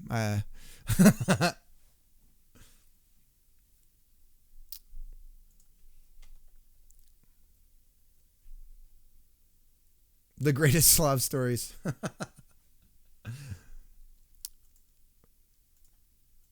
That'll be great. But yeah, so that's the plan. We're dipping our feet into it. We're gonna eventually I want to be able to like actually play games again too on stream sometime. That would be cool, but that's again I need to be in a totally different position in order to even think about doing that. All right, so look at this. A lot of the red is gone. So we're fixing a lot of things. Like I said, I was sketching everything out, right? So this is it. These are the remaining functions that we need to finish porting. And so I'm going to skip this here, and we're just going to keep going on these other ones here. The next player one is really the most complicated element to do, and then after that we'll be all set to go. It can be anything. It can be anything.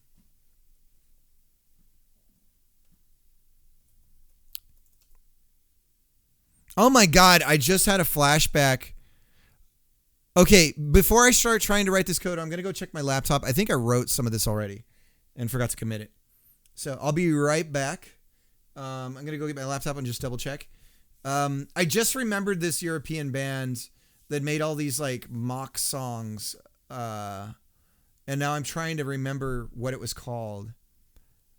Damn it, I need to remember at least one of the lines from one of the songs. Fuck. All right, I'll try and think of it. I'll be right back.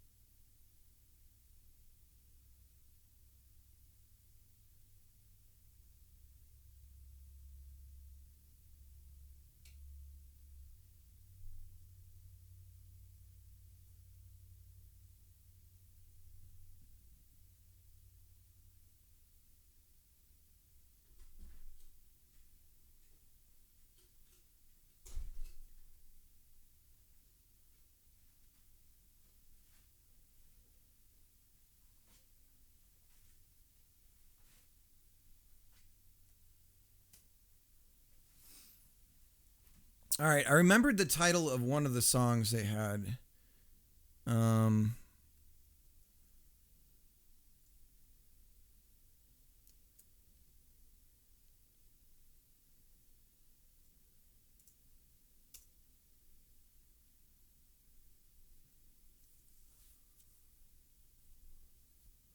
Yeah, I wrote a bunch of this. Damn it.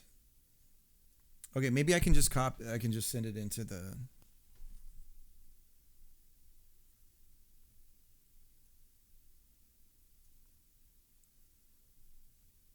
So I wrote start.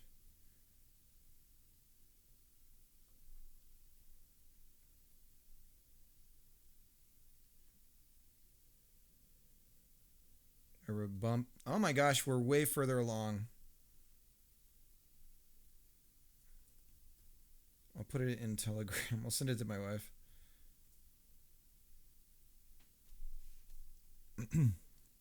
I'll play that here in a second, Pooh. The song that I remembered that this band made was called "Sucks to Be You."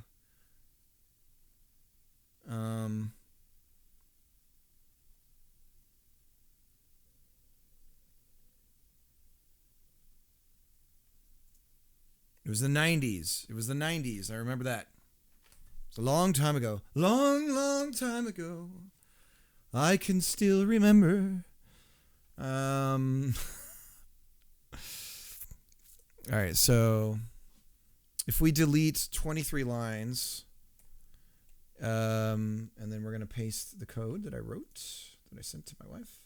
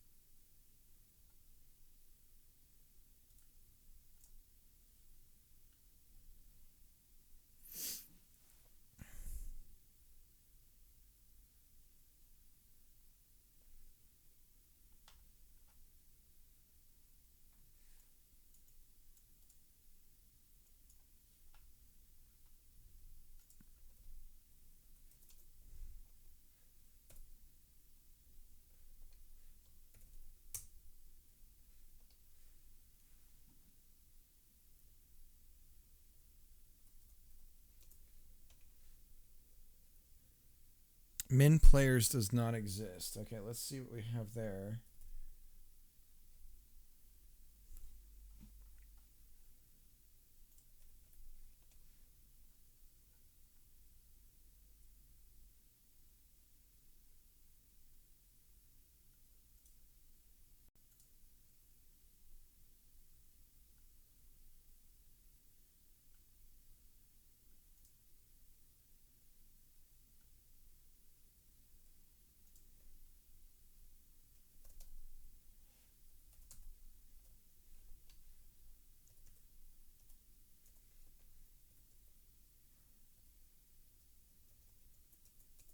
All right, let's put the song on. You know, at this point, I'll say if you guys want to just throw me a YouTube playlist, if there's like a set list or something you want me to play, just send it to me.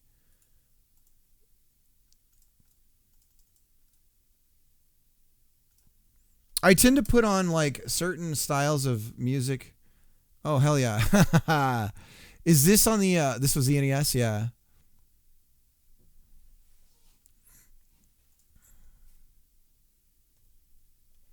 It needs more Undertale. All right.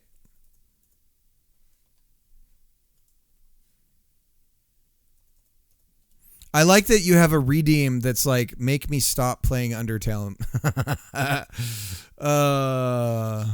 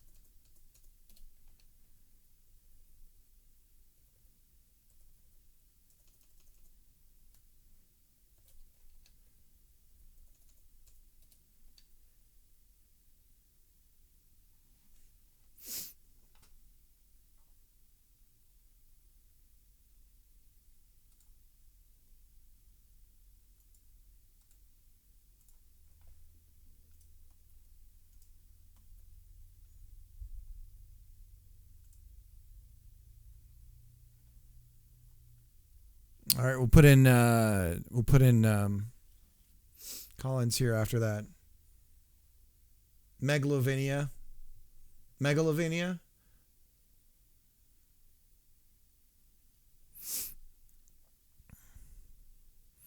You know, I could do so. I could go for some old school. All right, the Super Metroid soundtrack is really good. There's an amazing version of it that's scored, and it's awesome.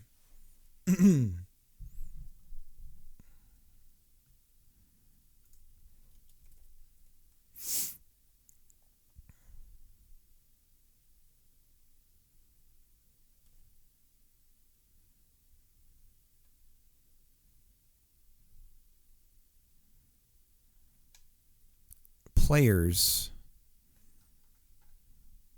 Oh, okay. That's a key.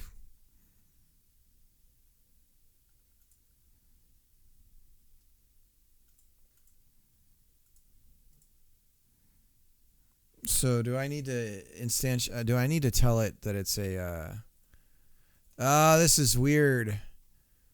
Cuz this is a variant. So we need to say get. No, it is a Godot collection.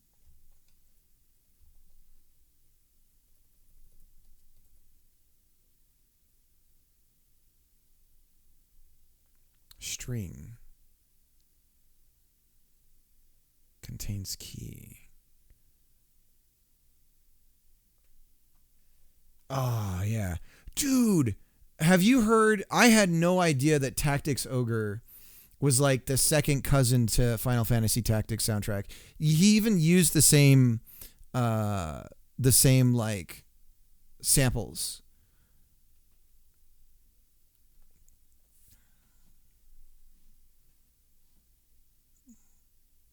Here we go. It's Pictionary.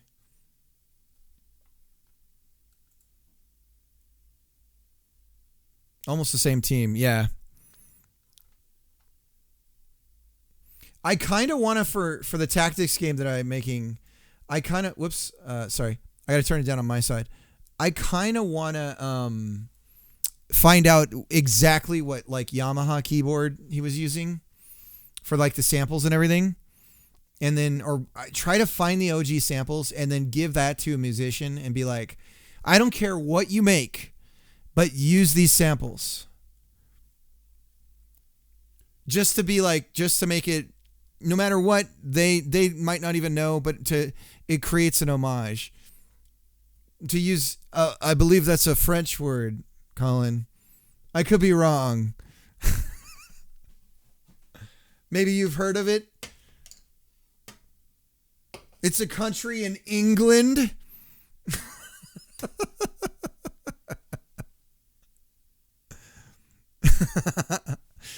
That's like a, that reminds me of Red Letter Media whenever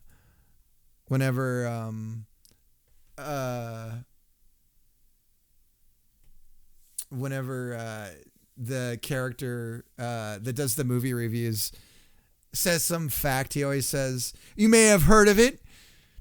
It's whatever, and the fact's always completely wrong. All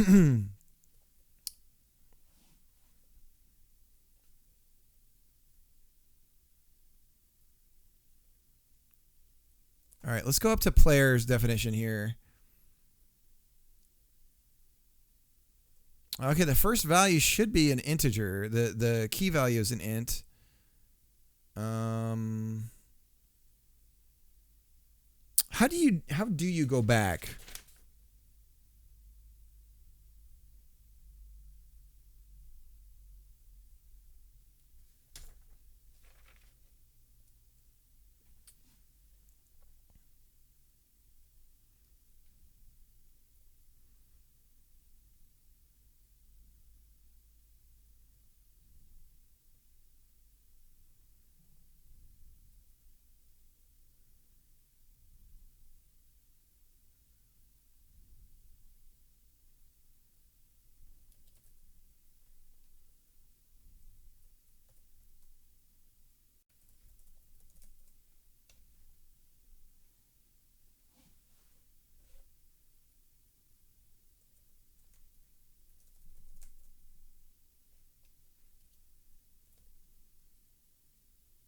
String. Why is it thinking it's a string?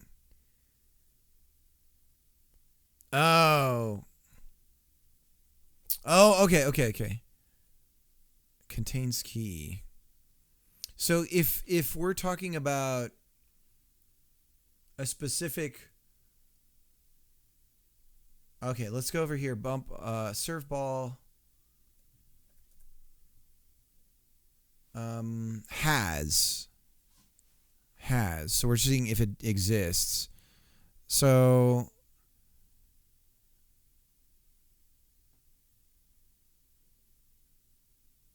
what happens when you try and, how do you, okay, let's go to dictionary. Let's do some learning here.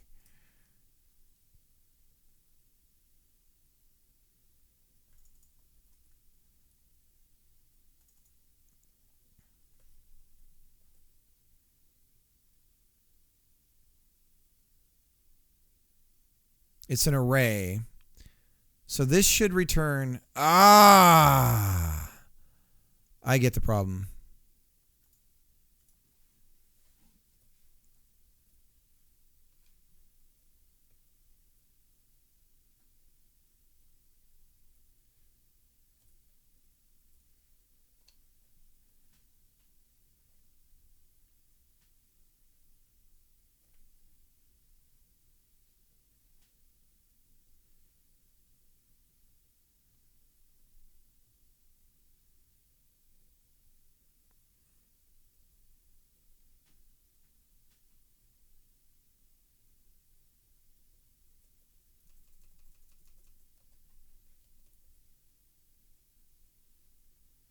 So now we don't need contains key because we're talking about an array. Okay. Okay.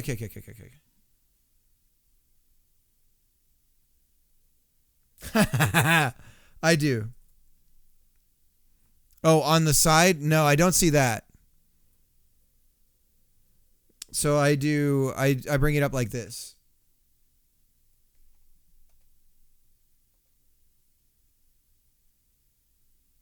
All right. I can put it on right now, but if you got to go, totally understand. Let me put it on right now, Pooh. How long is it? Is it too late? You need to go to bed. I don't want to keep you up. I do not want to be responsible for when you go flying off a cliff because I made you stay to listen to a song. All right. Let's do it. And then we'll resume Colin's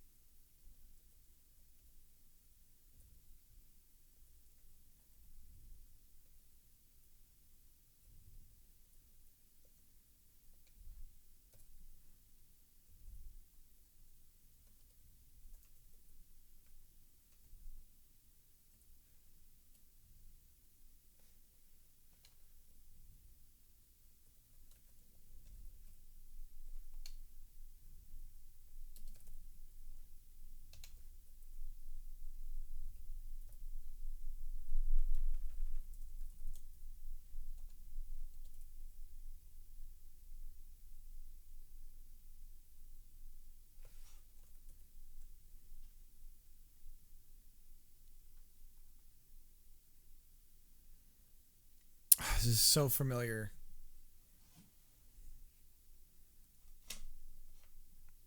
Not the like I know this song, but it's always bothered me because it like even still it reminds me of something else and I've never been able to pin it down.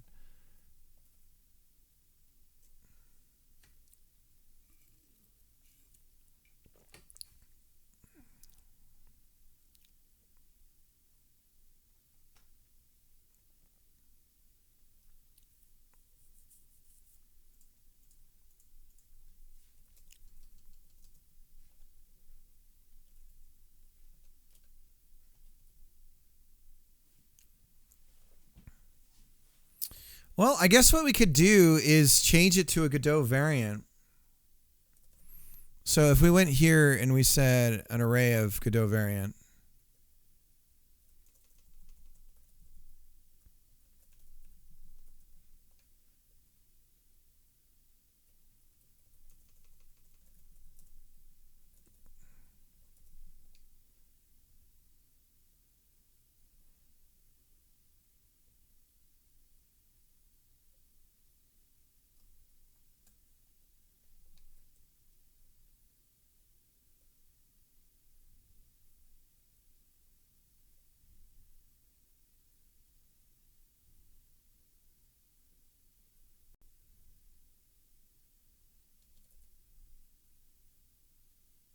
System predicate.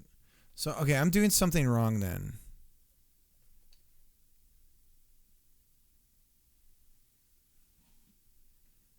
I need to remember the shortcut to go back in Vim.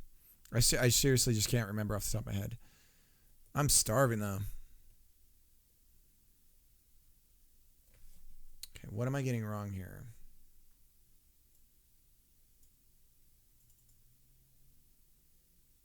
What is this element?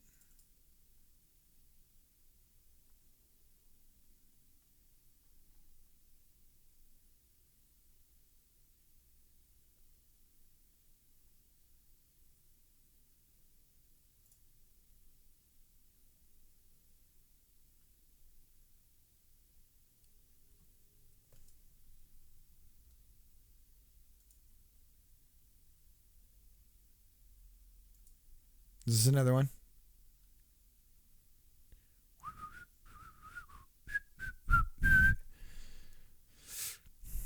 Boom,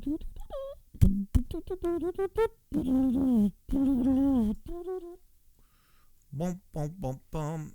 Well, I'm trying to do an exists on this array.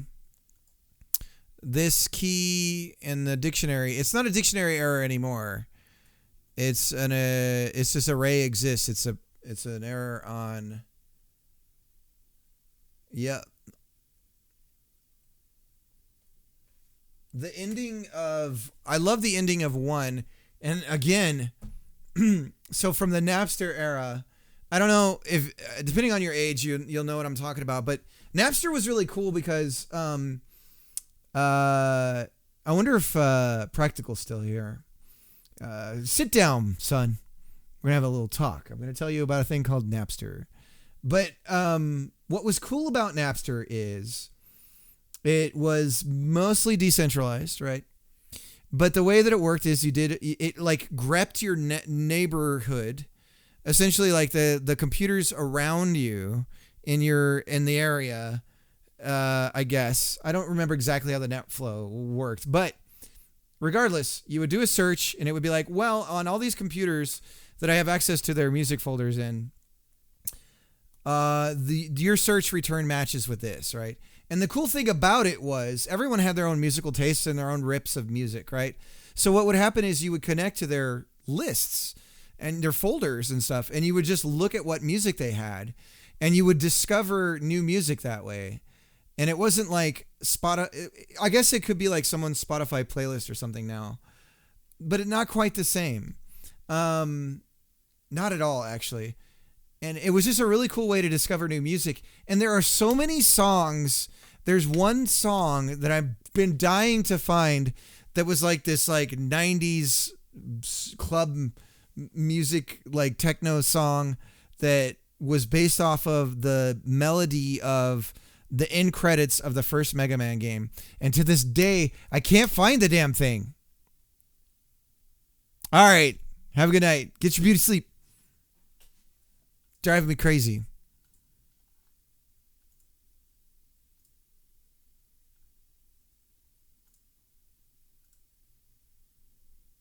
Oh, we'll finish the Pictionary soundtrack.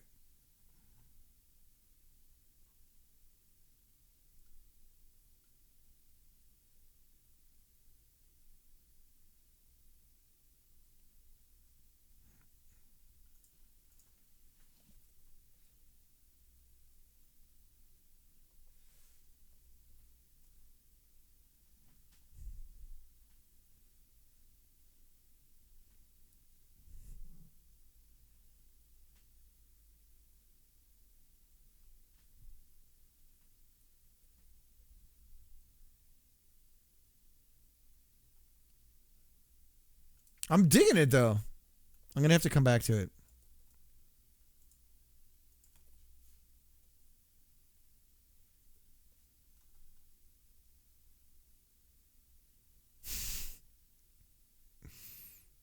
What is this?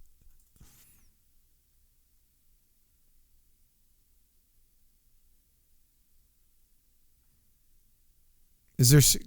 There's no captions. Oh, there it is down here.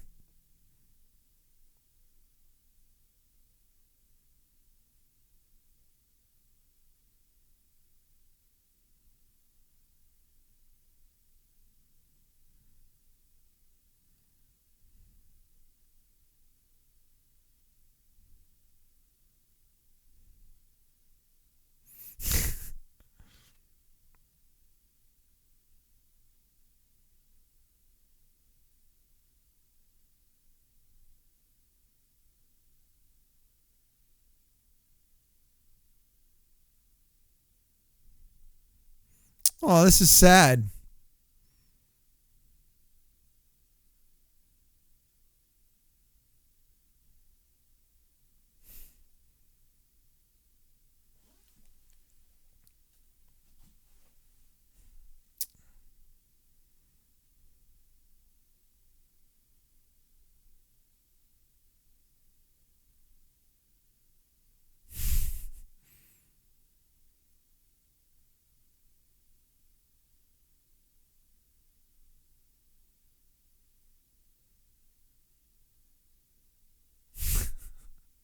This is so melancholy, the lyrics to this.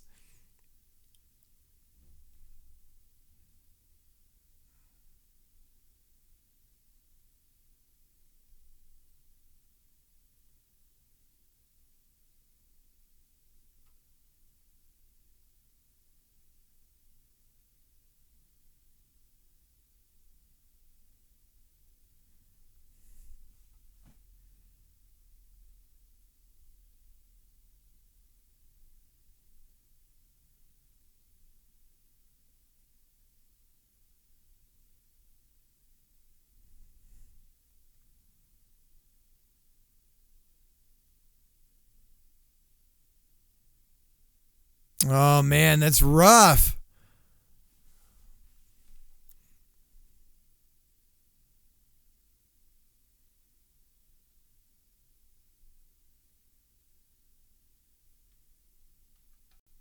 Aw, that's bittersweet, man. It breaks my heart. Really does.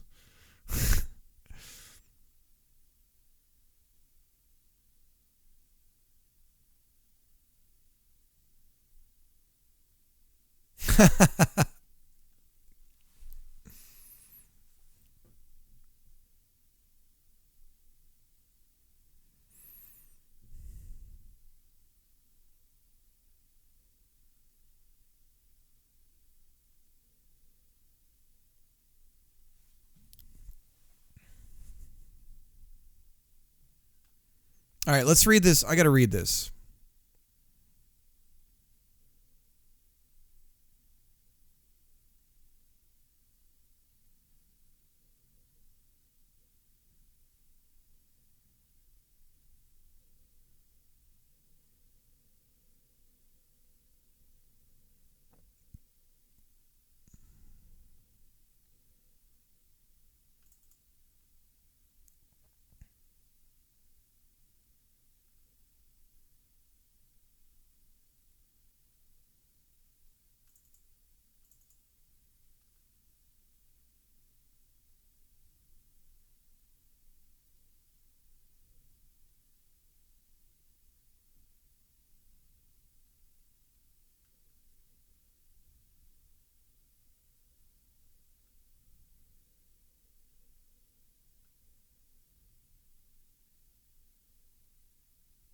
Okay.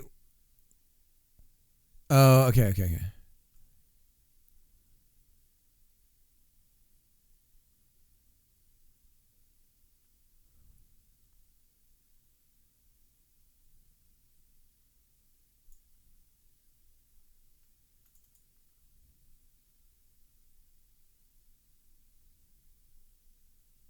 So there's a lambda expression here. And it looks like this. Okay. All right, I think I get it.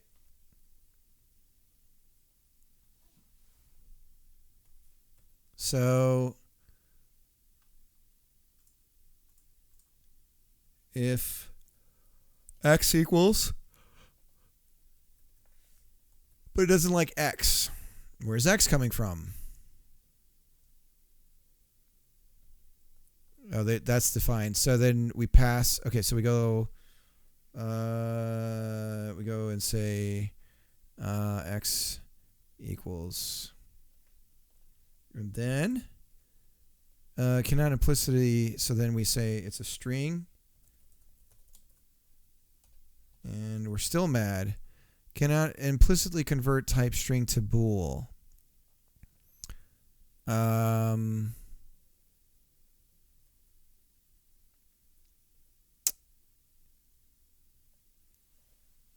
we don't care about that though. What am I getting wrong? Exists string to bool.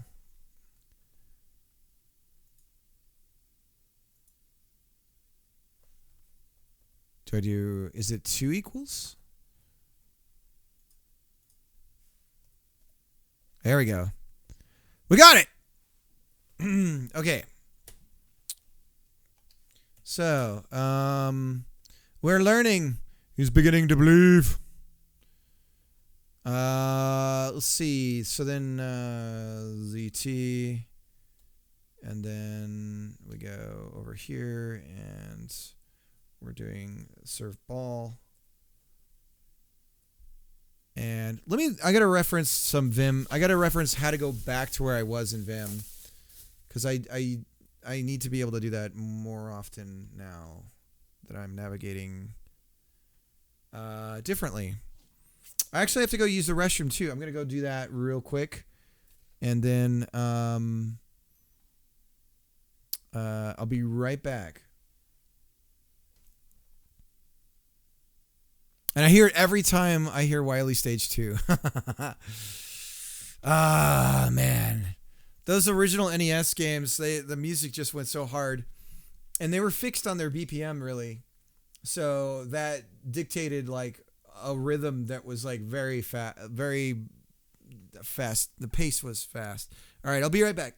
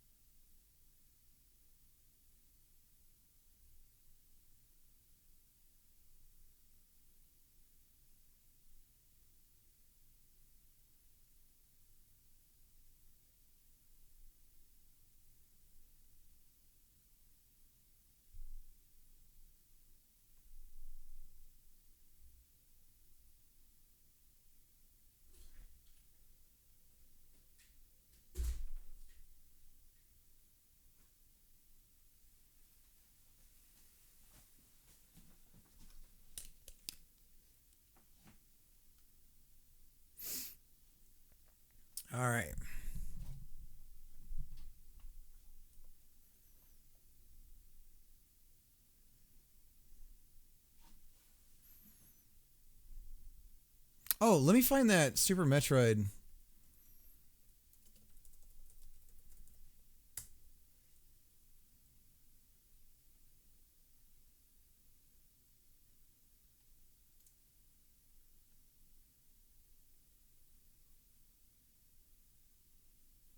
Is this it? No, this isn't it.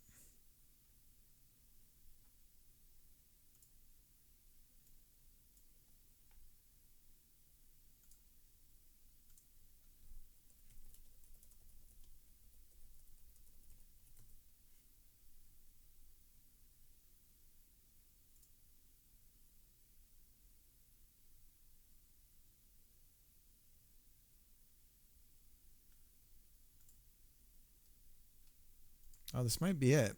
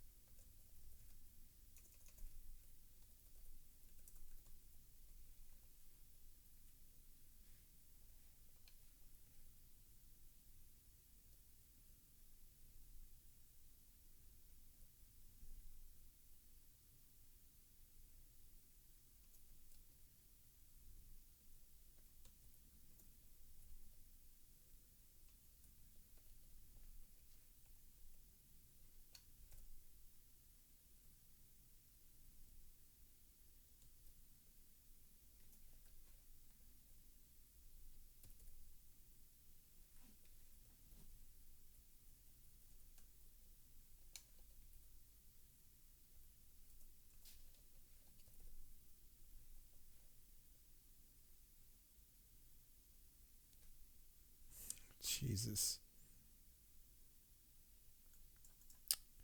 Let's go to the next one.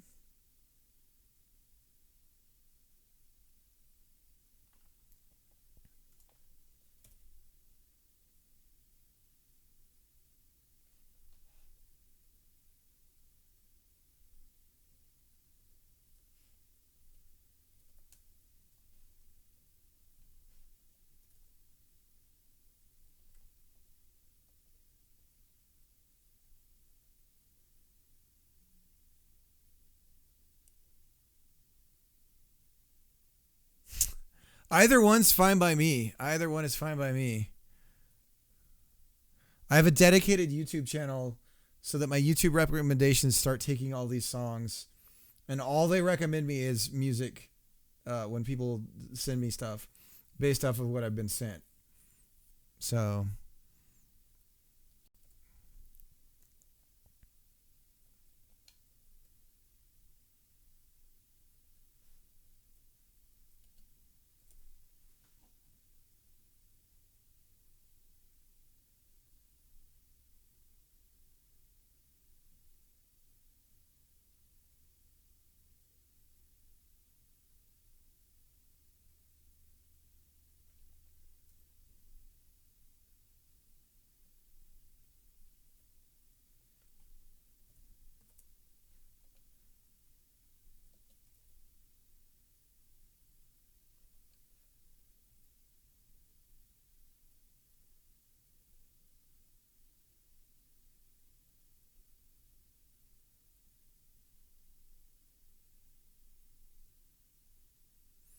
can I just define an array without having to put it in a variable?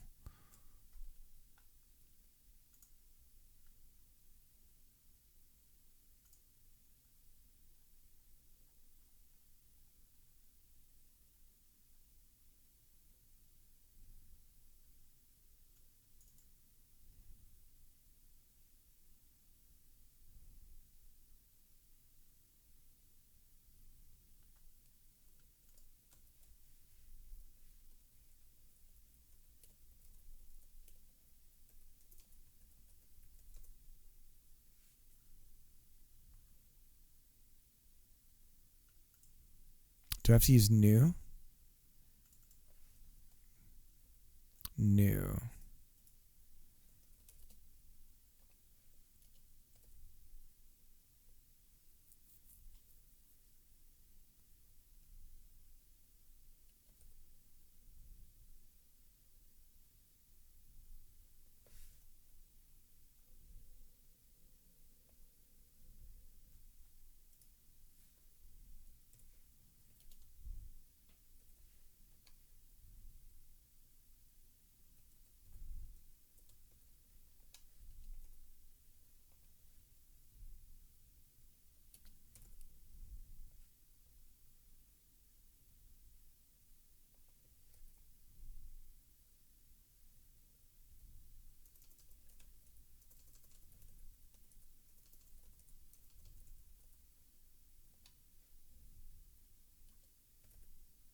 Hey, we did it.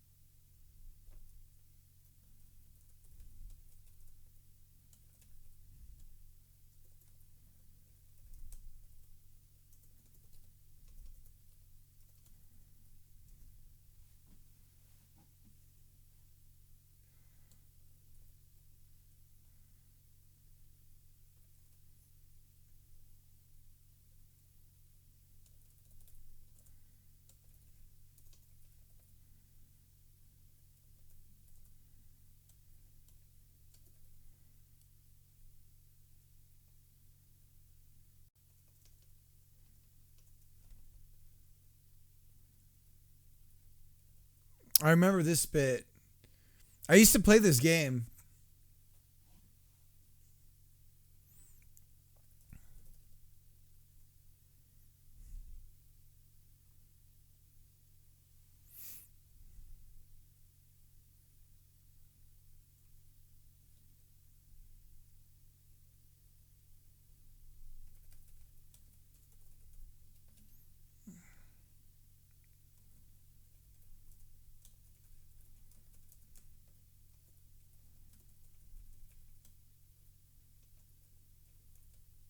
Oh, really? I remember it was trapped, and unless you had the digital copy, like it was just not available. So it's good to see it got freed from the void.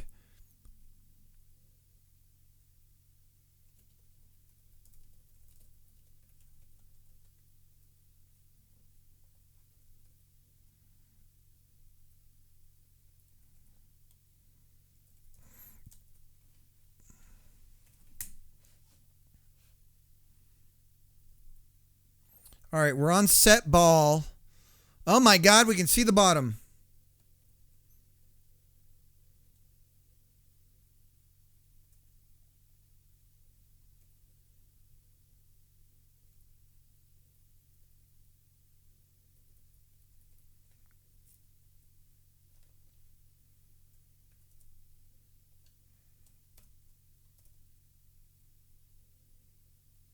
Oh no, really? It's like with Nintendo. How could you? I don't know how you screw something like that up.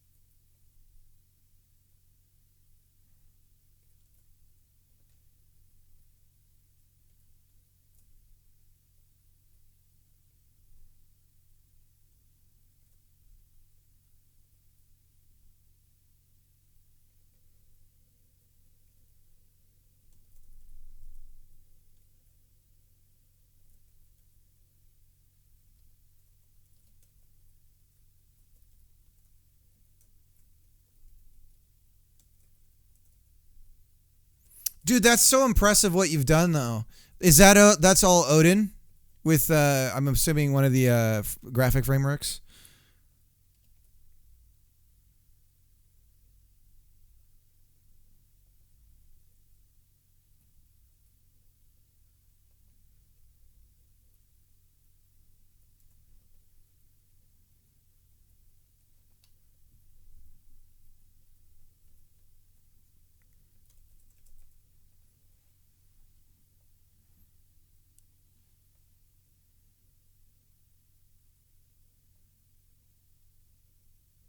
SDL and OpenGL as of today.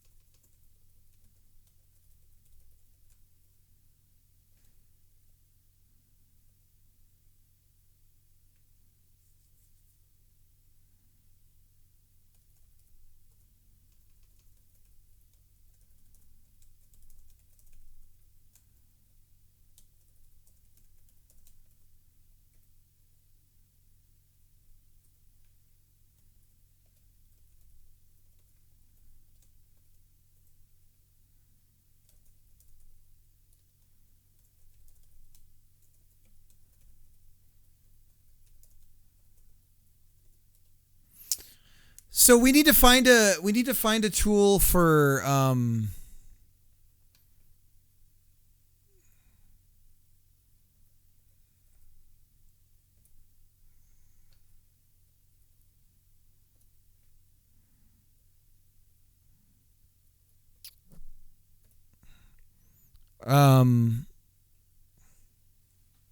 it's coming along, Mariano. It's coming along. I'm learning a lot about C#.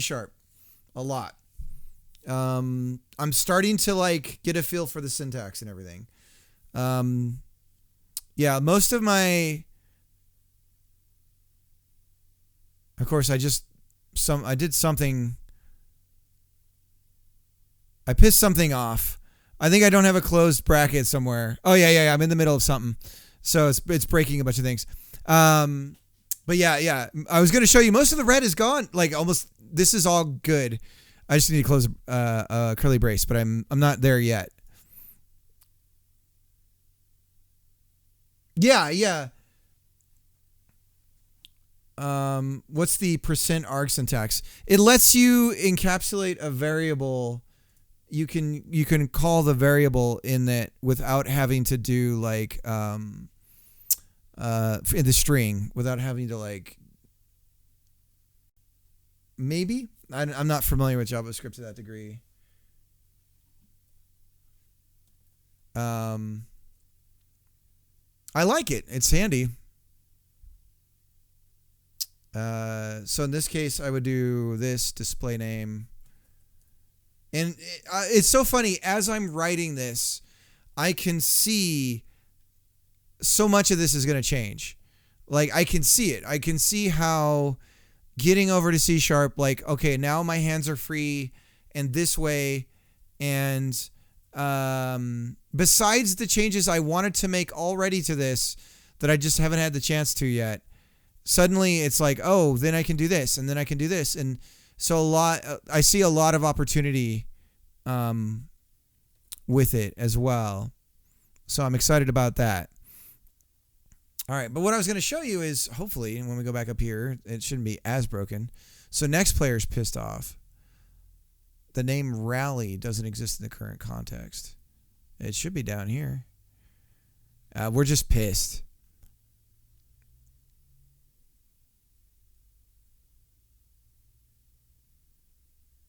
Did I not close this? Oh, yeah. I have two enclosures.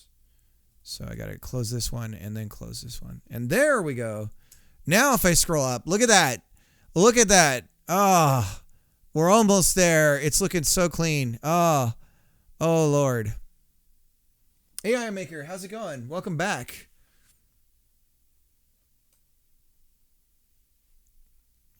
But yeah, I took this course last night. Don't be nudes. Don't be nudes. Oh, dang. It's 4 hours. From Bro Code. Nice.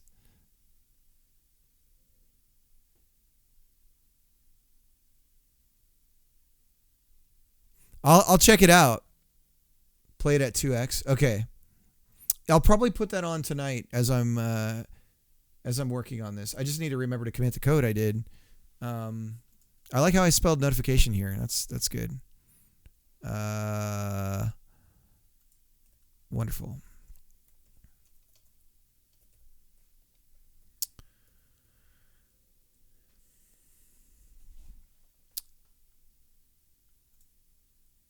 What the hell is this? This is just like a non-existent function.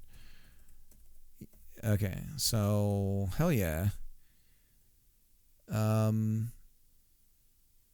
We appear to be missing spike ball. So we have set ball, but not spike ball.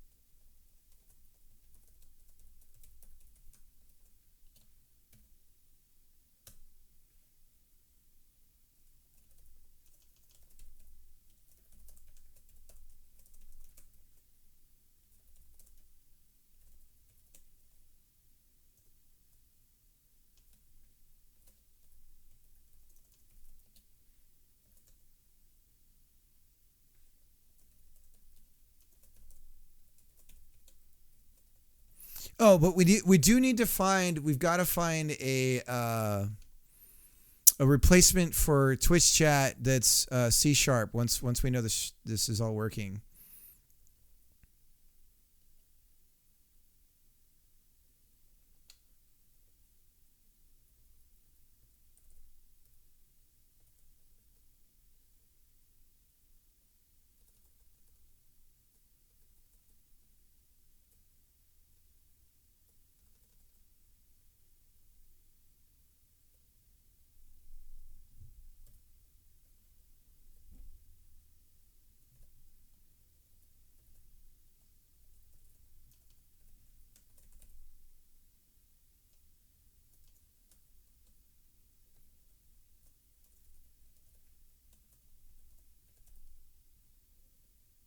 You can make a rapper class.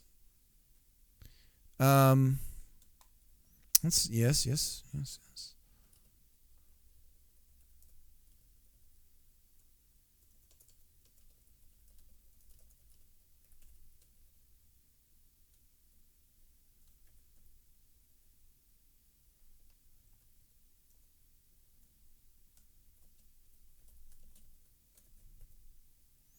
It's funny. I know that not doing new lines on the on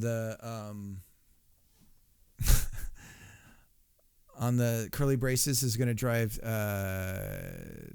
full-time C# guys insane. They won't like that one bit.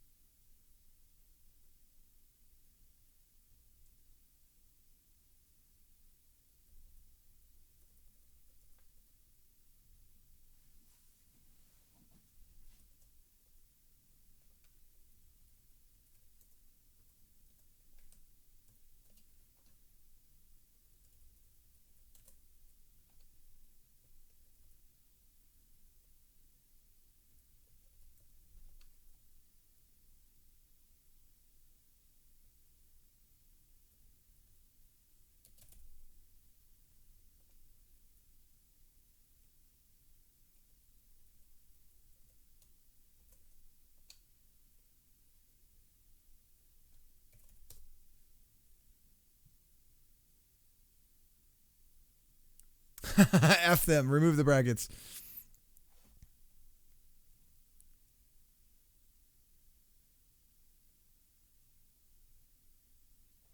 So public void chat args Twitch chat call.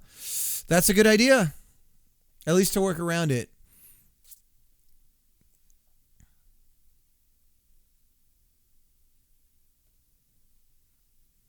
That's probably I probably should do that. I should have done that sooner rather than later.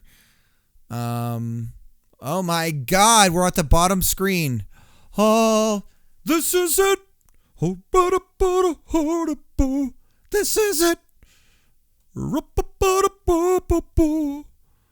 Let's see. We don't need this. So just get rid of that. I don't know why that was there, but it was. Okay. So, started working on this, and yeah, this next player thing is a bit of a mess and probably could be done better. And I think now that I'm understanding link in C#, or at least I have an idea of it, I could probably use that and replace all of this with a simple query. But we're gonna try without it.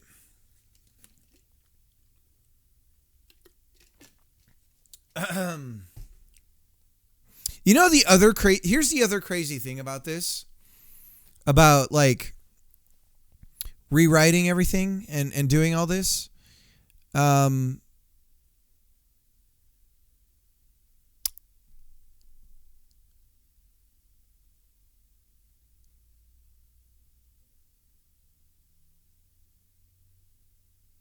Set ball. Why is it think? Thank you for the raid, ITC Studios. How's it going?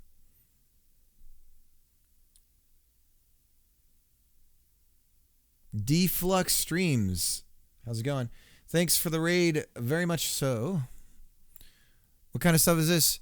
It's I'm in the middle of porting my GD script code, which is ITC. I can't remember. Are you doing a Godot development?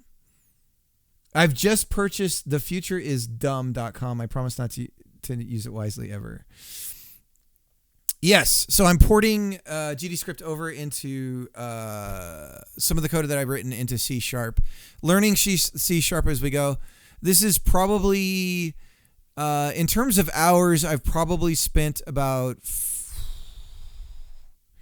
a full-time week in learning C#. Oh, you're in Unity. Nice. So I'm learning as I go. I have some qualms.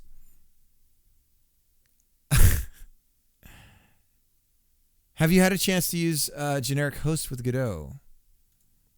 No, generic host. Worker service templates.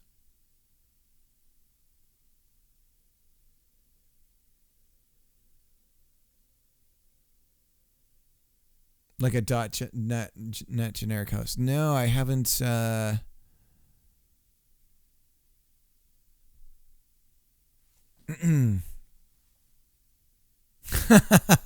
Yeah, I'm still like, why is this syntax so weird?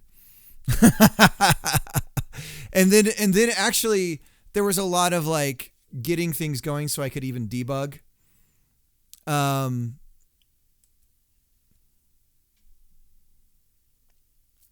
So maybe someday. This is cool though, command line arguments.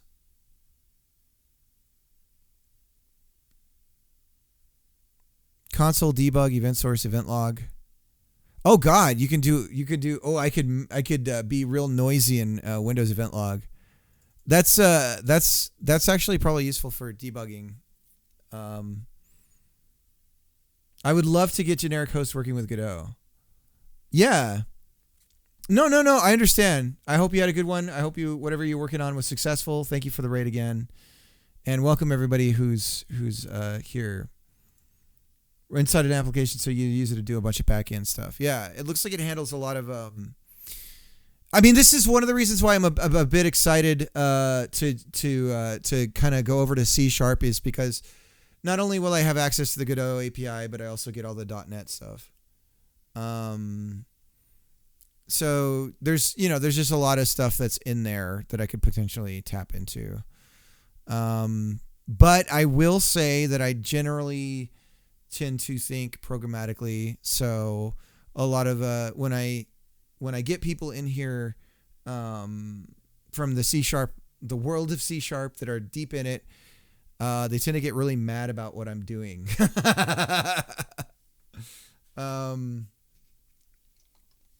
So they're like, how come that's not in another class? You could put that class in a class, and then the class could hold your class.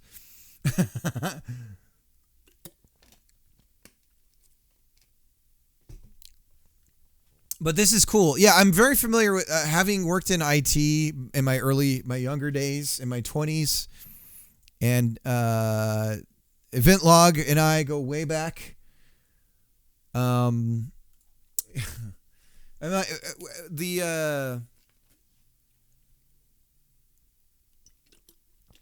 worked at a bank in the IT department. It was me and one other guy that was like call center and fixing every known problem known to man for a mid-size $1 million bank. Yep, here comes the old man rant. Let me tell you. But I wrote in FileMaker of all things. I wrote a database in FileMaker that would query the event log of every computer on the network, dump it into the database, and then notify us immediately if there were certain events occurring in the event log. It was extremely handy to be proactive with issues. And then it was cool. We had this whole interface. We could immediately remote into any computer by just hitting a button. We could see so much about the workstation and probe it without having to even log in. It was dope as hell. I remember taking it with me when I left, and I don't know what I did with it. I misplaced the files or something. I could never find it again. But it was this giant system, and eventually we built a whole help desk system out of it, and call logs and all kinds of stuff. It was really cool. And we could have logs associated not only to the person but to the computer. So if there was a trending issue and we didn't realize it, we'd be able to associate it a lot quicker. And eventually it led to total automation. Anyways, I could go on and on and on. But yeah, event log and I go way back. But this is cool. This is really cool. I'll check it out. But when you say worker service templates, I'm like, what the fuck is that? Sorry for cussing, but I have no idea. That's where I'm. And somebody the other day was yelling about templates to me as well. So I think that might be one of the things that I'm pissing off C# guys with. But I'm almost done with this big part of the port that I'm doing. And so we're nearing the end. We're almost there. Tomorrow for certain will be the last day of getting this major part of the code ported. So to explain what I'm working on, I can't show you right now, but I can tell you it's a Twitch chat game. It's a volleyball game. I wish I had a clip or something. I probably have a clip. I don't know. Is there any plan to move to Visual Studio or Visual Studio Code? Godot? No, Godot doesn't force me to this editor. Riemann, I will say when I'm debugging, I'm going to be in either VS or Visual Studio, or I will be in VS Code. I finally got the debugging working with Godot C# in VS Code, so I can set breakpoints. I can I can step through and I can look at the stack and everything like that. So yes, I know. I was so relieved because that would have been a deal breaker. If I couldn't do that, it'd be well, it was fun. Yeah, but I'm getting there. I'm starting to understand a lot more about it. I'm still not at a point where I could talk to you or ask you anything of value and get anything of value back from you. So I don't want to bother you with those kinds of questions, but I'm sure once I get to it enough maturity that I'll be able to maybe probe you with a couple of questions here and there. But honestly, it's just a lot of it's just syntax and understanding a lot of that kind of stuff. I started going down the rabbit hole of events, and then that took me to delegates, and that took me to delegates types and how delegates not a type, and it's oh my god. But at the same time I didn't need to know as much, but it's good to know that kind of stuff. Anyways, well, I'm getting there. And then I found a really old C# book. You might get a laugh out of this. I actually got this way back in, it's a 4th edition of O'Reilly's C# for C# 2. But it's actually, it's still handy. Alt Shift that will format the current document so you don't have to think about where to put the curly braces, but still have a consistent style. Yeah, I gotta say I am not. This is gonna be sacrilege for but I do not I'm not a fan of the curly braces on new lines. I can't stand that. It's as a personal preference, but I get that the majority of C#, that's what everyone does. Yeah, on C# 11. Yeah, so the C# that Godot is using is 7. And luckily, but you can fiddle with an auto formatter. Yeah.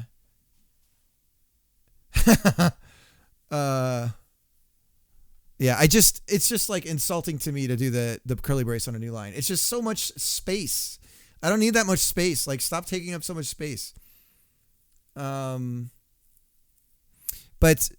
yeah, so luckily the default docks in Microsoft have been really handy. I'm mostly right now just here and here. This is where I'm living.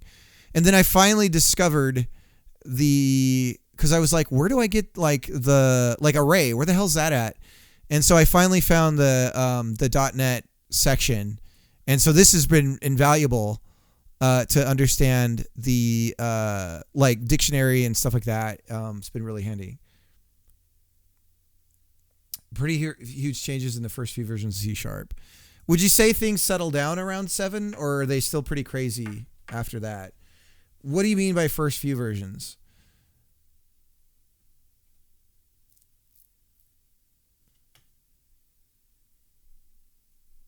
Around 4-ish, I think. Okay. What the hell is this action? Oh my God. Anyways. But yeah, the docs are all right. I do have some problems. I'm not I really wish that the examples would be after the like description of the thing and then the properties and methods. I wish the examples would be not. Are these collapsible? It doesn't appear to be.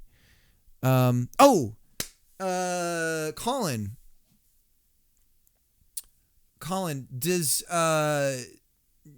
what's that doc reader that like uses like doc block or something like that? I'm wondering if I can get this documentation into like a different, more greppable format. I'm trying to think of what it's called. Maybe. I don't know. The Windows one, that program that you had. Do you know, does that have the C# docs as a download?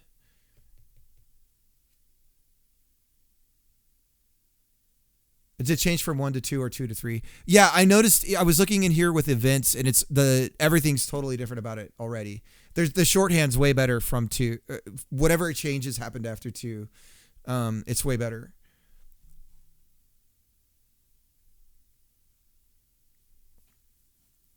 I think it was velocity. All right, let me check. Oh, it wasn't free though, huh?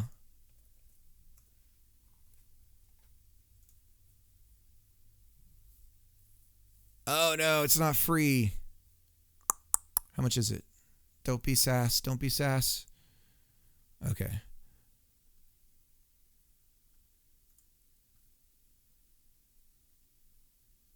Do they have? Let's see what they have.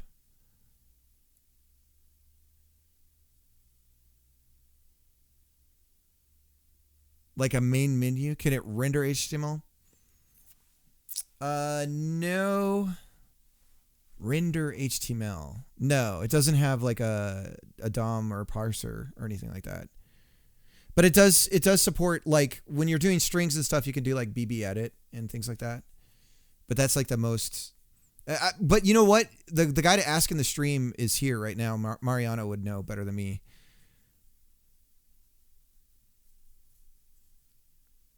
There is a free version. Oh, of this? Oh, okay. Is there a list of the things that it... Oh, here we go. It doesn't have C#. Dang it. I actually downloaded the Microsoft Docs into a PDF because they have a way to do that. Because I find that being easier to reference sometimes. Like, say I had a string of HTML and CSS, could it display that on Godot? No. Yeah, no. But I'm guessing, because Godot has mono. Godot has mono. It's on vacation for 2 months and it'll be back later. No, Godot, because it has mono, you can tap into all that stuff on GitHub. Oh, okay, okay. Yeah, I'll try and track it down there. Thanks, Riemann. Am I saying it right? Riemann, or is it Ryman? I feel like I should say Riemann. Anyways. Mono's like the open source is it the open source .net or open source C#? I can't remember.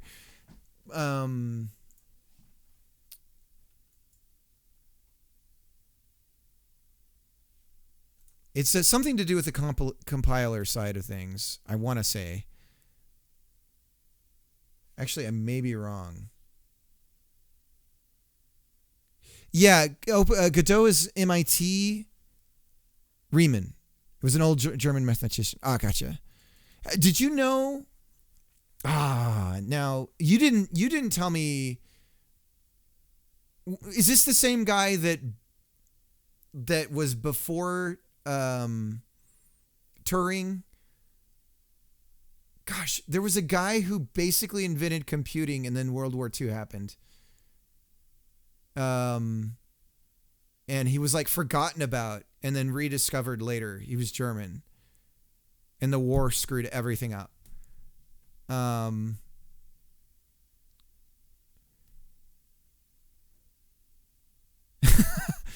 let me download it and then we'll see if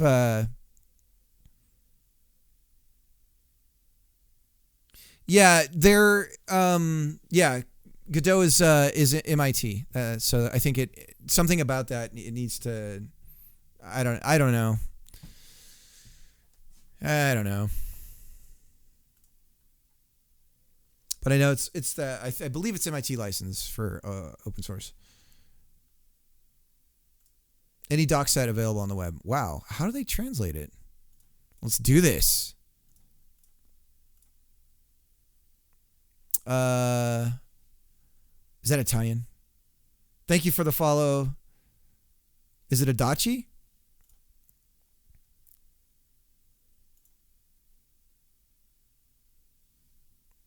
How do you say it? I'm sorry. All right. It's whatever you want it to be. All right. It means something to you.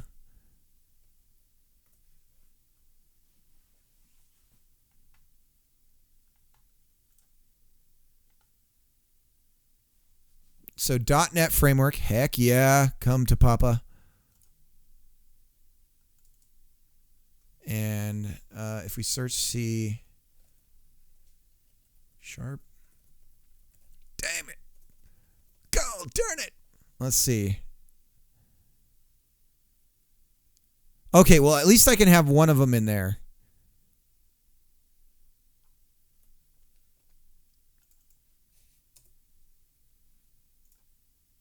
All right, she's downloading. But like I said, we're almost done. Babbage and more importantly, Ada Lovelace were involved in the mechanical calculating machines that planned a real computer. Rosetta in writing showed that she was the first person who really understood the potential of the general purpose programmable machine. Nice. I might be thinking of something else. The guy that told me about him, he's not in the chat right now. Gosh. It was a really tragic story. Because when fascism and the whole thing took over in Germany, it really, like, it destroyed, it just destroyed the like, what he was working on. I don't know if it was computing specifically, but it was in that field. Von Neumann, that might have been it. Yeah. Man, that sounds right. Let me close this out. I have the wrong, that sounds right.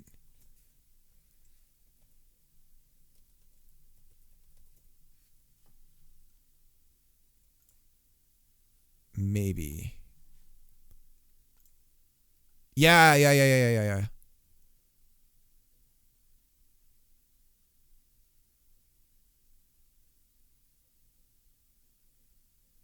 This might be it.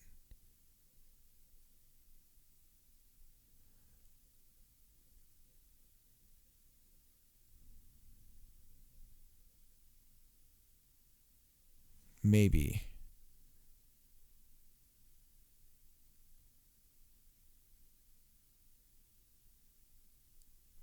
All right. Anyways, back to what we were doing. So for people who are new here, I'm trying to I'm trying to stream full time. Operation Make Money's full effect right now. Otherwise, I may have to just not stream anymore and get a regular job soon. We'll see. Financial situation thus dictates. I'm in a situation in life where we're pretty stable monetarily speaking. If we were to put it in,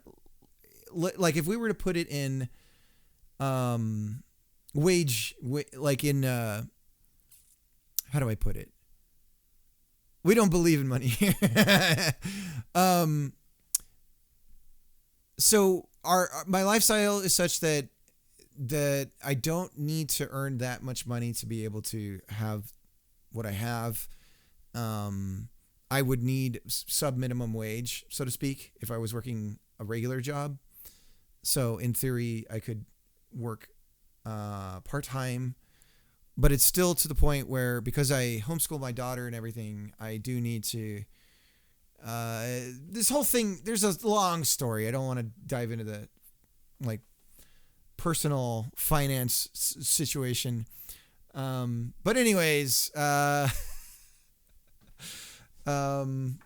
yeah, so I just need to scrape by with I need to get a little bit more income coming in, and then grow that. And we're switching income streams. That's what's happening right now.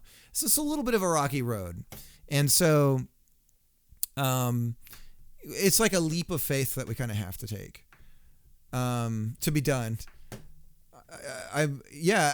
So where I'm at is, almost, wholly agricultural. However, that doesn't mean there's not a lot of there's not jobs in the tech space here. There's a lot of engineering and manufacturing companies here. Chobani and a bunch of like PepsiCo and a bunch of other companies are actually in the area. So it's possible to get work here in that space. It's just a little bit more, yeah. Remote work would be amazing. That would be really cool. So anyways, yeah, so we're trying to get this thing done. That's what I do. Yeah. I learned to dislike C#, but to be frank, that's Unity 3D's fault. For the remote company, does need a presence in the state, or they open up new tax liability. That creates a problem for me. If I was in Washington, that would be good. I'm the neighbor. I'm right next door.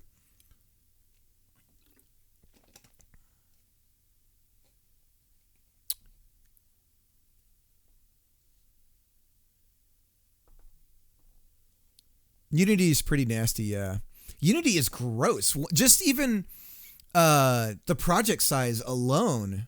My God. Like, you make a new Unity project and it's like, okay, I need 3 gigs. So what the hell? Like, they have a presence in most states. I see. I'm in Idaho. That's a long story. But so Boise has like a burgeoning tech tech space, and it's only 2 hour. It's only 2 hour drive from here. It's actually an hour and a half, really. But it's I mean, it should be possible. If push comes to shove, I should be able to.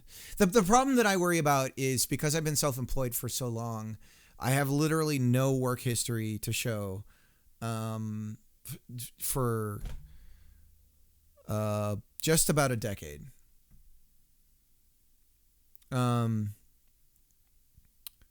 Yeah. So, I mean, I have like GitHub commits and stuff, but most of those are private, so I don't know if that is going to show for anything. .NET being one of them, they'll take you any which way. But learning section in Unity 3D, Oh, it teaches you a lot of bad practices. I'm a big docs guy, and I was very disappointed with the Unity docs. So I just like I was amazed at how poor the docs are. Oh, they don't even know how. Awesome. Looks like Microsoft, for example, does have an office and some kind in Boise, so they, in theory, remote work from the state should be possible. Very good to know.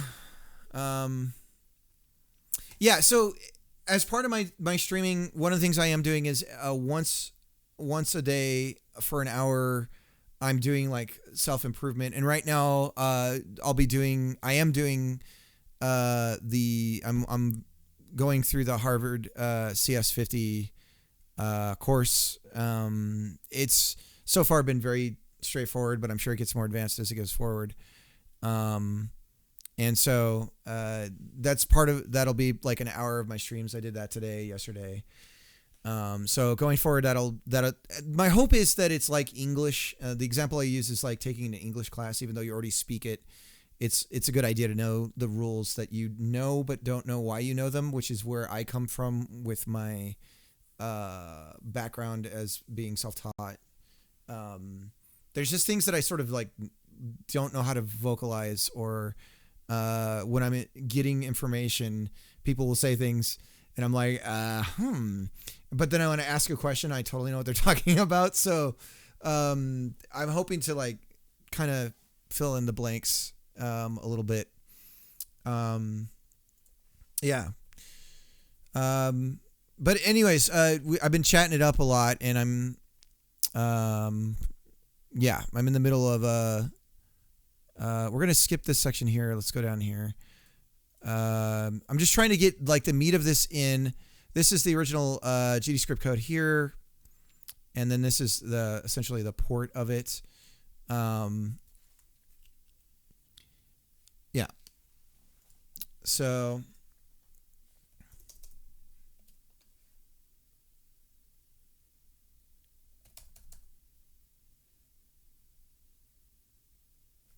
what's HMH?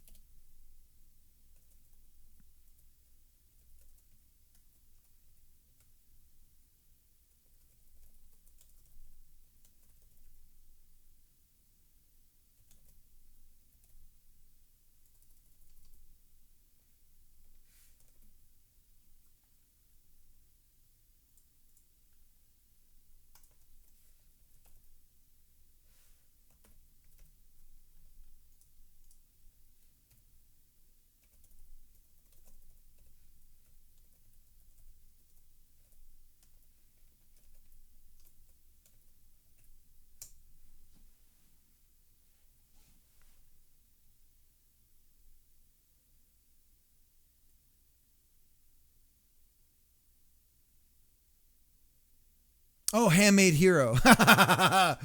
Dang. Casey streams more hours than a day. Where does he stream at? I never have seen any of it. I follow his Lilymo, or not Lilymo. Shoot, what is it called? His company? Not Lilymo. Gosh, I can't think of it. I want to say Drinkbox, but they make some of my favorite games, but I can't think of what his company name is called. The first 10 videos are after he gets Visual Studio going, right? I remember I started watching the videos, and it's like 3 streams to get like, it's not really that many. But the intro to C and the first Handmade Hero are super worth watching. Okay, I'll check it out. No, I like his talks. One of my favorite YouTube videos is actually his, it's called, Math Papers I Have Loved, I want to say, or something like that. Papers I Have Loved. Here we go. This is a really good talk.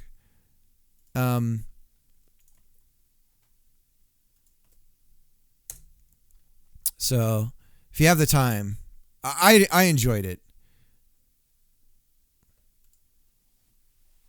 If I ever have the energy someday, I'd actually like to do a hands-on NAND to Tetris deal. Series of lectures on how to start with just basic transistors and build up to something that can run Tetris. Oh, that would be so cool. My learning a new language, except for C# is actually the first one I haven't done this with. My like learning a new language thing is to make Pac-Man. That's like one of my favorite things to do. I play Pac-Man in the back. I have a redeem for it, so I try to get a new high score. I was so close today. I don't know. There were some people here today that I was so hyped in the middle of it. I could tell I was going to do it, and I just choked.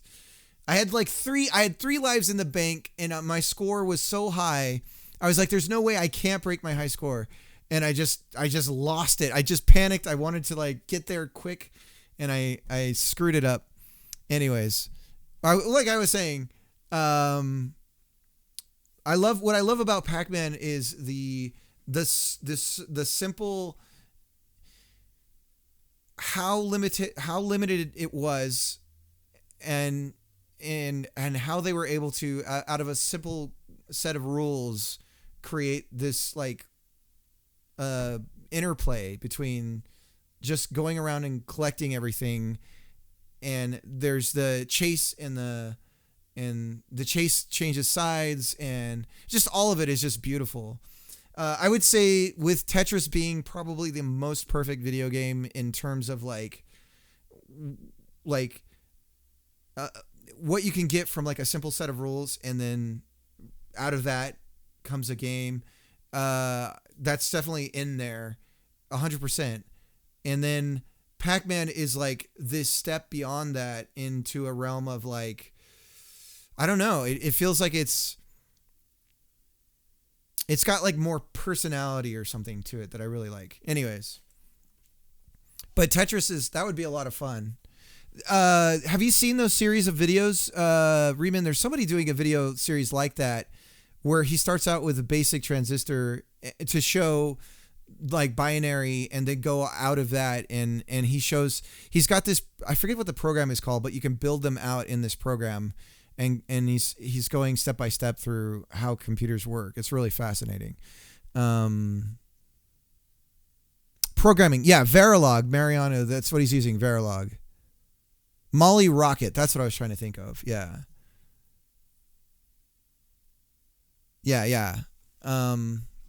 Anyways, let me what was I going over here for? I don't know.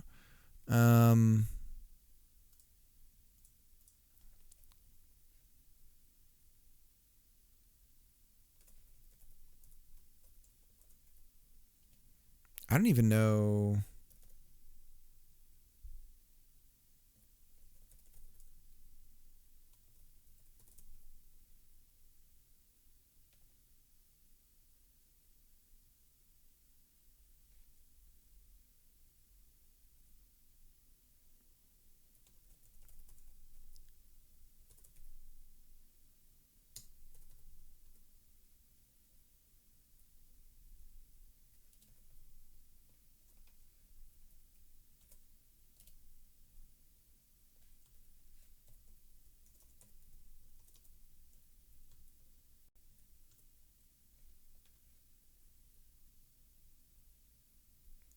Did I not have something right there? Do I need to have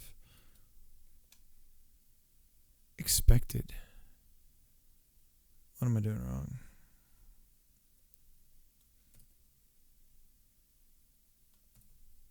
Oh, the type.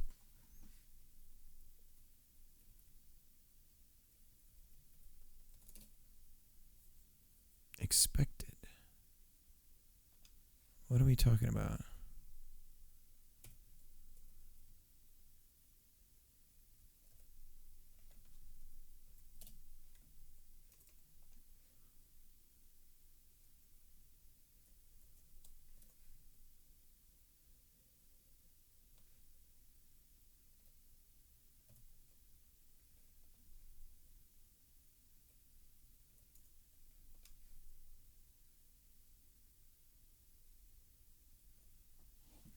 fucking.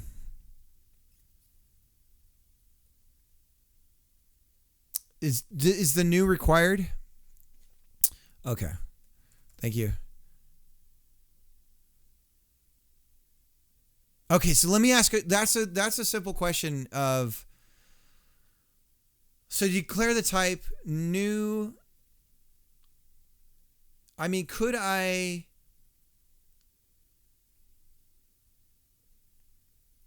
I don't want to just clear it out, so I guess that's the best way to do it. Okay.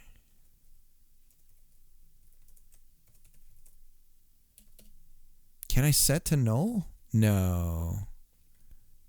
I can't? Okay. Oh man, I haven't done a for loop. No, okay, let's look up for. I think I've done it like once so far.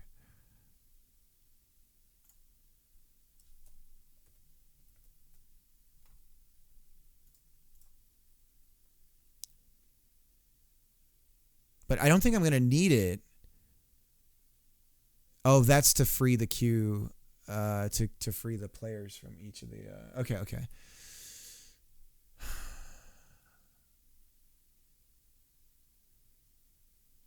So, okay, wait. How do I do this if?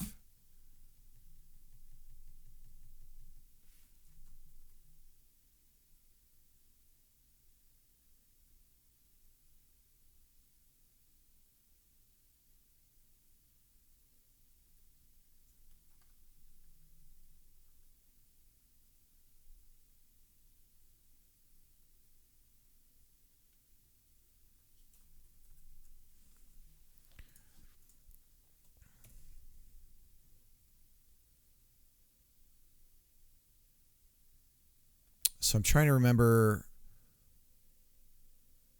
I need to look up players.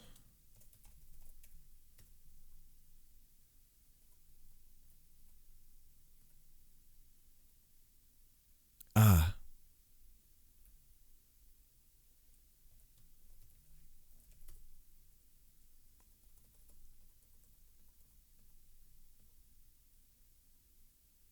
Is it dictionary? So how can I iterate for each keyword? There are two types in C#, value types and reference types. Every type is either one or the other. This is the most important difference from C++. You must use new to create references. Okay, so that's what I'm worried about. That's why I was trying to avoid. Also, only reference types can be set to null. Reference types include anything created with the class keyword, array strings. Value types include anything created with the struct keyword, built-in numeric types. Okay. One of the things that sort of like blew my mind or took me a minute to understand, Riemann, was how you can, because okay, so it's like you can make an enum an int. You can make it like you could change the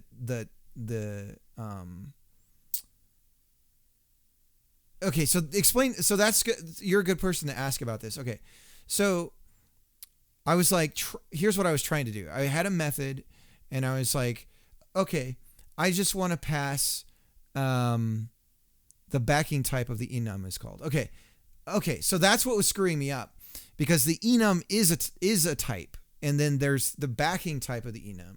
And so what I was trying to use was the backing type of an enum to tell the method.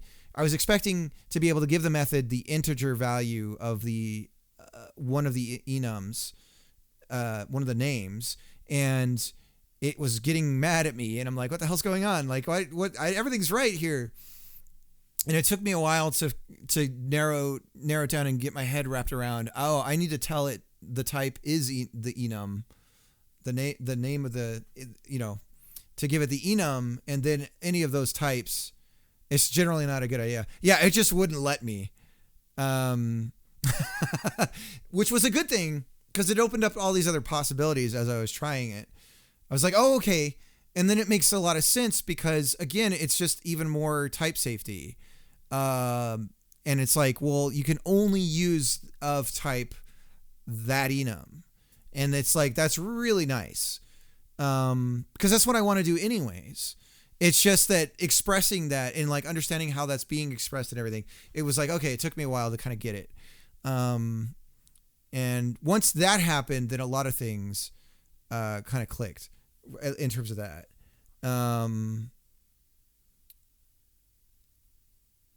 So if you have a variable for foo that is an enum, you can use int foo to force it. Yes. Assuming the backing type is int.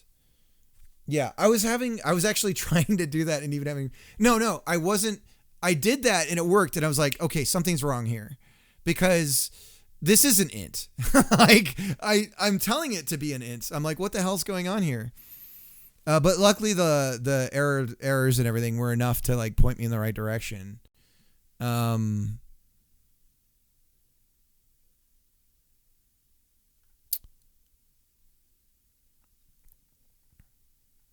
Okay, so for each, let's look up for each because if I can get the, okay, so for each element in fib numbers, and that's a list.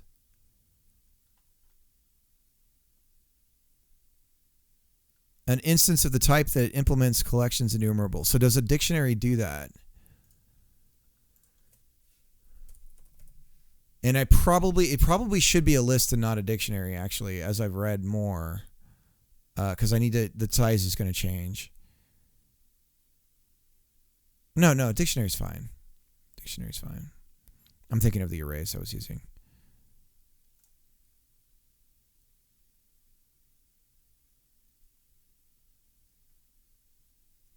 It implements iCollection. IEnumerable. It is here. Okay. Can be enumerated if I remember, something like that. I think you can also use dictionary pair. Yeah. Okay, so then if we go for each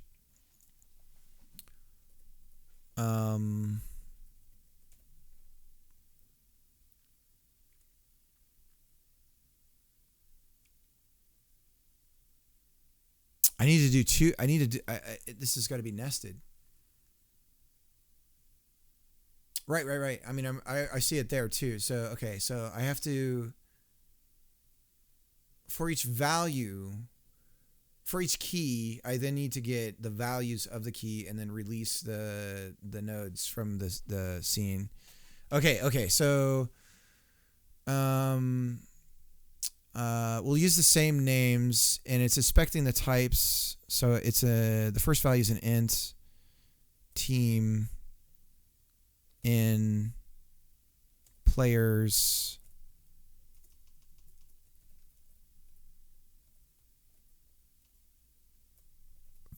keys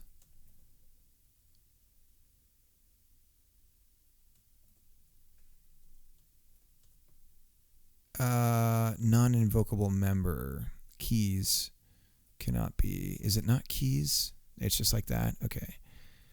Keys for each. But if I'm just getting the keys, there's probably a shorthand for this, right?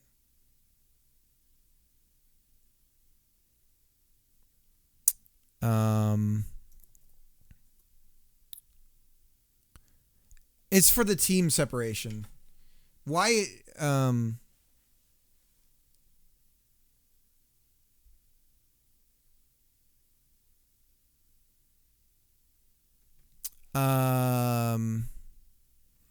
Basically, players is just it's just a string because of how I have to relate things to talk back to Twitch, actually, if I recall. No. I don't know. We're going to find out. The main thing is I have to iterate on them. I'm gonna go back there because let's find out really quick. When we add a player, let's see where we are adding a player. Here we go.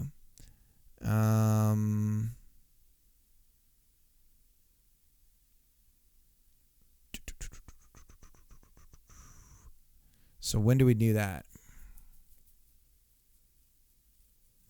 Well, the keys are integers, the values are strings. So I get that, and then that's how I grab that's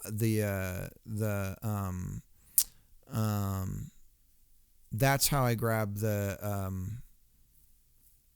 from the scene tree. That's how I'm going to be able to release it, because the name of the object in the scene tree is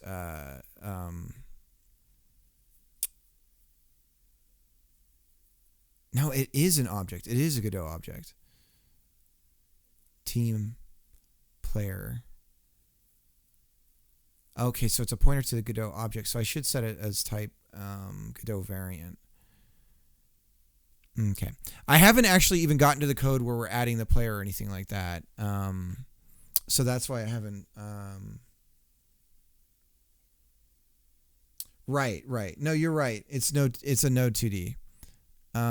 If I go back up here, it's an array string, and then the node it's actually the player node, but that's a 2D node.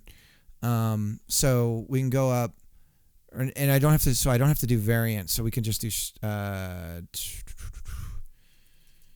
can we do this? Can I do this? Node 2D.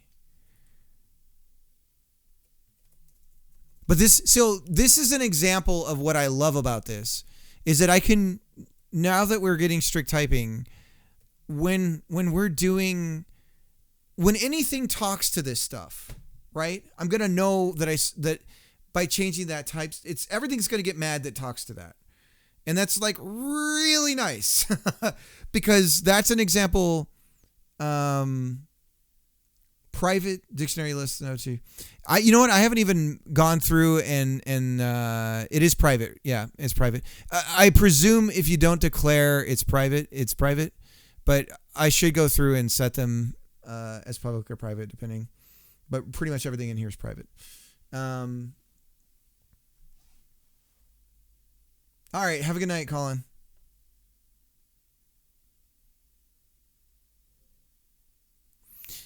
So this is going to cause some yelling to occur.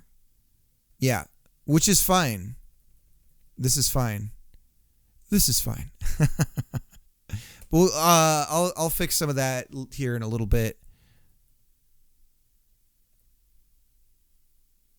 It's better to use list.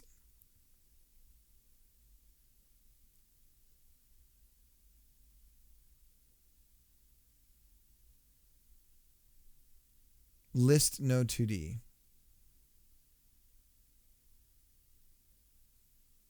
Oh, because we're going to, yeah. So that's in just my reading, because I haven't actually run this code, but it just might, yeah. Thanks for pointing that out, because yeah, I found when I was looking at the array docs, that,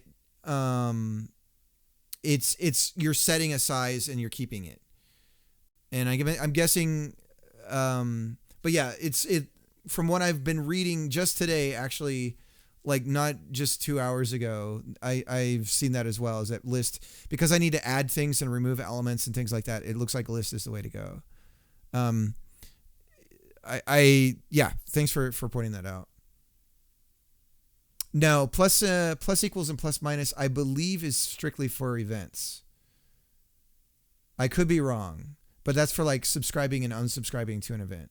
I could be wrong. It could be for other things. I could check. Because that would be.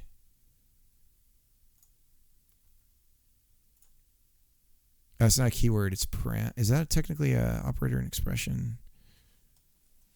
Plus equals.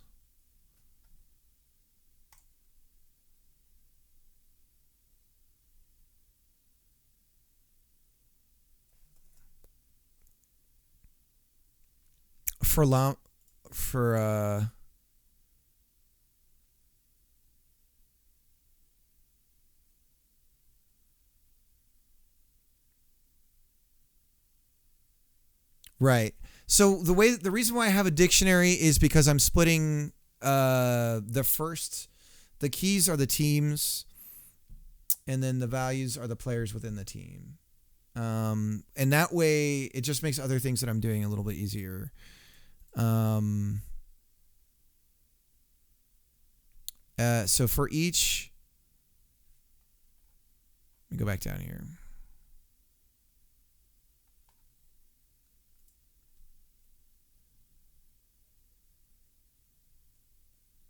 And this would be node 2D player in. Oh, shoot.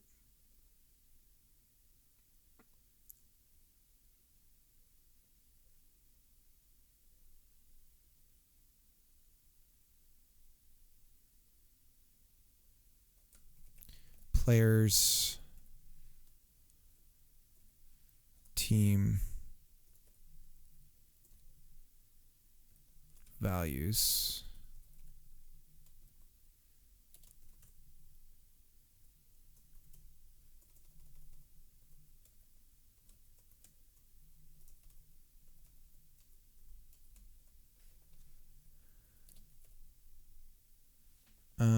Not 2D does not contain a definition for values.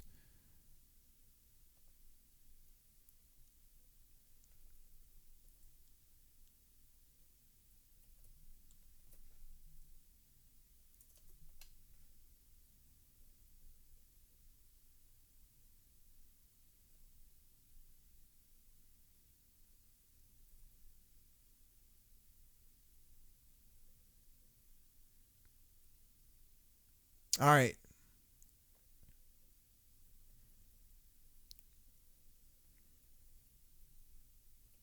Is team going to return the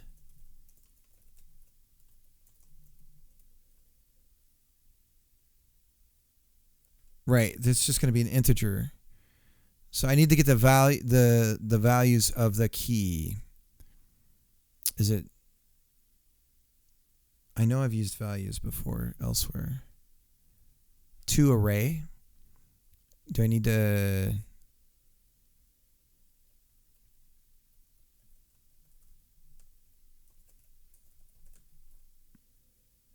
No. Remove dot values. So we iterate on the it's an array, not a dictionary. Right. Because we're down to the. Okay. I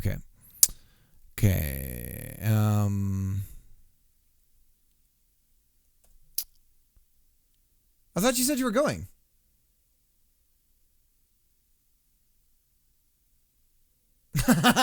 All right, Mariano, I'll hit you up before Thursday, and we'll talk about. I need to know like what's a good time and all that stuff for you. Should we synchronize based on GMT or UTC or something else? Anyways, I'll DM you.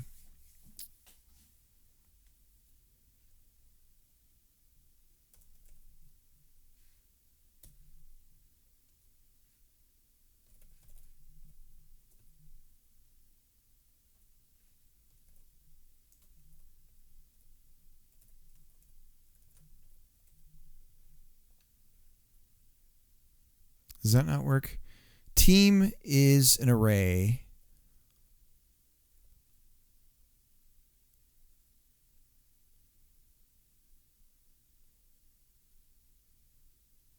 See, we should move over lists sooner rather than later. 5 p.m. for you, I think. Okay. That means I'll start the stream a little bit later on Thursdays. Or on that Thursday, so I'll be able to talk to you.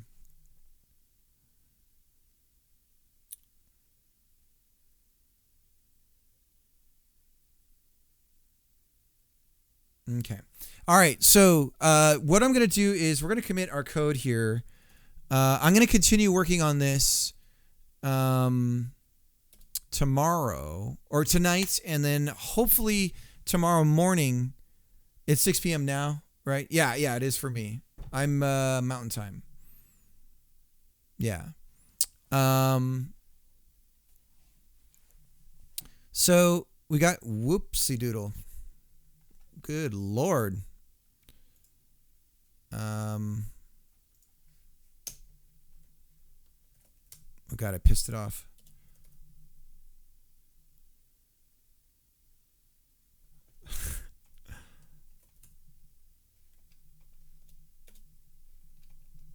Let me go back and reopen it.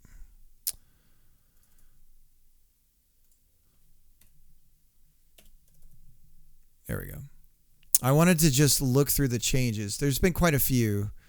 Oh, I gotta say, Riemann, if you're still here, the linked thing is so cool. Because I have a lot of experience with C sharp. What am I saying? With SQL and like doing SQL queries and stuff like that. So suddenly there's this thing that's like, oh, it's just like SQL, and I'm like, I know SQL. Heck yeah. And I don't know. It's interesting. I haven't messed around with it too much, but I think that whole thing is really interesting and might be useful for some stuff. All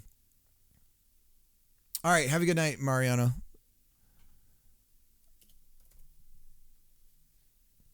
But like I said, tomorrow or tonight I'm going to keep coding, and we'll see where I get.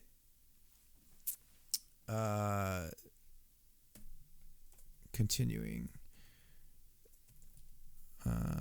Ports.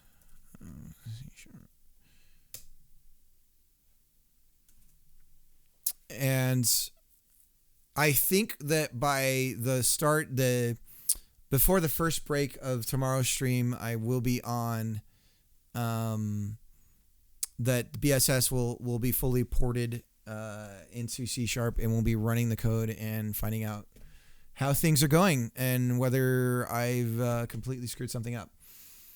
So like Mariano was mentioning, I'm not going to be using an array because for the players. And that was something that I didn't realize until actually just today. But I haven't even gotten to the point where I needed to run a code that was touching an array or a list of values in the first place. So anyways, so we'll move that over to list, and I'll be doing all that stuff probably tonight. And then we'll just continue on tomorrow. And I'm pretty sure tomorrow we're going to be running the code.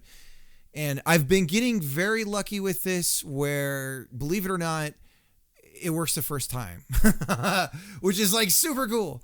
And so you can see here a lot of the code has been moved over. And as I'm doing this, I'm already thinking about like the shape of everything can change completely. The way that things just sort of exist in C# and stuff too. There's a lot of, I'm freed from a lot of things, and I don't have to use singleton for everything.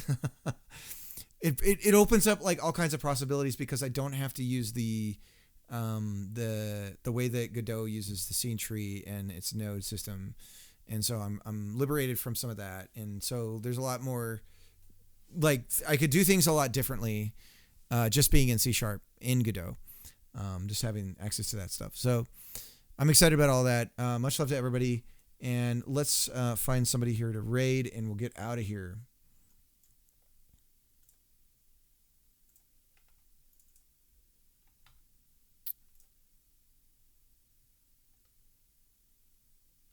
Let's see if we can find another Godot person.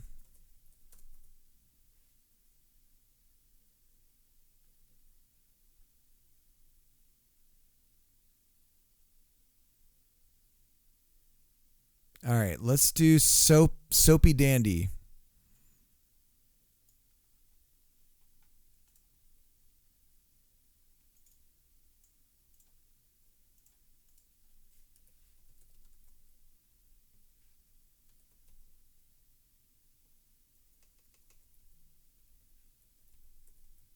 Oh no, he's about to bell. Should I do it? I'm going to do it. Oh God, I hate doing this to somebody. He's gonna be like, he's gonna feel like he's got to stick around. All right, see you guys tomorrow.